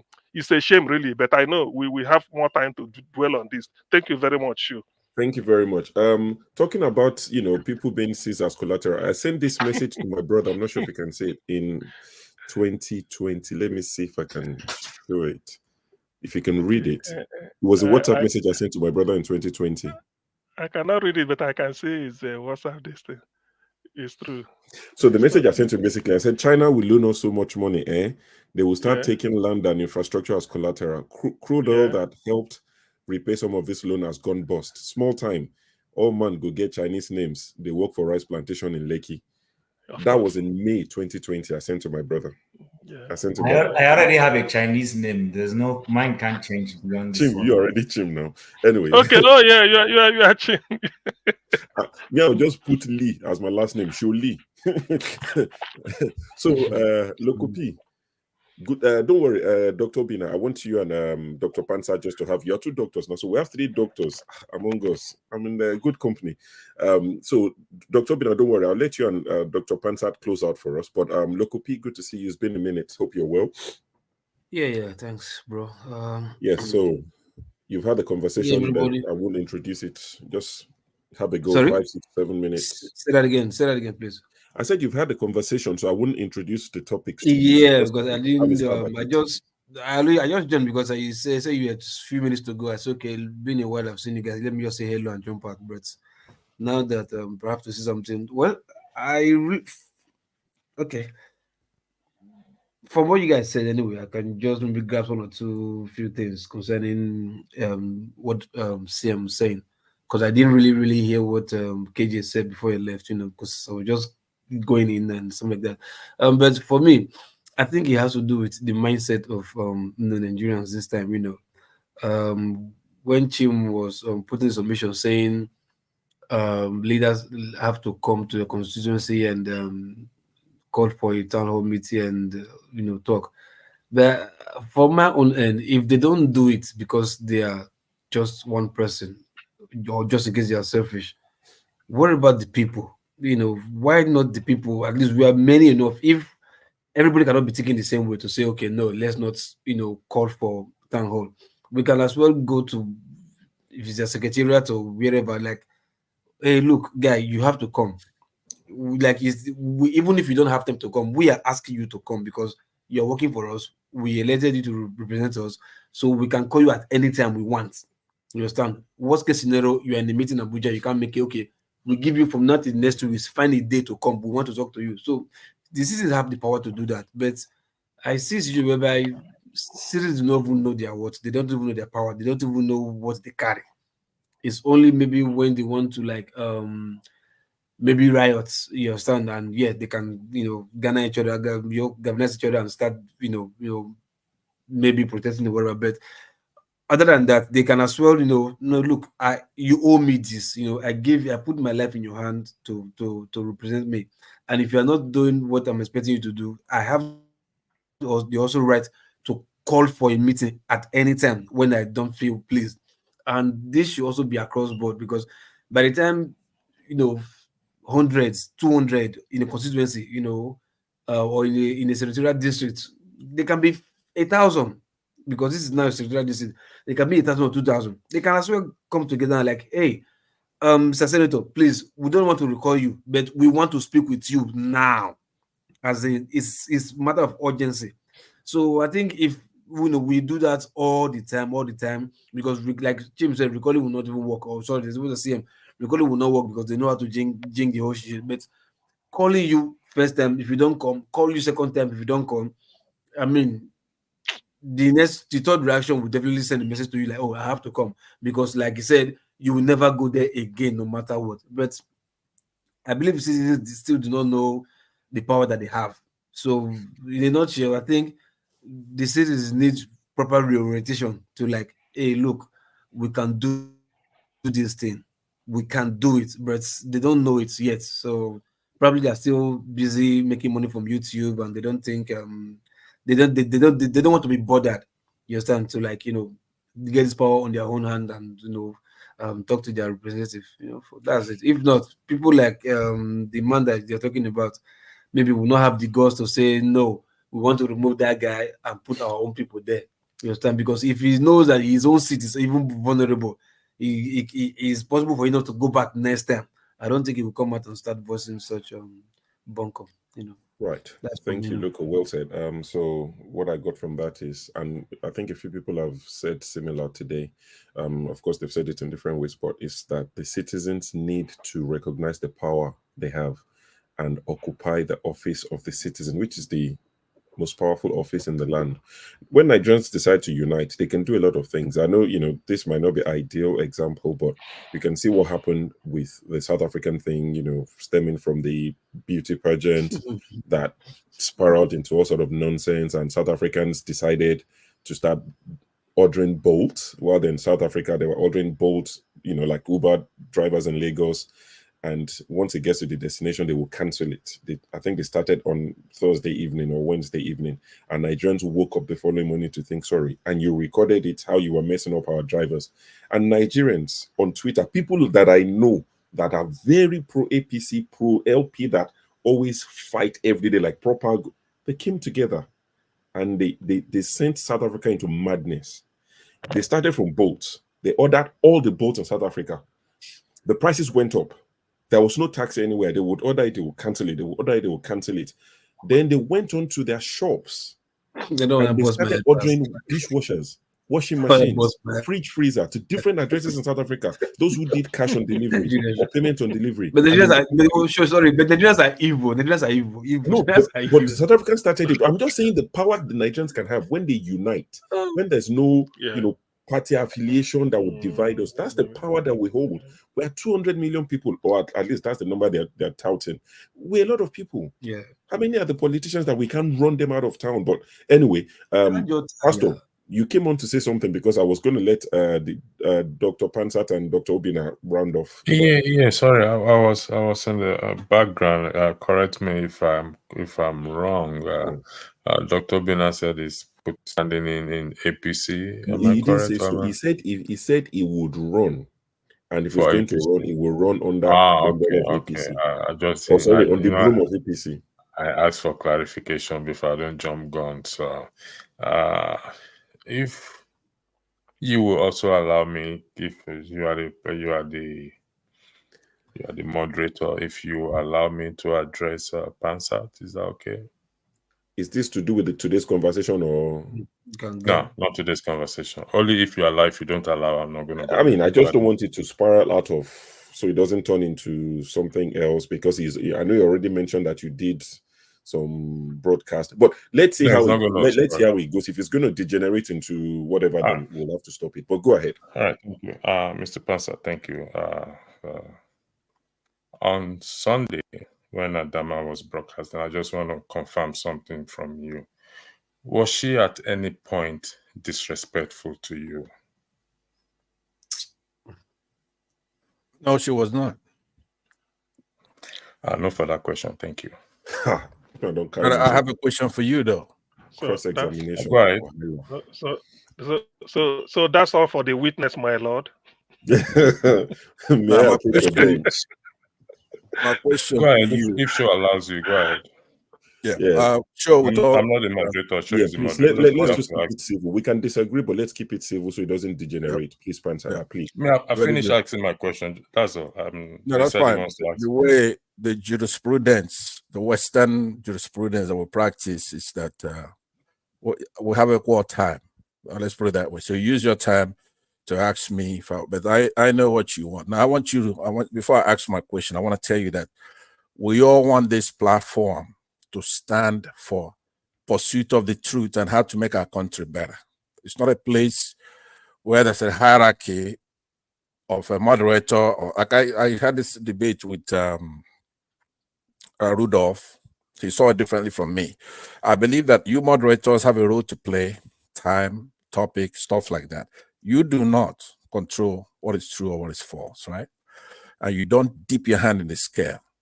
So when I'm here, I don't know what it is. I rise up. A lot of moderators, right? I come in. It's like a massive light coming in where it's a bunch of cockroaches running around, and they scamper. There's chaos. She was doing her job, and you were there, but you're the one who did the wrong thing by removing me from the platform. I don't care whatever it is that I do. I don't think I go so low to where you remove me from a platform, because number one, when you make a call, I listen for you to rule. I'm not disruptive, but I have my opinion. So I know that we're in the middle of something else. I want to engage you when you're moderating. So because we have to get these things resolved in the absence of Rudolph. So we'll come here to pursue the truth and what's going to make our country better. It's not a place for a dick measuring contest with me or something like that. You shouldn't be uncomfortable when I'm there, because I'm not disruptive. As far back as I can remember coming on here, if the moderator says, hey, it's your turn to speak, or don't speak anymore, or leave, and I'll leave, right? So you don't have that kind of problem with me. So I've ended at that, and we can continue it when we have time for that. Right now, I want to debate Dr. Obin. I'm moderating on Sunday. You are welcome to come and explain yourself. And I would come and watch. I'll be there. I would pay to watch that. But thank you, gentlemen, for keeping it. Sorry, what time are you moderating on Sunday before they go ahead?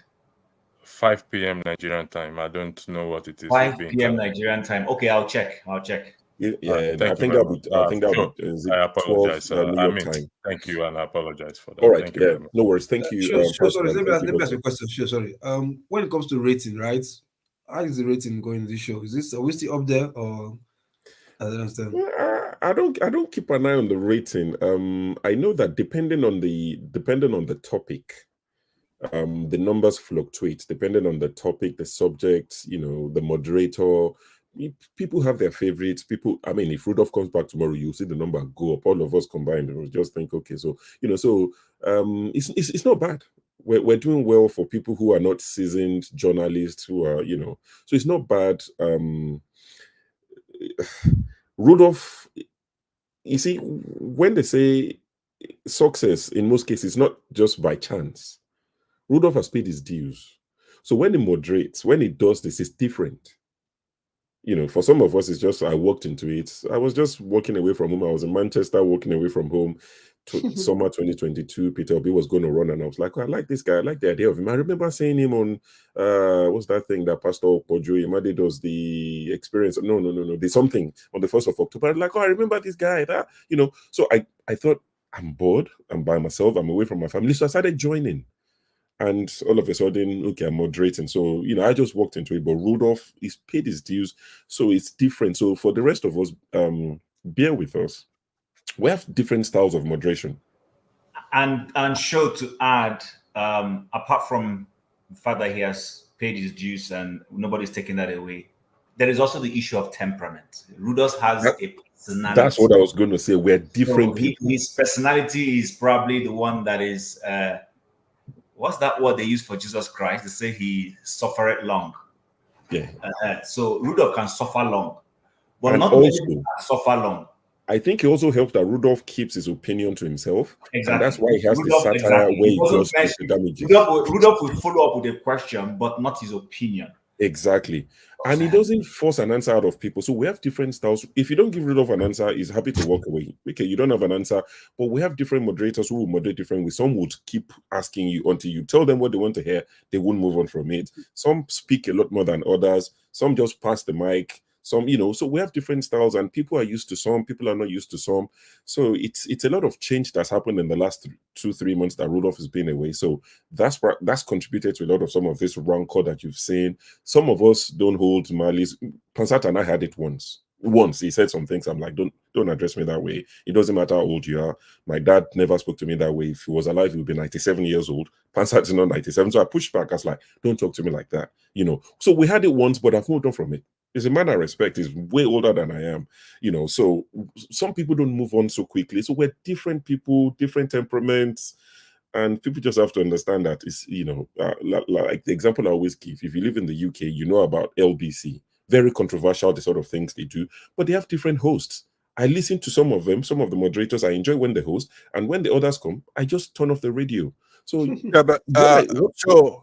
Since you guys are going on a little long on this, I really don't think that's a virtue, right?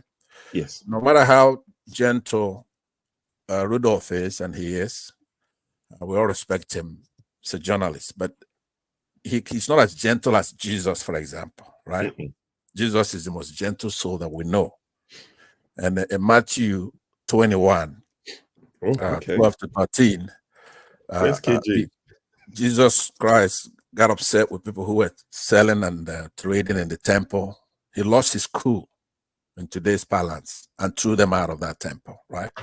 Imagine what he would do today to people who are carrying AK-47s and buying a lot of our people, roaming the place, turning off our beavers.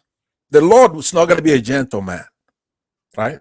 Like Rudolph, when we're here.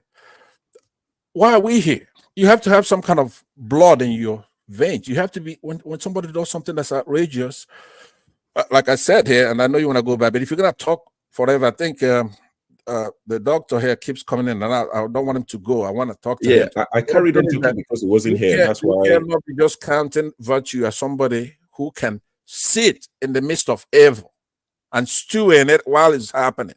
We're here, and if you do something outrageous, I'll be upset. So that's the way I want to put it. I hear you. I'll let you both speak. In defense of Rudolph, I think that's why he does his satire, where he does Dr. Rudolph, Dr. Damages, where he actually airs his opinion as a satire. So if you watch Dr. Damages, you would know where he stands, what he thinks, and all of that. But I mean, Dr. Obina, I think it's let me remove the comment. Dr. Obina is back. People are asking for forefathers. I'm not sure where he is. The last I heard is that he's taking 2 weeks break or 3 weeks break, and he'll be back. That's what I heard, not officially, but hopefully we'll see him back soon. Dr. Obina, Dr. Pansat wants to take you on. If you're not familiar with Dr. Pansat, it could be very fiery. So just to prepare you, 2 doctors, I'll let you have a go. Please keep it civil. Yep, let's have it. CM, you wanted to say something? What is the debate on, so that it's not I debate? can properly... Pansat has been listening. Okay. So Dr. Obina is soft on APC from what we can gather. So I think Pansat has questions for him. Soft on APC. Hey, he said he wants to Christ. run under APC now. Soft on APC. Let them go, please, so that we can listen. Yeah, if it's possible for me to speak in Igbo, I will express myself better. So sometimes what is in the mind and what the mouth is saying may be different. And maybe I'm not making excuses for the gentleman that didn't use the right language. And yeah, but I also feel that you don't kill an ant with an AK-47. That's how I look at it. And let me just pause to say something. We have a history of corruption that stems from Umaru Diko over 45 years. Dr. Obina, Dr. Pansat wants to take you on. Yeah, I'm here. Should I stop? Okay, yeah. So what I'm trying to say that we have corruption that stems from, the time of Shagari till now, and it is something that someone who have a lot of God's will and so many things will be able to fix. And in most of the places I air my opinion, I made it clear that part of the corruption is not just the center. We have local government. We didn't have ancestral villages. Nobody holds anyone or any of those people responsible. None. I always tell people that my village alone can feed the whole of Abia with fufu. My own village alone. And we're talking about food security. So the blame shift to center have been a problem. And the fact that corruption, somehow or the other, it looked like we are becoming a resistance strain to that over time, have been a problem. But coming to this topic, I want to say something very clear. You see, in democracy, for me, there should be room for competition. Somebody said the men of the court say that there's no vacancy in Abia. That is wrong. You can't say that. Oti, there's some people here can do better than Oti. Maybe because you don't want to go. Jimmy is running away from the court. Perhaps God will hold you like a jail and bring you in. Because we need good people. And I keep on saying this. Just what if Obi did not come out to change the narrative? I keep on saying that. Think about that. Everybody have almost given up on Nigeria. That is the truth. So I want to ask a question that I'm answering now. How do we change the picture? Because we pontificate so much. It is a normal thing to be on the negative. It's a normal thing to make gross generalization. And I don't believe in that school of thought. That is also the truth. So and on Abia, somebody mentioned that the deputy speaker was the person that was more insulted than anybody. So correct. I may be wrong, but I think Ibazu was. Ibazu, look at Abia people. Say, Obasanjo will concern you. You get a motor. You get motor. Why do you want a flyover? That is how rude the governor was. And then the Abians kept quiet. And I want to say something. Oti is leveraging on the wrongs that have happened over time. If we have had good leaders over time, we'll have a good justice to measure him. And if Oti even do nothing, definitely we'll clap for him because Dora King will say, this Nigeria is a place where you do your work and people give you gifts. They'll clap for you just for doing your work. I pray he does well. And that's what I pray him too. I pray he'll be able to do well enough to win the election. But I tell you, others are not sleeping. And let me repeat what I mentioned about Abia APC. I am not an APC member naturally, but the leadership in Abia APC did something that really attracted my attention, and integrity means a lot to me. The leader, who is the state chairman, refused to go to court when they lost the election. How many people will do that? I want to follow such a person. That's my turn on. And if we have people like that, we need men around him. This is what I'm talking about. He was supposed to lead the charge to court. He refused to go. I'm not going. We lost this election.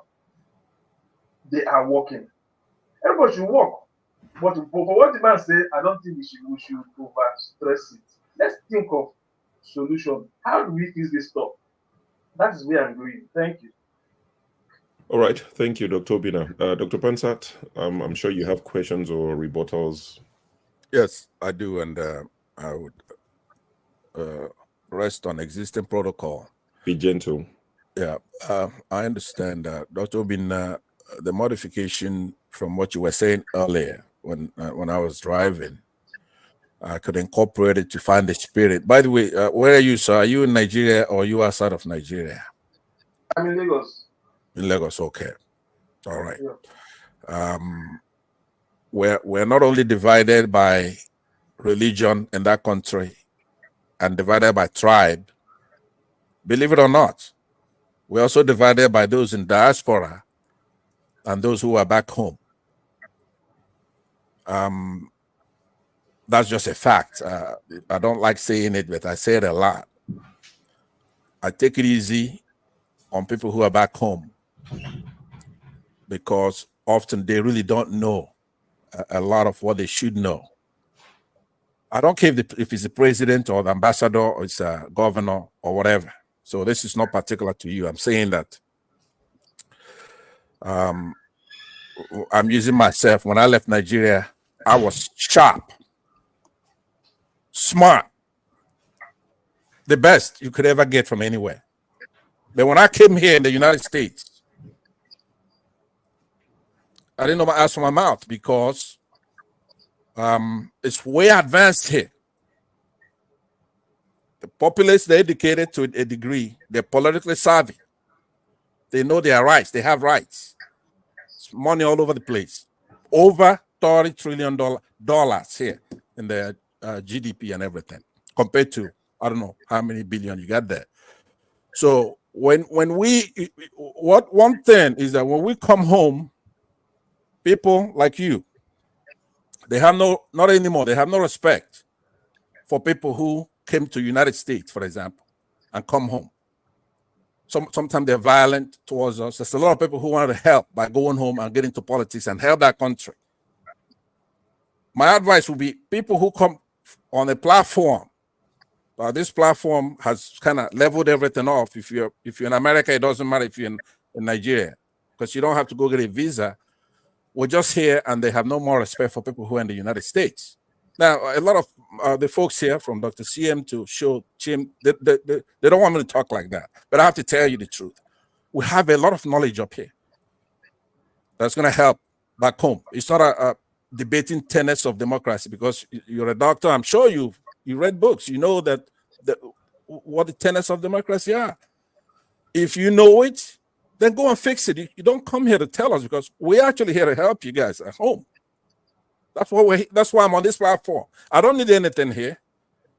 I got a lot here.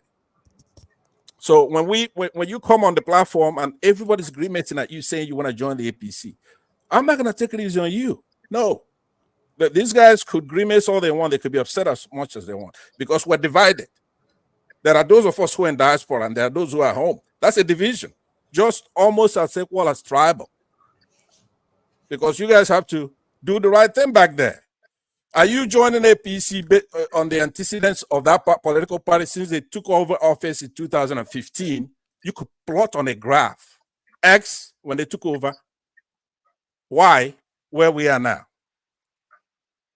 It's like dropping a lead ball.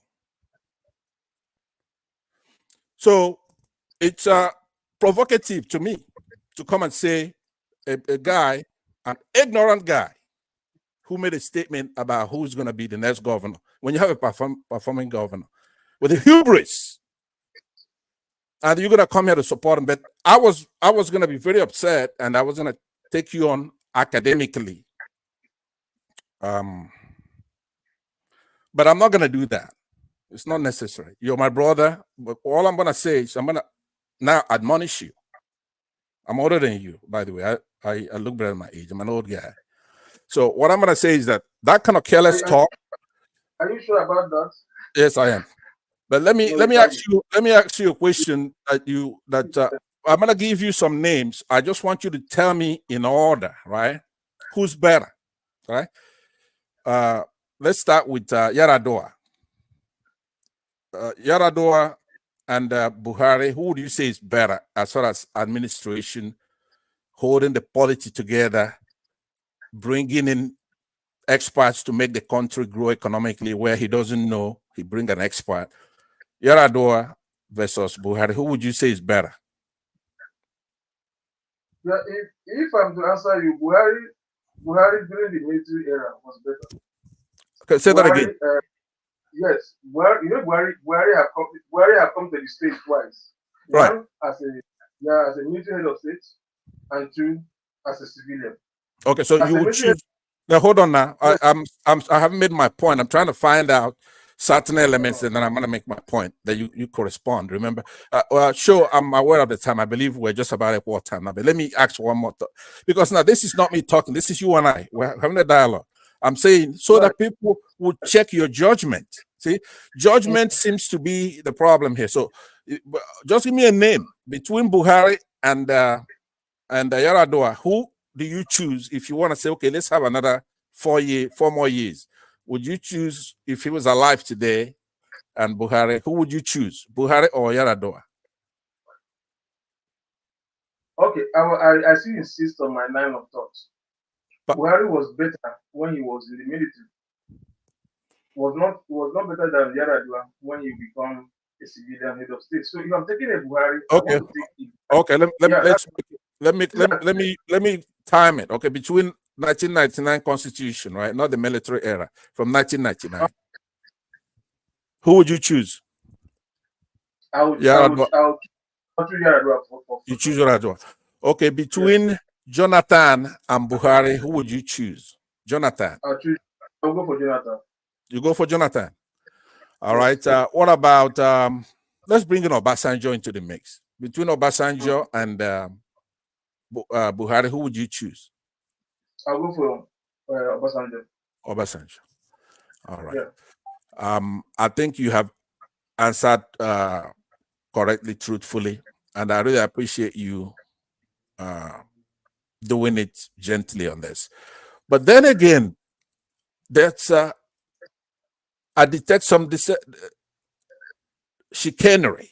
Let me use a much nicer word, right? A subterfuge. There is no logic between the choices you just clearly made here in front of the Nigerians, and then you are aspiring to go with an APC that's left us with 30-something% inflation, right?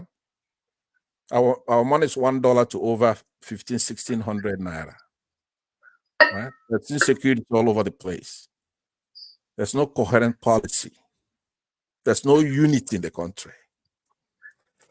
So when I see things like this, now this is what gets me irritated. I don't know if it's cunningness or you're just trolling, or it's a scheme, a ruse, subterfuge, connivance. I don't know what it is. Sorry, Pansa, can I say something? Yes, sir. Sorry, Obi, hold on. So I'm not sure if you were here when I disclosed it. Obi comes from the same clan with me. I know where Obina is going to with his APC. He's defined it for me. Now, I'm not saying I agree with him. I totally do agree with him. But Obi is admitting that at the national level, APC hasn't done well, which we all know. But he's saying that because of what he is seeing, the person who runs the APC in the state level, his personality, his values, and all that, that it makes him prefer to run at the state level to join the party at the state level. But he admits that at the national level, they have been a mess. I don't want to mention the person's name. I don't want to go there. So, but for him, this person running the things at the state level has shown maturity, has shown good sense of judgment and value, and is predicated on the fact that they lost an election. And the man said, if we lost square, clean and square, there's no point I'm going to support anybody to go to court to contest anything. We're leaving it at that. That is on that basis that he's saying not everybody in APC should be judged as bad. That is what he is trying to say. That I just wanted to bring that. All right, I'll conclude. I'll take that. I know CM is here, Dr. CM is here, and he wants to speak, and Dr. Obinna probably want to round up our thing. But I would take your word, but not before I say the following. I would say that Dr. Obinna, it will be advisable that you make yourself very clear when you are speaking on a platform like this, right? Have some grace, some sophistication, some finesse. You know, you have to be stylish. There's no need to associate yourself with evil, no matter what. I don't care who it is, my father or anybody, whatever laudable goal you have. What we have in APC is an evil political party that has come to destroy our country. And a lot of people are losing their lives. So I'm not going to be, I'm going to go ahead and yield back. Dr. CM could comment on this. And of course, sure, thank you very much for indulging us. And Dr. Obin, I hope I see you again. I believe that you'll be a good soldier if you just listen to what I just told you today, right? Don't associate yourself with evil. No matter how bad it looks right now, we're going to overcome this by doing the right thing, by doing exactly the right thing, only nothing else. We're gonna defeat those idiots in that party. Thank you very much. All right, thank you, gentlemen. Dr. CM, word of prayer. Sorry, I'm joking. Any last words from you, Dr. Bina? Don't worry, I'll come to you. I'll come to you, Dr. Bina. I'll come to you. Don't worry. Actually, I think they say in the US, I mean, thank God this is the season. Pansat, you are in US, you can correct me if I'm wrong. They said even if you bring any cockroach in New York, so far it's Democrat, they will win. Maybe the same with California also, because these are sure bankers. You see, in the Southeast, APC hasn't done us any good. Look at him. Look at what is going on there. How on earth? Because sometimes in politics, you go with the flow of the people. You know, when we say people, there are, I mean, somebody could be a professor, retired permanent secretary, staying in the village. It doesn't mean because you see him in the village or this, he's knowledgeable, he knows what he wants. But is that they feel that just like Benjamin Kalu was doing, they feel that we can't tell them because you are a politician, you know more than the people. No, sometimes the people will tell you, come, we are here, come and lead us in this group. What is wrong with that? That's why whatever you tell my Anambra people, they go for AGA. And when you talk, they say they are comfortable with it. They don't care. And they are delivering. Education in Anambra is like a premium. It's like saying almost the top 5 in Nigeria, if not the top 3. And people are seeing results. They are not part of this and that. So in Abia State, why can't this Labour Party be just like say when you mention Abia, you mention Labour, and you are getting results. So when people come and tell me APC with Imo State the way it is, I look back and I shake my head. In Nigeria, okay, look at the coming of APC at the federal level. Which state is governed by APC that is exemplary in Nigeria? Which state? Is it Lagos? Somebody might point towards Lagos. Lagos is a different ball game. Any governor can perform in Lagos because the fund, the money is there, the attention is there. Which state is APC? Somebody should now point and say, so that is worthy to be emulated. No, there's none. It's all the same reason. And moreover, there's what they call political culture. You can't go to Sokoto State and start to float APGA for them, or Northeast or Northwest. No. You go to Southwest, you want to float APGA. It's a good party performing in Anambra. So how should we then bring APC to Abia? With the way I'm just looking at what Benjamin Kalu said and somebody, to me, it's a bad market. People are hoping that let this man get out of Imo State, then we will take back our state and then put it the way it should be. So bringing APC is even provocative. It's like insulting the way it is. Is it not APC that Buhari used to tell us, for you that is saying you choose Buhari under military, Buhari used to tell Ndibo, yes, we know I denied you what is due for you. You didn't vote for me. Is it not the same Buhari? Under military, what even did Buhari do? Plunged Nigeria into recession during his military era. Let's forget about what we are saying. No. Plunged Nigeria into military, what is it called? Plunged Nigeria into recession. The first time we had it. And not only that, committed international opprobrium by kidnapping Omaru Diko. He came back again to go and kidnap Nnamdi Kanu. I mean, you want to judge a regime, you judge a regime in totality. Committed an affront on international law. Because of Buhari, Britain severed diplomatic relation with Nigeria under Buhari because they want to kidnap Omaru Diko. How? You apply for extradition. He came back as a civilian and did the same thing within Nnamdi Kanu. So really, is not a good poster boy for APC as a party. Now look at Tinubu that took over, and you are telling somebody that what obtains there, just like Benjamin Kanu is saying, You want to connect, you want to reward Tinubu because Tinubu they made him number 6. So it's all about me. It's not about what is in the best interest of the good people of Abia State. Anyway, that can never happen. Like I predicted before, this will be his last time because recalling him won't be, it doesn't work in Nigeria. Otherwise, they will start if he's in the Western world, they start immediately. Anyway, he won't do that now. He knows. He felt that his 4 years is assured. The worst is that they will rig everything, but it's not going to work. So to me, somebody dabbling into APC, particularly in Abia State, the way it is, I don't think it's a wise decision to make. What really is APC going to do that Labour Party in Abia is not doing? What really, just because sometimes I want people to convince me, let's be logical now. What really is APC going to achieve? What, even in the Southeast, tell me, what really is APC going to do that maybe APGA and the Labour Party are not doing? So please, well, people are free to make their choice, but sometimes when you make a choice, you have to know that for your choice to be to come to fruition, you need the input of others, because it's not something you make and it comes through. You have to go and sell. APC is a hard sell. Who will listen to anybody say you APC? Now they are going to do election in Anambra State and somebody is telling me, mentioning APC. Who will listen to you?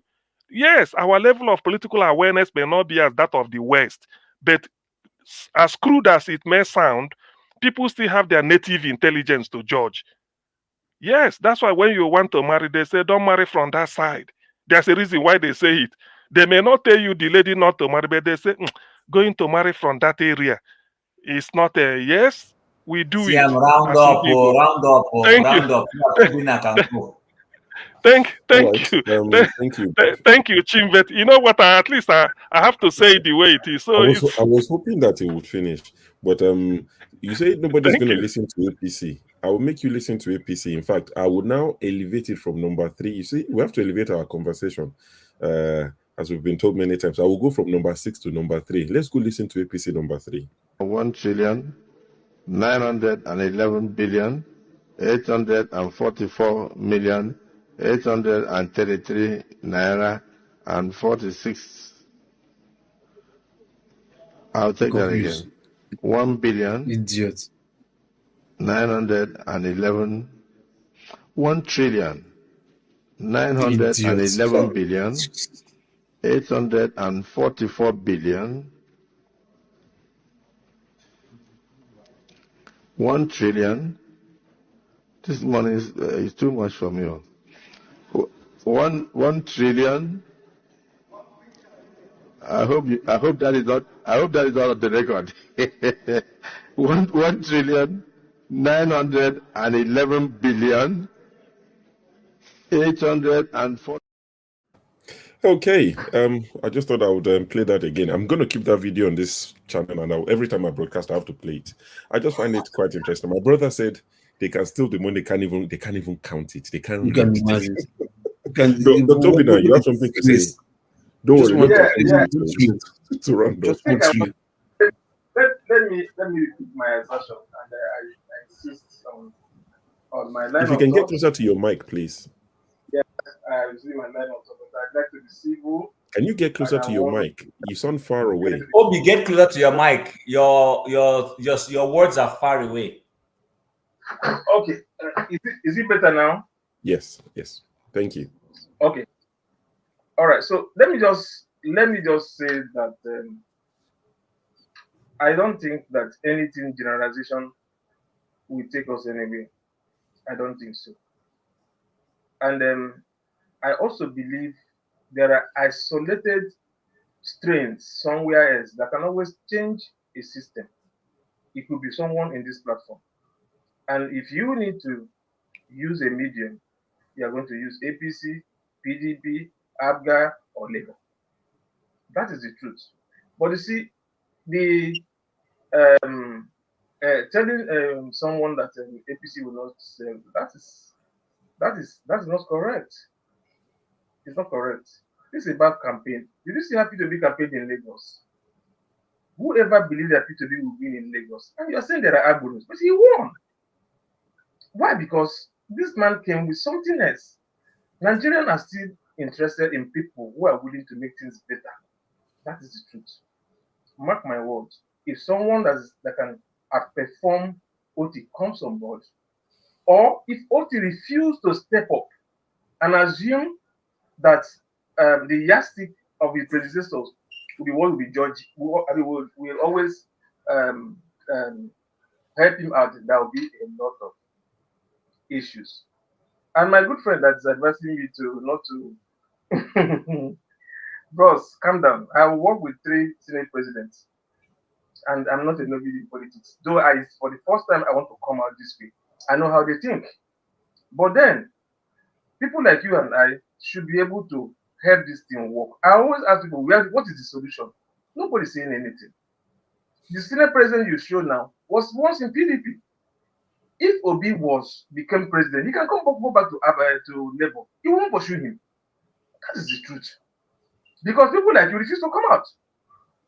And people, when I'm trying to come out, you want to tell me either I go to Labour or something else. I don't understand that. It's not correct. It's not a good way to manage principle, precepts, and come out with an opinion, no matter how low the logic could be. So if we believe that there will be a change, I have mentioned this before. Just $1 that came to the scene changed NAFDAC. $1. Just one Peter Obi that came to the scene, he humbled 2 big wigs politically. And I said it over again, it will be strategists were able to capture the Purposeful block and the Wicked block equal one. He will win the way Oti win. He can't read it. Yeah, could I come in? We're rounding off. I've got Odi in the backstage now. Okay.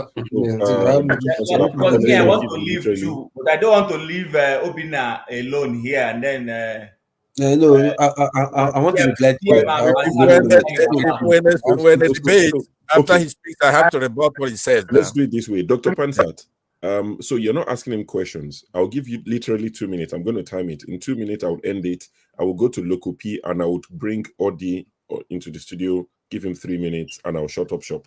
I can leave you backstage if you want to carry on once I end this thing. But Dr. CM, 2 minutes, please. Dr. Pansat, 2 minutes. You do believe. You just call me Pansat, and that's enough for me. But you do believe in the spirit of equal time whenever 2 people are having a discussion or a debate or whatever you call it, right? So if you give him time, you have to let me respond to what he said until the debate's over. So you're not doing me a favor by. Okay, so what I want to say to you, Dr. Obin, I mean, there's no time here, right? So your statements are just littered with one fallacy after the other. Fallacy of equivocation, where cause why P2B won that election and I spent a lot of time methodically going through it. P2B won 29 states in my own recording, right? But INEC with the forged elections, he had they all won 12 each, the major parties. So please don't import anything into the discussion that you already know what, because you have to be living under the rock to know that P2B didn't win that election. He won the election. But if INEC is going to do the sort of things that somebody with the news station, I forgot his name now, they were demonstrating that when I was driving, showing how blatant, I mean, these guys, it's not a rigged election. They just did a civilian coup. Kwakwaso, all the WUNA helped if they decide to do that. So the Nigerians have to be prepared to stop them from doing something like that. So that's the kind of I don't believe you're lost. I don't think you are you cannot be redeemed. I believe that you have to understand that some of us, like myself, I don't believe that it's going to be resolved civilly or where you do it because you want to. There are also people in the Labour Party, people from Abia, who believe that it should be done if you do it illegally, we should do it illegally, right? So, and I believe that's what's going to co-opt people like yourself. You want to be with the winners. You see the Labour as a bunch of talkers, and you've already done the math, and you know that talking is not going to solve this thing. So you just go ahead and sell out and join those people no matter what, right? But I want you to know that's not the way it is. There are a lot of us here who are going to bring justice down there very soon. If you guys cannot do it properly, we're going to use the Iraq model. I've said that very, very often here, and it's very easy to do. You have no air defenses down there, right? And you guys, you don't know your ass from your mouth down there, right? So if we in diaspora, that's going to be your salvation, is going to be us here. And we're going to come cracking down there to save that country, rescue that country. I want you to know that. All the people you see that come home to visit Nigeria from the diaspora and they're not strapped, they're law abiding. It's not everybody in the United States who's like that. There are some people who will come down there and all those guys are going to be running. They don't even have, they don't have enough people to guard them. There are people who come home with drones and be able to put them on the run. We can all the strong men that are doing those things, right? I see you out of shape there. You gotta go walk out and try to do you not get you want to not do bullets. All right, thank you very much. And do the right thing. Don't assume that we have to do this legally all the Chim, time. I want to reply you, Chim, please. Just 2 minutes, please. Okay, that's fine. Okay, Lokopi, I'll come to you quickly for 2 minutes. Then I'll go to Odi because he's just joined us. Give him 3 minutes, and then we'll go backstage if people want to carry on backstage. It's 1:40 a.m. in the UK, I beg. All right, Lokopi, 2 minutes, please. Okay, Chim, I'm replying to you, but indirectly talking to your friend, Dr. Obin. My brother. Your brother, your blood brother. What you said, because of trying to run for APC, the reason he's running for under the APC is because of the integrity of somebody who refused to go to court because they lose. APC in Abia State is like SDP result in the presidential election. There's no way SDP will say no, they want to contest the result that they want. You understand? So you wouldn't use that as because he refused to go to court.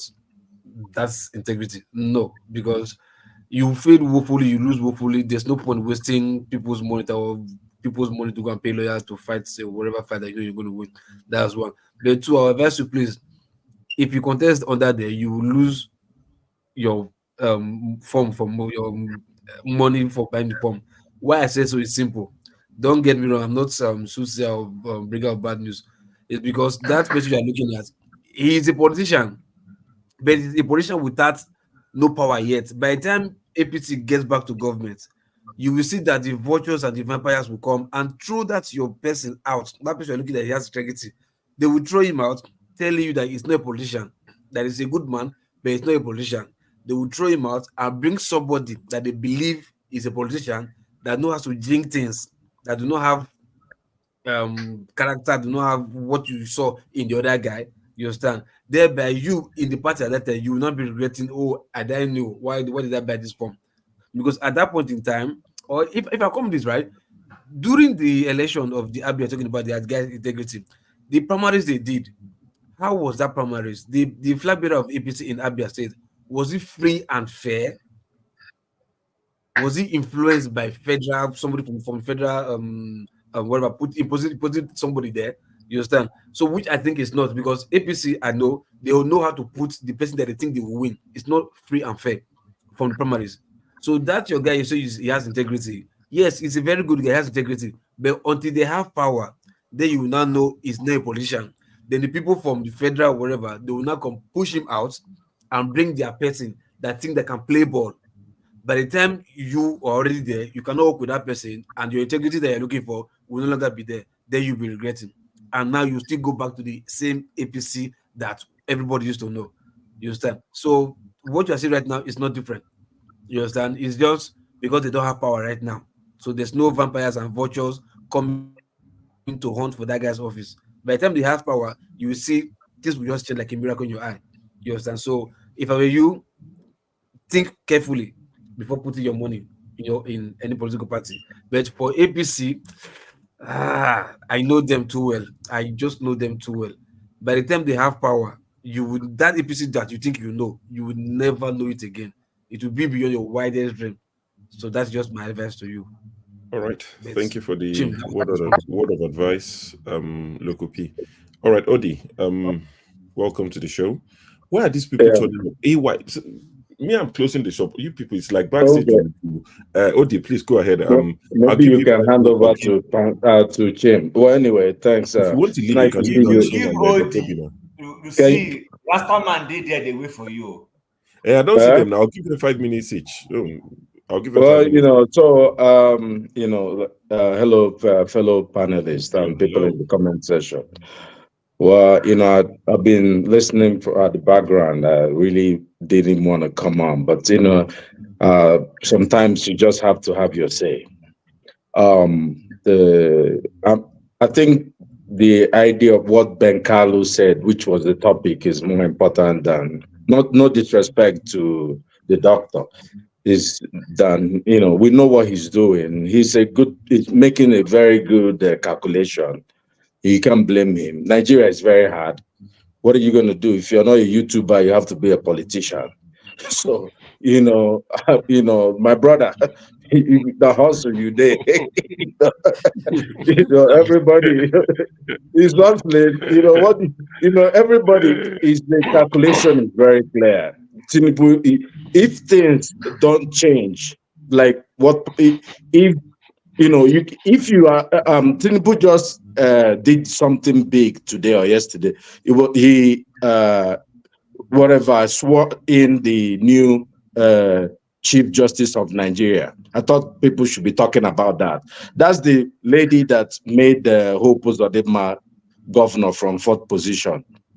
That's the lady that, when after the election, everybody was saying ban, place visa ban. Well, she's one of the people they placed visa ban on. That's how criminal what she did was, right?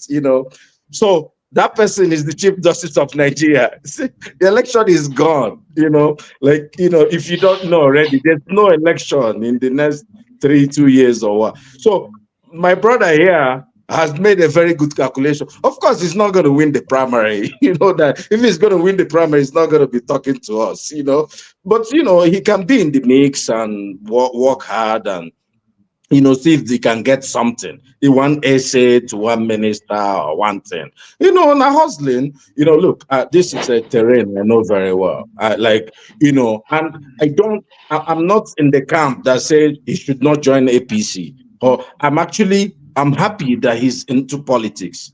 What I've told people is join something, join APC, join PDP, join Labour, join SDP, join something. Look, let's say tomorrow he decides that, he wants to, maybe he has it in his heart that he likes something good for Nigeria. APC appoints commissioners, electoral commissioners. He may be appointed as electoral commissioner somewhere, and he will stand his ground and do something right. But if he doesn't raise his hand, he won't be invited to the table. So, my brother, stand your ground, go in, do what you have to do. I'll tell you something, maybe I completely align with many things people say here, but Abia State has been a unique state. And I joined APC in Abia State. Guess who was with us in APC? The guy that is the governor now. There was no labor. We had to get rid of PDP. For 24 years, PDP was pillaging our state. We had to find a way to kick them out, right? The only way that we were going to get something that was different from PDP was through APC. There was no other way. So, I'm still in all the APC forums, so I know what my brother is doing. Look, I'm happy that you've gotten involved. So don't let anybody tell you anything, but I just want to make a comment about, Ben Kalu. I have deep connections, around him. So I'm going to be very careful what I say. But, what he says is still drawing from what happened today. APC, look, these people have mapped out the country. They are going to win the next election. Even if an APC person comes forth in Abia State, that woman will swear that person in as the governor.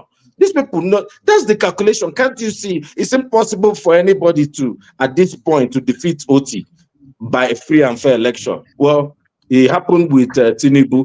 and Ohopo Uzodimma. And the woman is CGN. Could I push back on you a little bit? Oh, let me finish up. Let me finish up my. So what Ben Kalu, what we should be worried about is, the next election. People have said many things. For me, I've always said there are two alternatives. It's either there is a revolution, as in stopping the government, completely truncating whatever is democracy now, or they will have electoral reforms that will have electronic transmission from the polling unit to stop this nonsense, and then we can get the, or they have to stop the government one way or the other. Because without it, there is no way the APC is going to take over most states, most local government. Look at it, if you watch the channels, what's his name? That Anambra guy that contested for election. I don't like him very much, but he's a politician like every other of them that contested for Chidoka. He talks very well. And of course, he's full of nonsense, inside him when things will have to be said, But like when he could see that he was making sense. They did a research, right? Which they spilled, and nobody's even talking about what they did. They brought beavers, they subpoenaed and got everything from beavers from whatever E8 and E9, and they looked at it. This SDP guy who won in Kogi State, they just beat him up in Abuja there. The people beat him mercilessly. They chased him into his car. But from the election, he defeated the guy. But these people just made him governor today. Ohopo Uzodimma was confirmed governor by the same Supreme Court today. My brother Obidna, I know you did try, correct guy. You don't mind all these people. But every day is for the thief, one day is for the owner of the house. Can I just make a conversation of 1 second? I'll take less than a minute, okay? Sure. All right, less than a minute. What I want to say to VA so we can.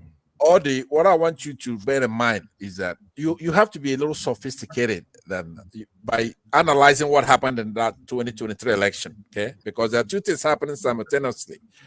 We had a bad actor, Buhari, right? And then you had Tinubu with his own star, and he failed woefully in his star. He lost his state. He lost so many things that he was counting on. He was banking on buying the election. That was his star. That was, and he was only successful in buying, they say, northern governors, stuff like that. But he lost a lot of places. The only salvation he had, and he had luck, and that was Buhari reluctantly supported him, and that's who rigged that election. Tinubu is not a Buhari. I want you to know that. Buhari had his INEC rig that election for Tinubu. And that's how, with the luck from River State, with what's his name, the minister of Abuja now, Wike. So he was able to just scale over the fence. His plan, which is his plan now, whether you agree or not, Buhari had some kind of aura at the time. Now we know he's an emperor with no clothes on. Tinubu cannot replicate the election. Wasn't for sale in 2023. He was planning on buying the election. That was his angle, but he could not buy the election. He lost in his own state that he built and lost in so many other places. Even Atiku won in some other place. Peter Obi won his state, one Abuja, one Port Harcourt, but he got lucky. It's not going to happen again. You could be scared of Tinubu if you want to be. That this is new now, between now and the end of this year. We're going to see. But if they're counting on replicating what happened in the 2023, you're going to find out it's not going to happen. So don't be afraid, right? Obinna, listen to me. Don't listen to somebody like Odi, who's milk toast, always sitting on the fence, finding something good over here, finding something good over there. The point is that you better go straight. There's nothing wrong with Abia Labor in Abia. They're doing a fantastic job over there. Thank you very much. All right, so thank you very much. Ovie, good to see you. It's been a minute. You've got the last 6-7 minutes before we go backstage. Thank you. So where are we? Sorry, before Ovie, I just used 1 minute to retort to Pansad. Maybe we'll do more of this at the backstage. Look. I don't think we need to really, Let's you not know. do this evening, please. I beg you people, so that the others can talk and we go beacon, please. No, I'm just. I wanted to just, counter what he said. I'm not talking about the last election. If you counter, he will counter. We will counter. We will counter. We'll just keep going counter. That's what you guys have been doing. This is the second time I'm speaking. I'm not sure why that's so difficult for you guys to listen to. You guys have been doing that. Let me just chill out. Take 30 seconds. Quickly, make it brief, please. Yeah, let me just. So my point is, I'm talking about the judiciary. The game has been played. I'm not afraid of Tinubu. I'm not afraid. Abia people know that Otti is performing. He's going to win any election. I'm saying there is no election in Nigeria. We have no democracy in Nigeria. What we have is civilian rule, civilian dictatorship, with the help of the judiciary. We can talk at the backstage. Thank you very much. Thank you. Ovie, sorry. Go ahead. Yeah, just a quick background. We solely talking on the guy on the topic. Ben Kalu, number 6. Just call him number 6. Number 6, okay. Well, I think the campaign for 2027 officially started August 1st, right? That's when they declare end bad governance and revolution now and whatever they tag all those the campaign that they started.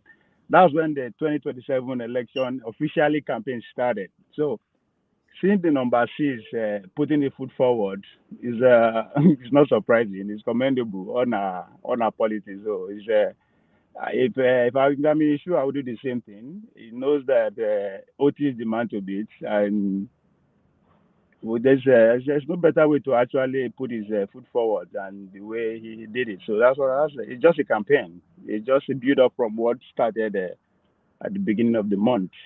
So it's the season. Unfortunately, we decided to take the role of analyzing and complaining rather than doing what they are doing, which is planning and organizing and strategizing ahead. But we'll meet election day. Last, all of us will turn to passers in as election and we'll move forward again. Okay, thank you, V. As always, you come from the angle of let the people organize. That's the only way to defeat what we're up against. Analysis is not your thing. Because if we don't organize, they will always mobilize us for their own purpose. Just like what happened within the last 10 days. I'm not disagreeing with you. Yeah, what happened is that they mobilized Nigerians, right? They didn't organize Nigeria. They mobilized them for that 10 days quick action, and they succeeded. So that's what happens when you are not prepared. Somebody will use it to, fulfill their own ambition. Okay, that's fine. I'm not disagreeing with you. I know there's a show tomorrow where all these things will be discussed, but since you don't like analysis, I was going to ask you, what's your thought on the new presidential jet? Do you like it? No.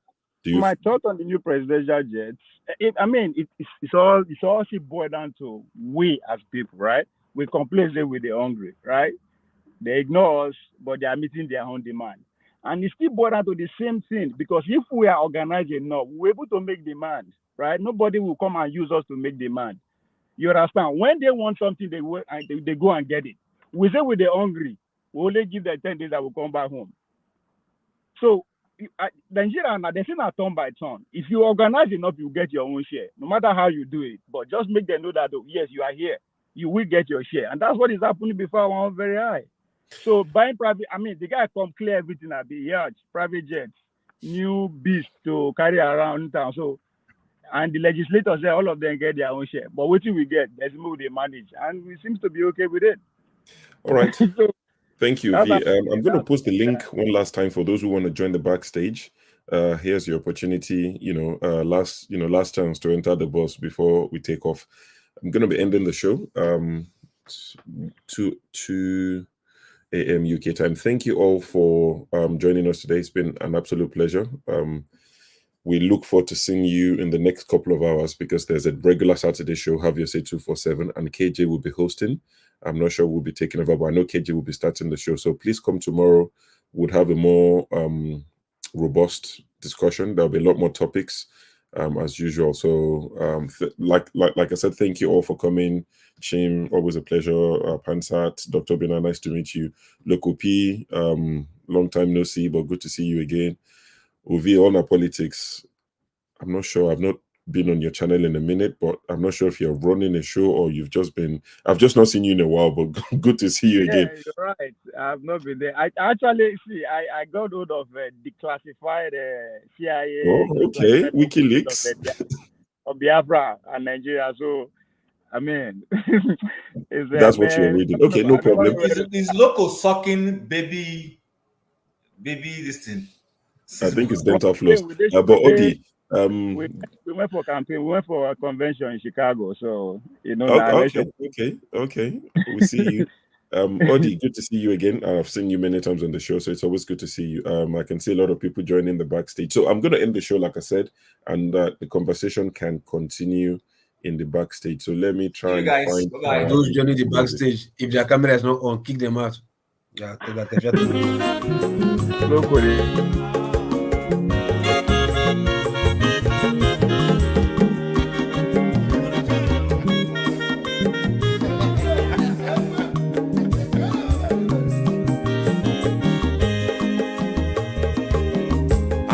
Onye mazolo bio akwa nwa zoro bio Max ibia bunye go kwanu mo no fube nazo olaga ni biazugo mmanwu olaga do ni biazugo akwa nwa wilochi o biko rapuzoro kona bazia Onye mazoro biko abama wazoro ndasari ibia unye